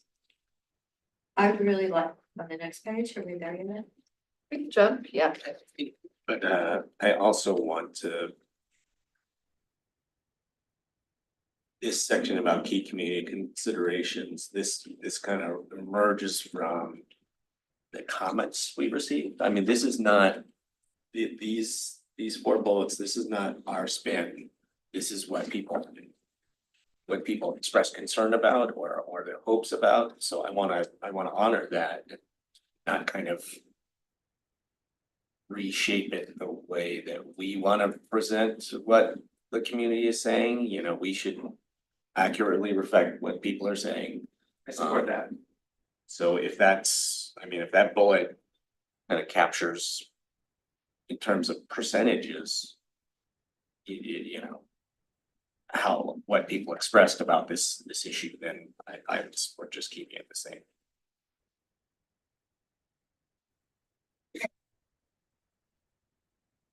And it sounded like there was support as well from Commissioner DeBelle.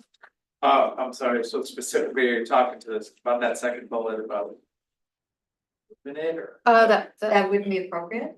The first bullet, community members opposed rezoning low productivity farmland with poor soil. I mean, if that's what people said, then Yeah, no, we need it's to necessary. honor, we need to honor what they said. And I mean, I support that. So did 100 say that and only 50 say the next thing? Yeah, that's a good question, Commissioner. You know, we in this process, we didn't count necessarily votes. We're not, Yeah. you know, the county clerk. And again, I think it's important to note that this was also drafted on our initial outreach process before public comments came in. So yeah, you might remember we used a tool called Consider It, and it included kind of a graph. That information is in the record as well, the charts. So we use that to gauge, you know, public interest on a sliding scale. How interested would you be in rezoning to allow housing? How interested would you be in rezoning to allow open space, you know, with limited housing opportunities? And so I would say it was a sliding scale, and there's the ability to add pros and cons underneath the reasoning. And I would say quite a few expressed support more so for the open space concept than just kind of our status quo rezoning process. But that was just you know, a very broad idea that they were reacting to. Yeah. Okay, well, whatever. That's not a killer deal. Yeah, so I'm not. I've got a killer idea for the next page.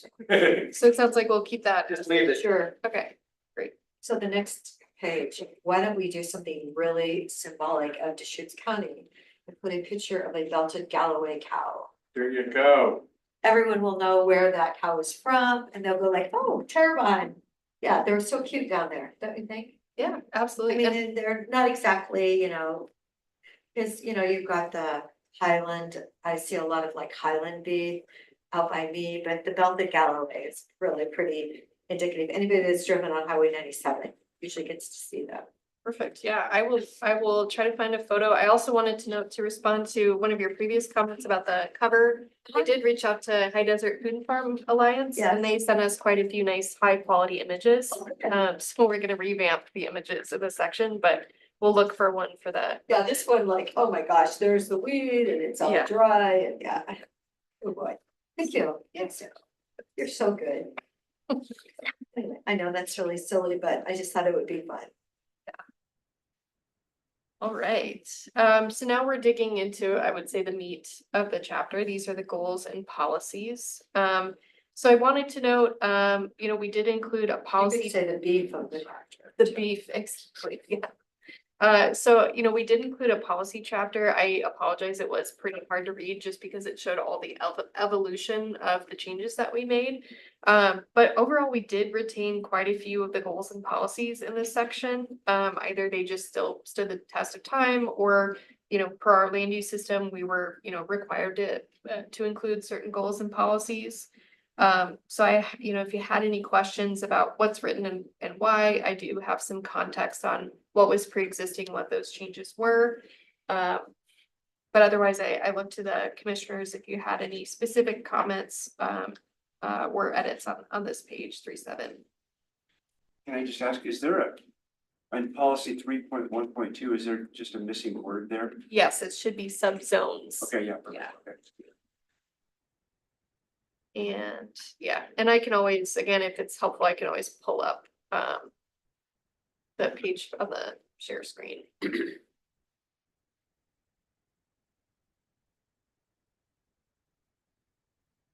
On this page, I had floated the idea of adding a policy about using compost, kind of basically promoting compost from county solid waste to be used on farmlands for improving soils productivity, water efficiency, which would also help us dispose of yard debris and compostable materials.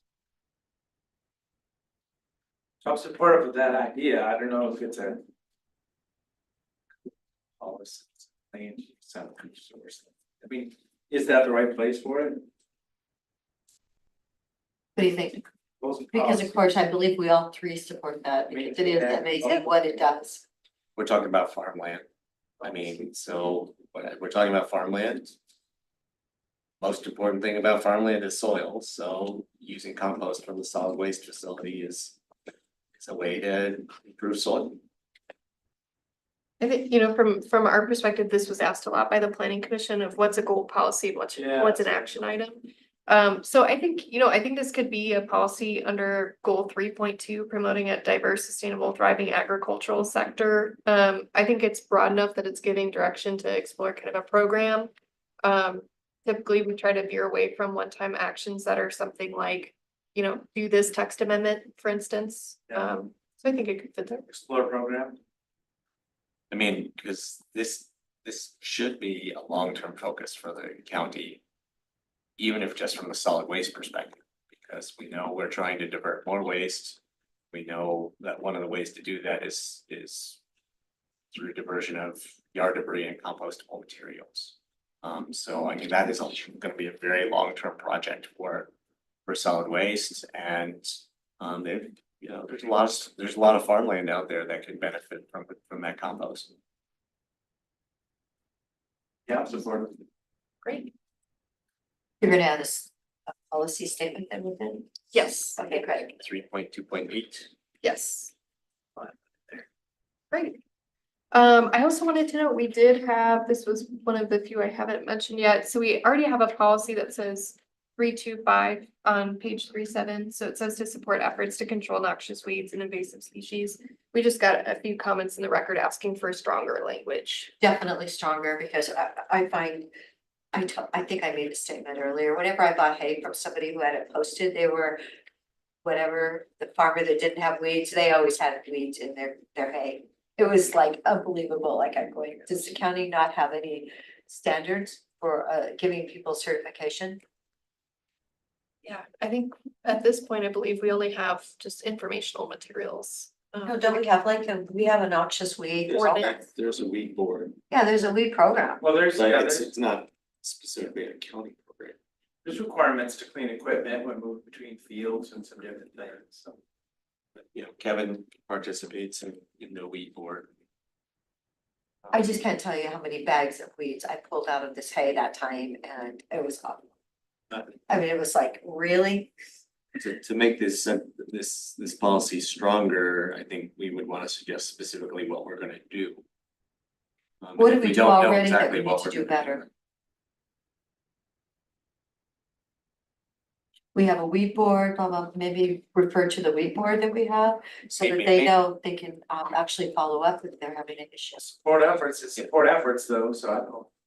Yeah, I mean, so I'm okay with it the way Yeah, it that's is, kinda what but I'm if we thinking. wanna make it stronger, then I think the only way to make it stronger is to be a little bit more specific. Then you would wanna talk to Kevin and see what he suggests.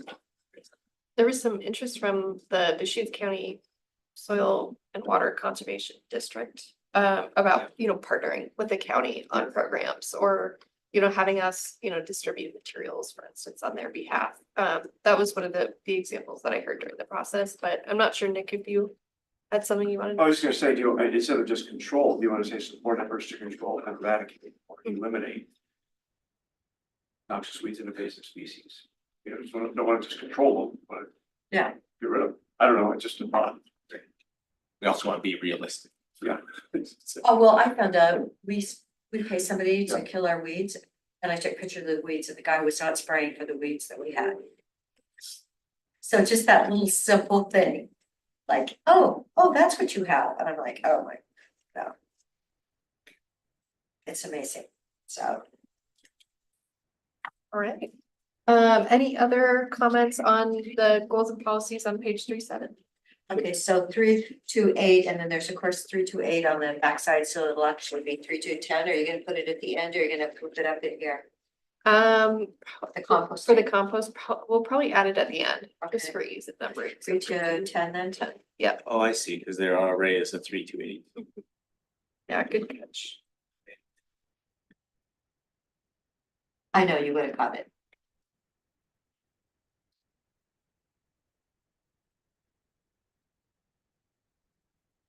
So just a question, policy 3.2.6, at the very end, it says other small scale sustainable activities. Yeah. Just what, yeah, just kind of a generic, what is a small scale sustain? So this is actually a change that came from the planning commission. So previously this policy had reference to supporting energy facilities. So I'm just gonna pull up the specific language so we can compare. But as I say, when I read it, I'm just kind of like, well, what does that mean? That's all I was thinking. So But previously. yeah, I mean, referring to maybe less energy. Yeah, so previously this read, such as agro-tourism or commercial renewable energy projects. So the planning commission essentially had some concerns with outright supporting commercial renewable energy projects on farmland specifically. There's chapter 14, which talks a lot about energy has supported policies. So they wanted to delete that, but then they wanted to add in, you know, kind of a reference of, hey, if it's a sustainable, you know, really tiny, you know, solar development that is compatible with farm. They wanted to include some language that would be supportive of that. So it is intended to be kind of generic, because I'm thinking. Yes. Sustainable potato patch or, Right. you know, or, yeah, now I see, so kind of anything, Yes, so Okay. they prefer to keep it looser. got it. It's good to have that legislative history on the record for this too, so if you look Yes. back at the comprehensive plan and ask what the board intended, this type of conversation is very helpful.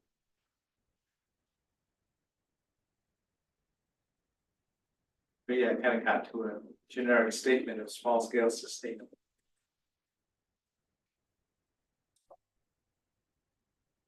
Yeah, because who knows what the future's gonna be. All right, 3.8, the next page, so policy 3.28 starts it, and then we get through. I think the things that I would point out on this page is that goal 3.3 starts talking about rezonings and you know, identifying and classifying agricultural lands. There's also some gradation policies in here. And then goal 3.4 starts digging into our forest land policies. But as I had previously mentioned, quite a bit of discussion throughout the process on rezoning. So just notably 3.3.6 B, that's a new policy that was added that relates to that high desert zone that we had kind of briefly mentioned in the past. That was that interest from community members in exploring a new alternative to MUA 10 or RR 10 that could be an option to rezone into from farmland. So yeah, welcome any feedback from commissioners on these policies. Is there farm and forest discussion there or just farm? So goal 3.3 is primarily entirely, I should say, Okay. exclusive farm use, and then 3.4 is when it starts Got it, getting yeah. into forest lands.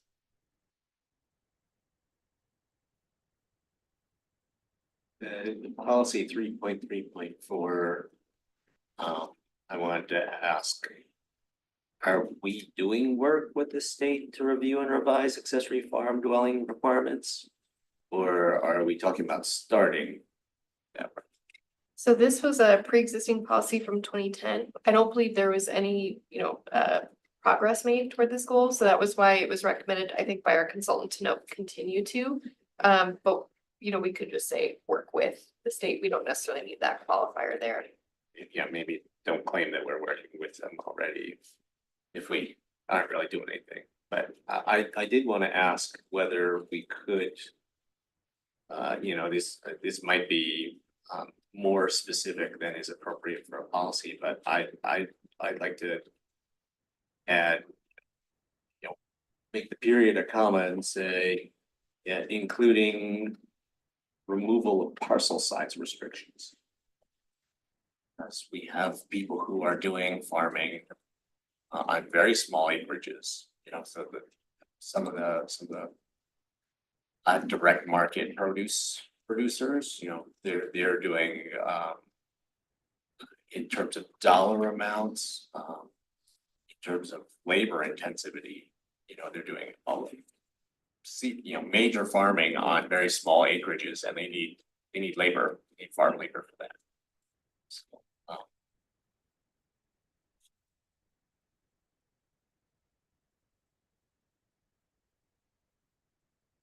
So what are those parcel size restrictions referring to? So the EFU parcel can be non-standard, so it could be small. So it could be zoned that already. but to do accessory farm dwelling, you need to have a minimum amount of acreage. Is that county code or state law? That actually, yeah, we did look into this one. I'm looking up the exact parcel size, but we did look up if this was just our code or state law. It appears it's just our code that adds this parcel requirement. And what is the minimum, what is the acreage? I am pulling that up now. Unless Phil might know it off yet. I'm looking as well, let's see if it's there first.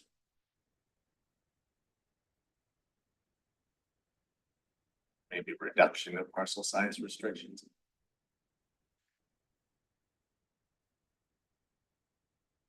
So this policy says work with the state, and then we're jumping to county codes, maybe the policy. I mean, it's something to look into that. Or we could rephrase the whole thing as, you know, working at accessory farm dwelling opportunities, including working with the state and revising our own code. Yeah, just so it reads right.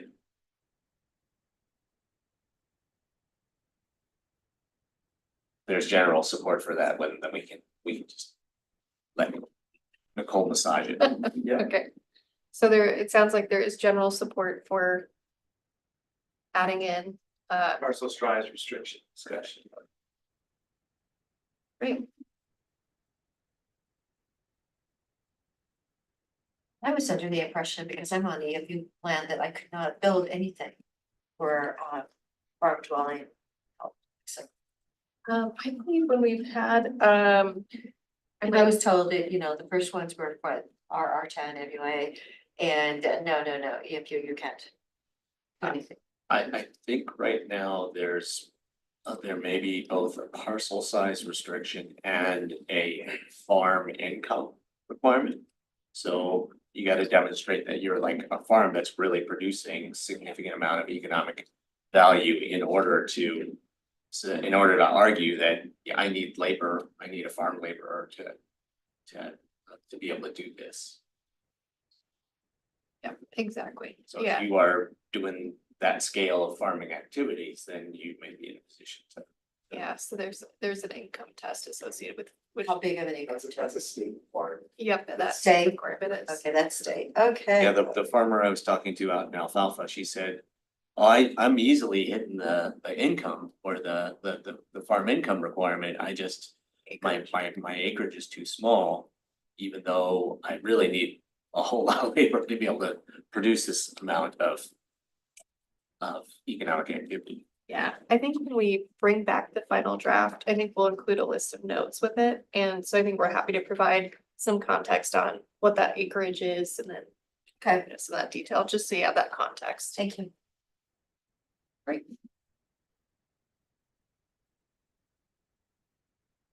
Any other suggested revisions on page 3.8?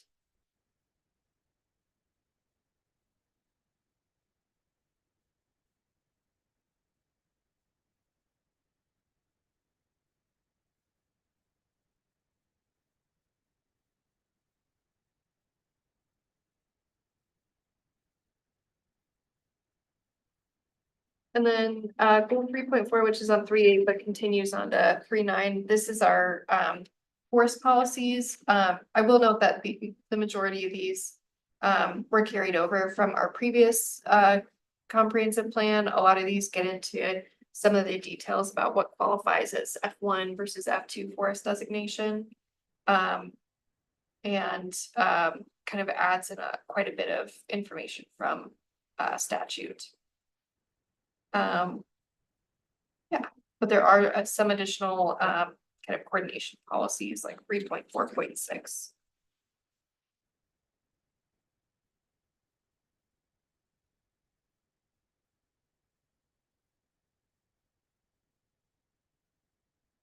Here's another place where that specific one, 3.4.6, that's another place where I would mention community wildfire protection projects.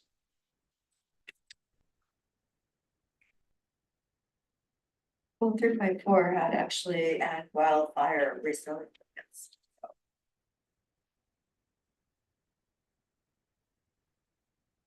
Which one? At the end of 3.4, it said, forest health and wildfire resilience. So. Oh, and cool, 3.4 on page Yeah, 3. it's the last. Right, and then the policies flesh the goal out more. Because in terms of things we should be coordinating with the Forest Service and the BLM on. Maybe this is actually also another place to mention homeless encampments.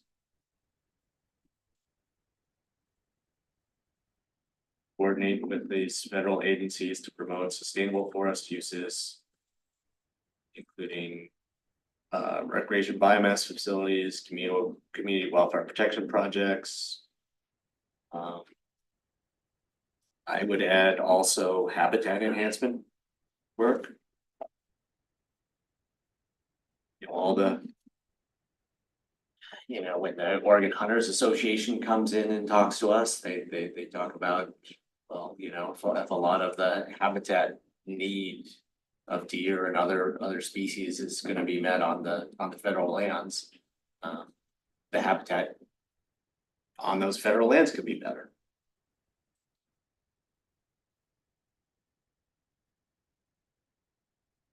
But we could also add, you know, something about management of homeless encampments as well. So I see this as either a reference to their plans, because that's what it says, you know, we're gonna follow through with working with these guys on their resource plans. Or we start listing out the stuff that's the priority. So I mean, I'm supportive of all those topics that we're talking about. Just thinking, dropping them in the middle of the wording. This is policy tension. It just says, we're gonna work with these US Forest Service and BLM people on their management plans. You know, so it's a positive statement. And the things that I mentioned are things in their plans, just like recreation facilities. Yeah. The biomass facilities, so.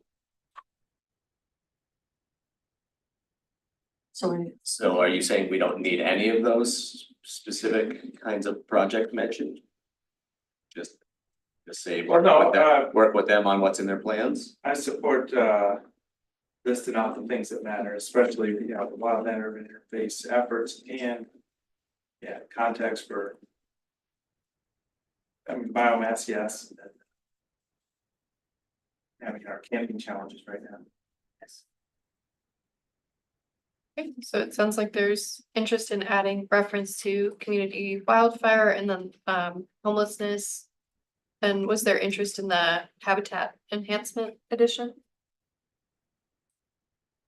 I think that's kind of foundational to everything. Right.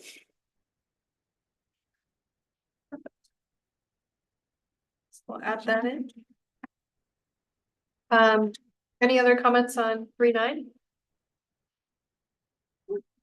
And then this is the last page of the chapter, 3.10. Thank goodness you've got a sprinkling picture that's not in the middle of the day. That's really nice. Much better use of water. Round it out, sure, yeah. Oh my gosh. No, I just see everybody has their sprinklers running when I'm driving around on Saturday and I'm going like, do you guys not realize you have like a 50% evaporation factor? Or some of them that are basically sharing a lateral with a number of other farms, so they each get a turn and, you know, it takes the whole day to get through that, the group of them. So pressurized water in everybody's field, brilliant.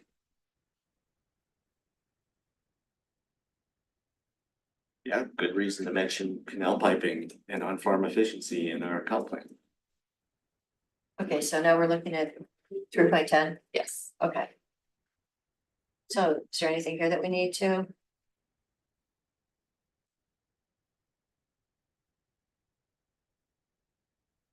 So these are, yeah, primarily, just quite a few coordination policies. So I mean, you know, in this, it talks about notification of agencies. We did add in, tribal governments as well to policy 347. Talks about 3410 talks about coordination with community stakeholders for forest management plans. So outside of just federal agencies, other coordination there.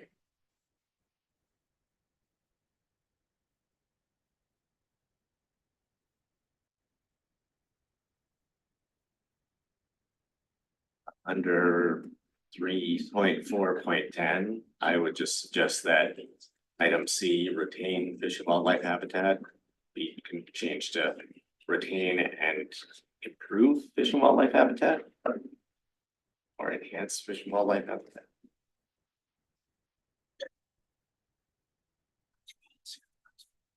Does that mean take an acre and make it better for the habitat, or take a second acre? That means take the habitat that you got and make it better. Things like So you want retain and enhance. And that would be an action for.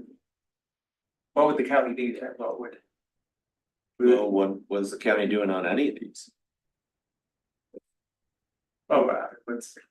I believe, and you know, Peter or Will could correct me on this, but because this is related to essentially coordination, having these could help us, you know, if we're, for instance, a cooperating agency, you know, if we're reviewing a project or a forest management plan or something like that, these could be things that we refer back to that we might include in comment letters or something like that. But they're, again, those aspirational policies. These are forest management plans and projects. And also with ABC. Wildfire protection plans or Yeah. community forest management as well. Yeah, so retain and enhance or whatever, that's fine. Sounds good. Okay. Great. But then, yeah, so wildland urban interface. So it's mentioned right up there.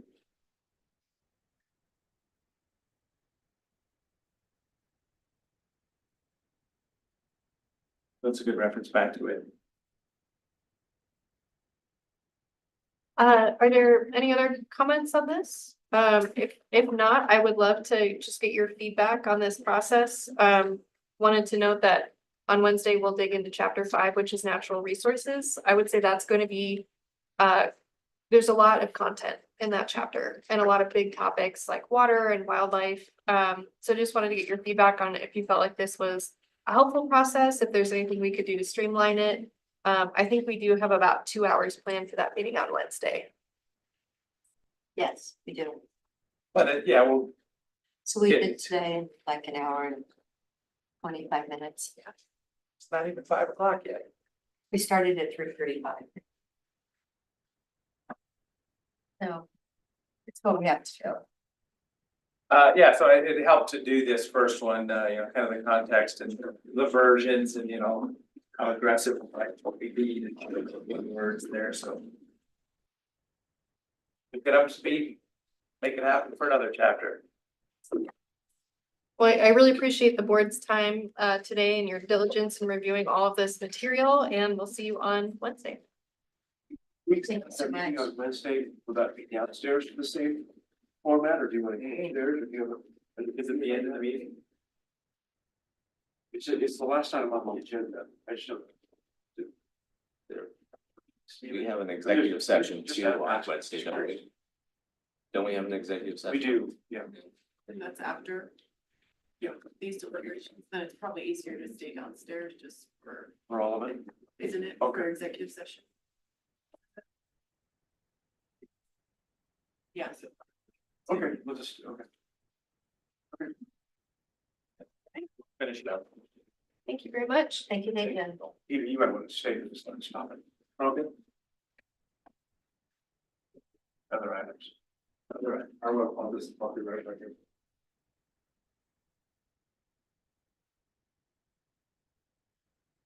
If I could do a quick other item before we get into whatever in-depth things you want to discuss. My fellow commissioners will recall that I was really interested in a bill in the 2023 legislative session focused on child psychiatric emergency centers. Bill that did not get done in the 2023 session, but which I'm hopeful that they're going to bring back in 2025. St. Charles Bend was identified as a potential location to put one of these 3 to 4 regional child psychiatric emergency centers around the state. We had discussed getting the bill sponsor over here, doing a tour with legislators, and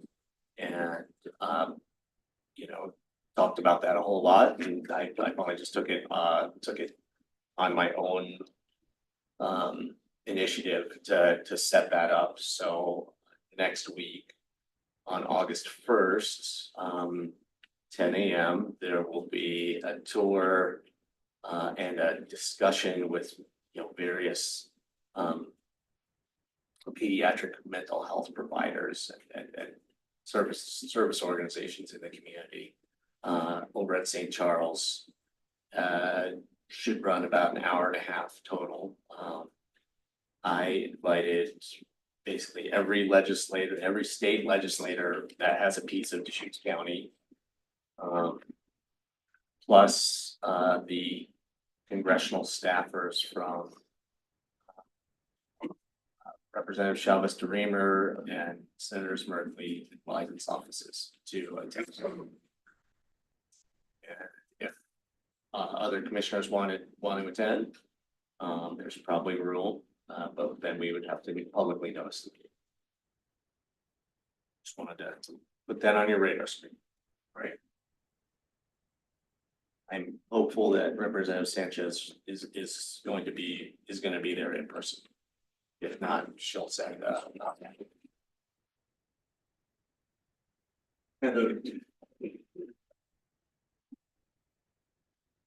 Sanchez is the only legislator out of town, from out of town. Yeah. But that's the key to the whole thing. Well, I mean, she was the sponsor and the keeper, and he's also co-chair of Joint Ways and Means Committee, so if she wants it to happen, she would be able to make it happen. The only reason it didn't get done in 2023 was because of the walkouts that prevented a bunch of bills from getting to the finish line.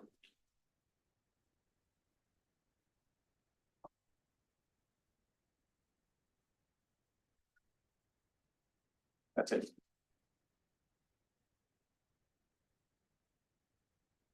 I'll see if I can, that's 3 days.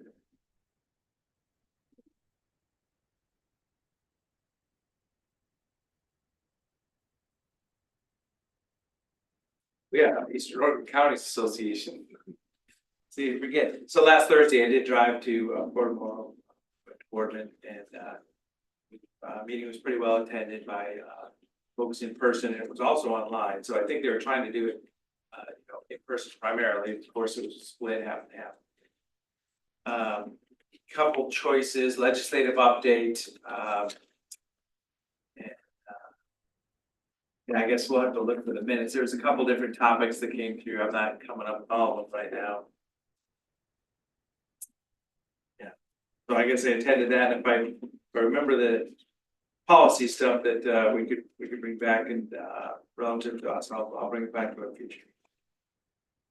I did go do that last week.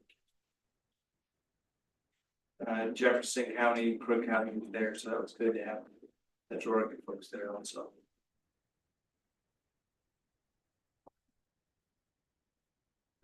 That's it? Okay, so, and we did have a workshop Thursday morning, at the same time for the Coordinated Homeless Response Office. It was a workshop.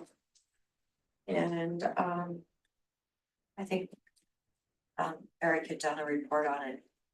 I believe you sent it out to all the commissioners, didn't you? Yes, this morning. Okay.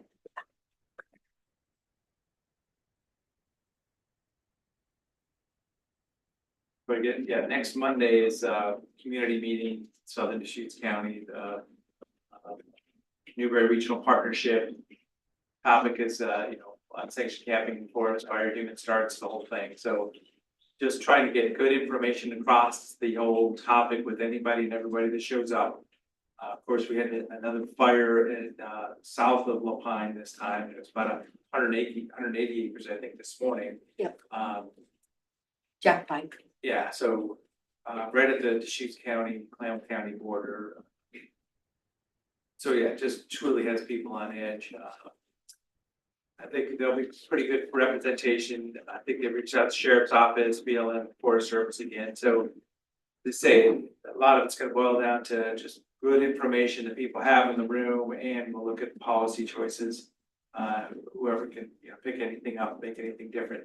Obviously, we're throwing the battle right now. Fires all over the place, but people are engaged, and I will definitely use it for information sharing with everybody that shows up. That's next Monday. Okay, and so Friday afternoon, Commissioner Chang and I were both at the Rooted Homes ceremony for the dedication of the home. It ended up they could only get one teacher to qualify, only one. They were going to have 2 homes for the program, only one. Nobody could make the $300,000 mortgage.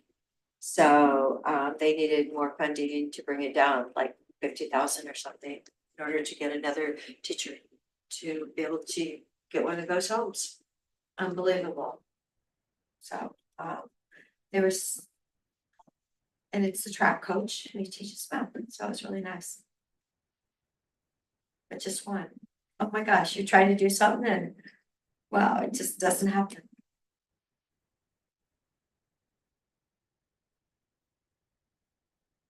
All set? Yep. At the request of at least 2 commissioners or up to commissioners on Wednesday, staff drafted a letter to the governor about the Gales property. I emailed it, I also have copies here. Thank you. That's get some feedback direction. Here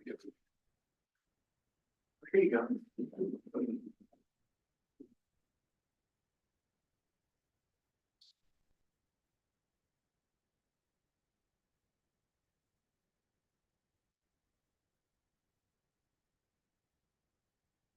What's this?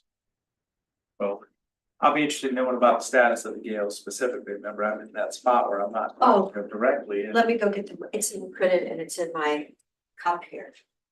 That's my printer. I have a letter from Lori. Did I send it to you, Laura's letter? I think so, but I can remember. We got it. Huh? I got it. You got it? Yes. I think She sent it. oh, I'll go find it. Yeah. It might be in this. Okay.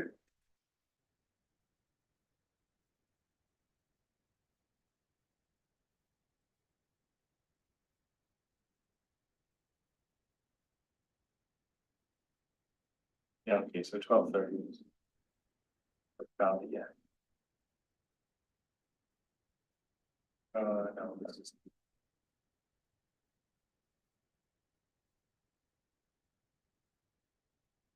Forward it, so it's at the top.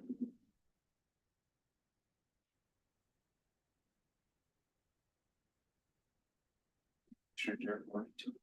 Oh, yeah. So, yeah, It's so even on Saturday. Oh, it did, okay, yeah, looks like I got a homeless letter too Sunday.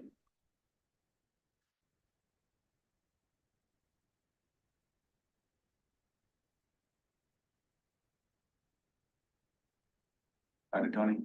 Yeah.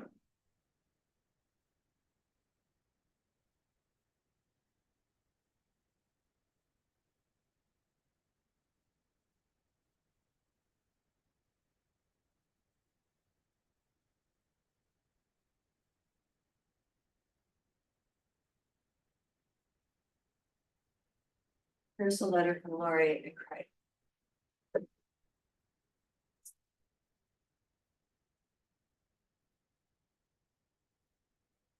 Yeah, they've been working on this for quite a few years.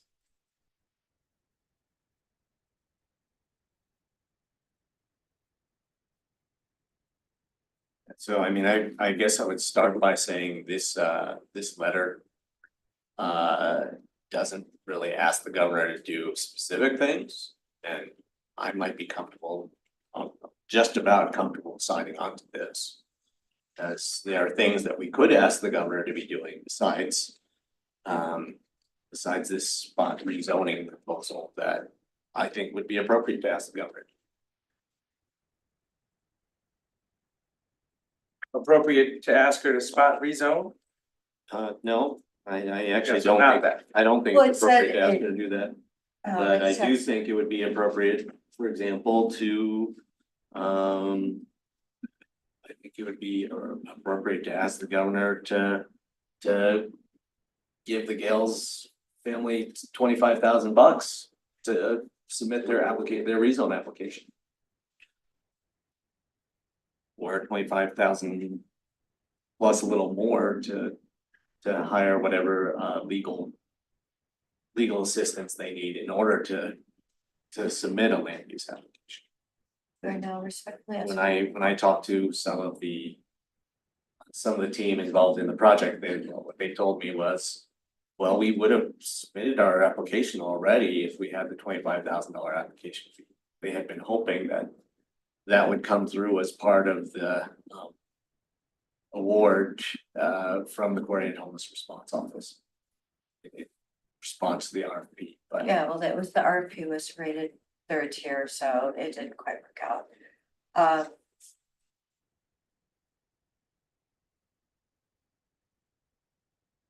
Thing to keep in mind is what's allowed is the safe parking program, which is different than a managed camp, which is what most recent letter from the Gales. I did wanna, if I could ask you to dredge up some of the research you did for us before. Back when you took a very, very close look at House Bill 2006. Or whatever kind of successor there was to House Bill 2006. I couldn't remember what was allowed in rural residential zoned areas. Or safe parking. Well, Or. yeah, what I thought I remembered was that under 2006 in rural residential areas, indoor shelter was allowed, but safe parking wasn't allowed.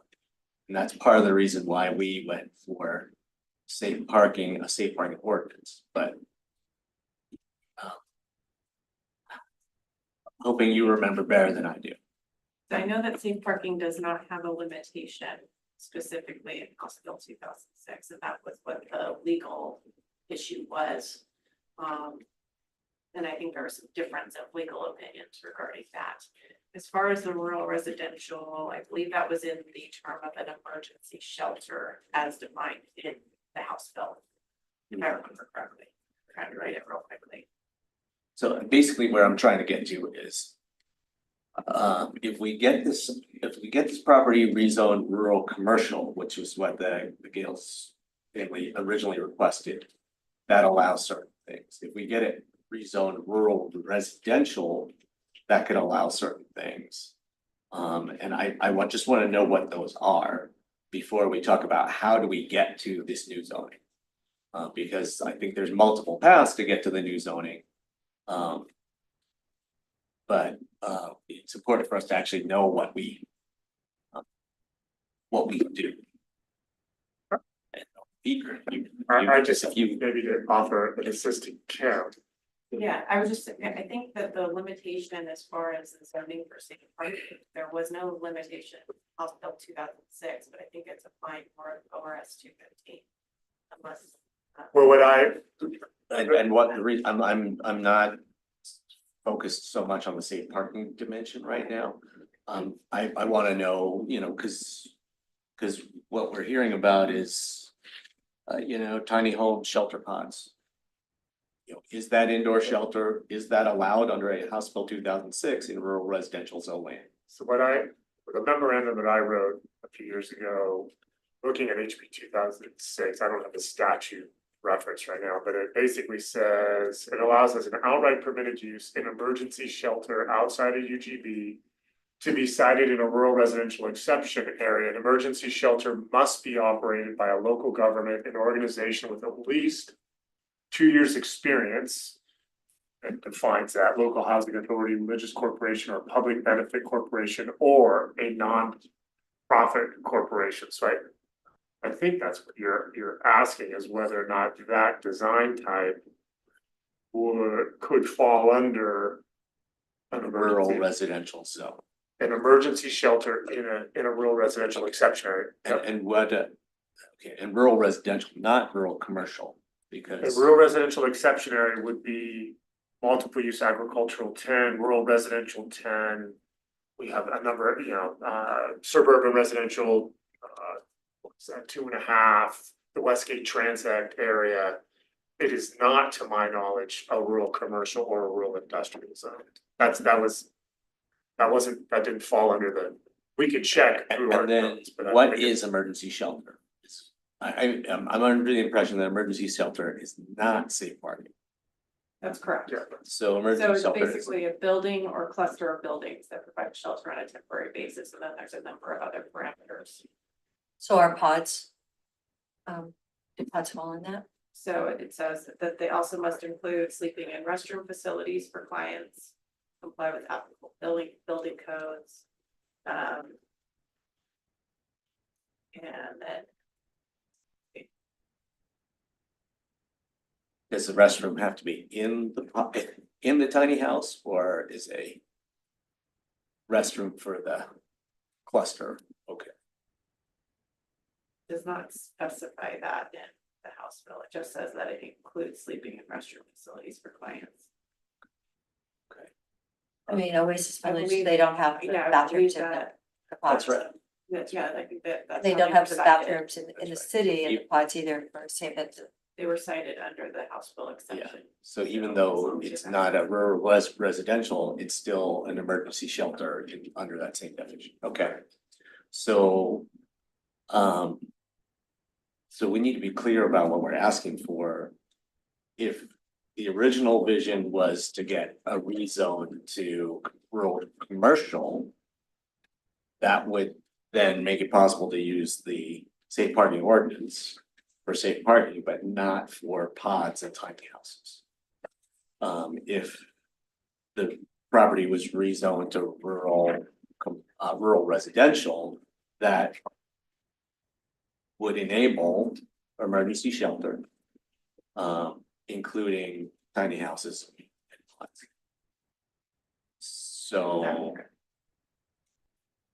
So that, we should make sure that the Gales family is aware of that distinction, one rezone to rural commercial only allows them to do safe parking. Rezone to rural residential would allow these other things. Are they proposing the zoning to rural commercial? I thought it was to multiple use agricultural too. Or I mean, the concept. At one point, I heard rural commercial. Okay, because just to be clear, the rural residential and multiple use agricultural are rural residential exception areas. Yeah. Okay, yeah, Okay. Okay. So. Property across the street is rural residential. I believe. which is an exception area. Yeah, So we just wanted, we want them to be clear about that.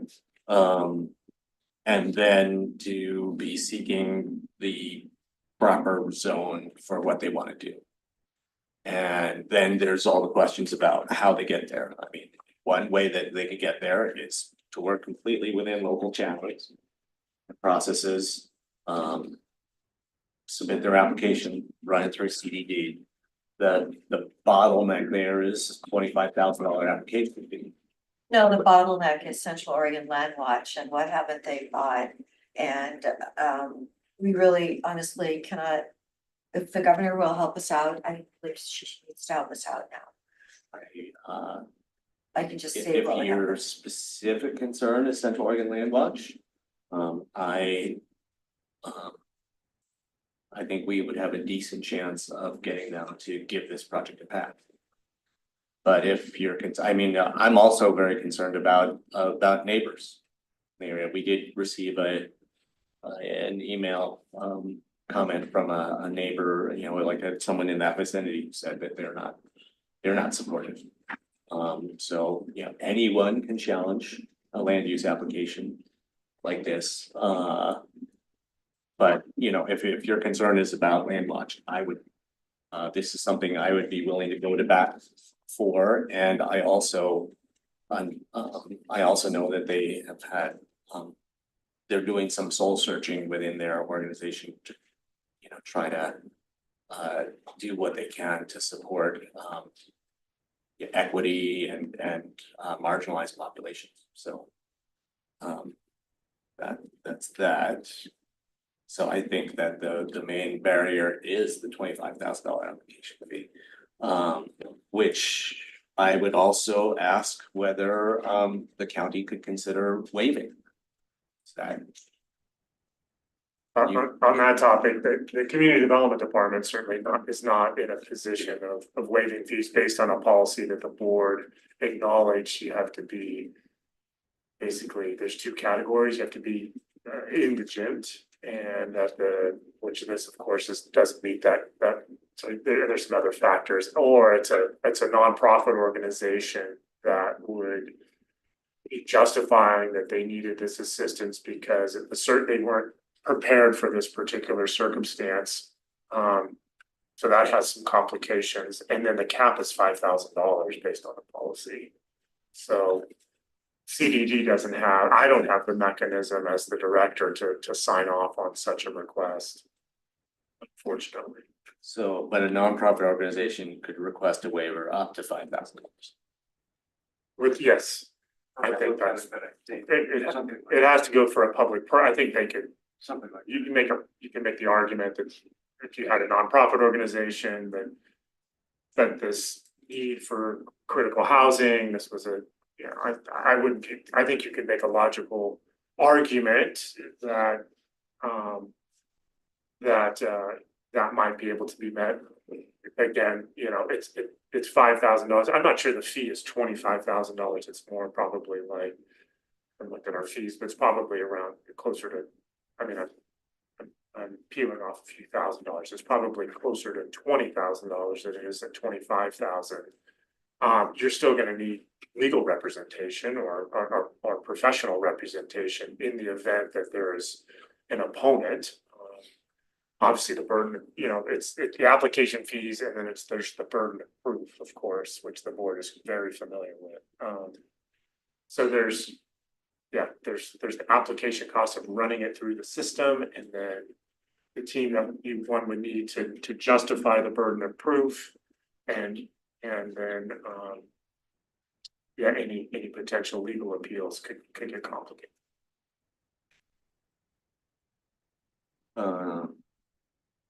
On the letter, did we approve an additional 200,000 for Mountain View? Wasn't that the last motion we did? You said 250, but wasn't it 200? It's on that front page, the bottom. I would check on that number. And then can we not add that the tiny home villages are adding 10 more tiny homes? Yeah, Oasis. Yes. And then actually, that village, we could add the 7 additional units at that village too. Yeah. Can I ask a question about the governor's request, just from my own understanding to the extent it might be helpful? The governor, I wasn't aware that the governor has the ability to waive local regulations, but the governor does have the ability, in this case, waive state regulations and the processes that come with it. But the governor does have the ability to champion a bill that in the regular session that could allow with the legislatures through the legislative process, the ability to then demonstrate that this site is of statewide significance that allows for, you know, safe parking or emergency shelter. So the question I have for the board is if you're getting into details, is that is that a request that the county would be making is whether it's an emergency declaration that then provides the persuasive context in the next session to have the legislature consider this particular site to then supersize is not the right word, but supersite a one or both of these types of opportunities. Because that has happened before, the governor has supersided, Okay. right? Intel or, Oh, yes, Yeah. somebody like, yeah, somebody that really needs it, that's not worried about burning up because the homeless are taking over your county. I just didn't know if that would be. So, if that- yeah, like I would like to understand better what the governor can do. I mean, people have She been said- asking, She said if we did a lot of things within the city, that she would consider this, is what she said a year ago. So, Right, but- and I did talk to Representative Emerson Levy on Friday about it, and she said, oh, Patty, I definitely would support this. So I sent her a letter today, along with all the other reps, pretty much all the other reps, to see if they could let the governor know that we desperately need this. And to wait a whole nother year, Peter, I mean, when we I have was the just windfall. asking the question, Yeah. my own naivete. but procedurally speaking, the question is the governor allowed to just herself rezone a piece of property? Spot zone, isn't that the word we used? I don't think the governor could unilaterally change the zoning of a property in any context. What the letter that the board signed, or they directed me to sign last year on your behalf, this was initially to the DLCD director, was a request for new emergency rules to provide emergency sheltering options outside of EGBs. So Deschutes County is exploring all options to provide emergency sheltering options for our growing and sheltered homeless population. So she could direct the Land Conservation and Development Commission to immediately consider and adopt administrative rules to provide temporary sheltering and interim housing options for people experiencing homelessness, which is the language basically that we used back in 2020 for people displaced by the 2020 wildfires, and LCDC adopted those rules. And that was so that would be her authority would be to do that. I don't know if there are other legal mechanisms. I don't know. Funding, you're right. There's funding opportunities that state might be. I don't know what those opportunities would be, but. And Peter, the thing that you described was do an emergency declaration that then tees up legislative action. That was a thought that then allows for a legislative bill that allows for deciding, basically allowing this use that wouldn't otherwise be permissible, because the zoning piece is problematic, but the ability to add this use to a specific location, or if there were parameters elsewhere that opened opportunities elsewhere throughout the state. But yeah, that was my thought process.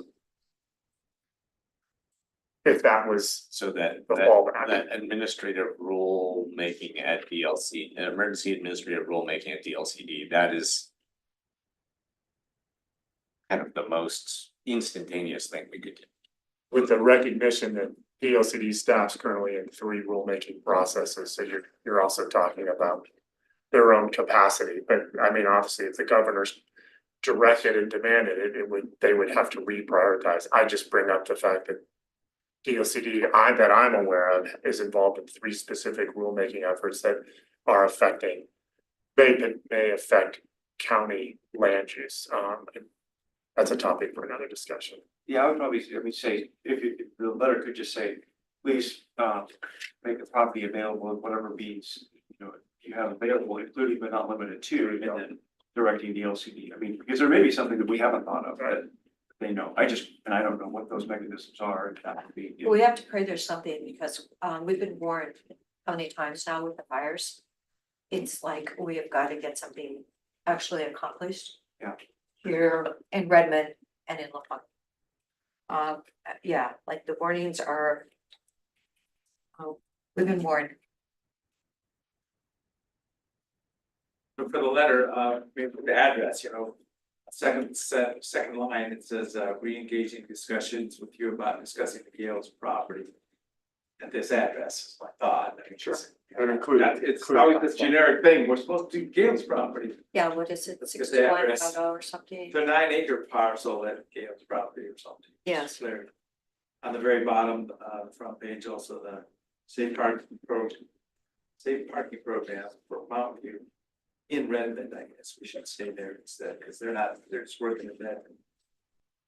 Just the last one. Got it.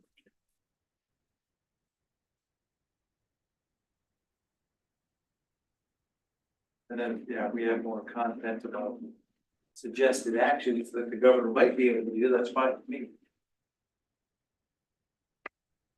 Is that enough direction?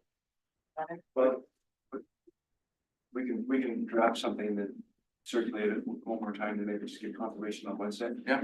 Okay. I just sent you some letters that they've sent in the past regarding this issue that might help to. Okay, you said over the past year, I think you should say over the past years with the Veterans Village, I'm gonna add the Veterans Village in. Instead of year, because we've actually been doing things. Yeah, that's good. 18 months. I put the past year just because the board wrote to the governor a year ago and part of her questions Okay, were yeah. just like, what But the is? Veterans Village is adding 7 more cabins. Yeah, So- I could put, Okay, so in Yeah. the past year, the Veterans Village added 7 months. Yeah. Since we wrote. Successful program that's had 35 veterans move on, yes. Yeah. Like it's to be copied, it's doing such a great job. all right, Okay, so yeah, we'll send a new draft tomorrow and we can read. thank you so much. Does it also, just some value added, does it make sense to engage the Gales to ask what zoning they do want? And then if you do that, then it could, then if, for example, they were interested in a rural residential exception area, then there could be an opportunity for both, uses that you were describing. It's a generic letter that they sent, but they Very just, passionate. yeah, They're not. it's a letter from their heart. Oh, that Yeah, they're no, working on this. And they may not know where they. Yeah. Right. Someone had been encouraging them to use specific language about spot rezoning. We, to my knowledge, we haven't had an individual property that was redesignated, and rezoned from PFU to rural commercial, so that. But yeah, Yeah, and that was I have not had a chance, I've now since had a chance to talk to a couple of team members, but I have not had a chance to talk to Craig Gales himself he's in in the Alaska. last couple of weeks, so. I suspect they're focusing on the outcome as opposed to the quirkiness of our Yes, zoning. But I think that the rationale on rural commercial was because they were picturing The intensity. something campground like. Oh. And wanted to be able to put in commercial facility, commercial like facilities. But Board like me to reach out and ask what zoning they're asking for. yes, yeah, and I mean, if not Craig himself or Lori, then like Chuck Hemingway. Okay, I'll start with Lori. I Lynn, have. start who with was- Lori, start with Lori, talk to Lori, see what she said. Lynn, who was here, popped in for a little while today during the grants pass discussion, he's involved, he's part of that team. Okay. Great, thank you so much. Do we have any other meeting minutes? Any other ideas for the agenda now? No, we're done, huh? Okay, it's 5:35 and we have time now for the next meeting. Thank you, meeting adjourned. See you all at 8 AM on Wednesday. Don't forget, 8 AM Wednesday. Yes. I would never forget. Thank you for repeating it. Yes, it's tough. Yeah.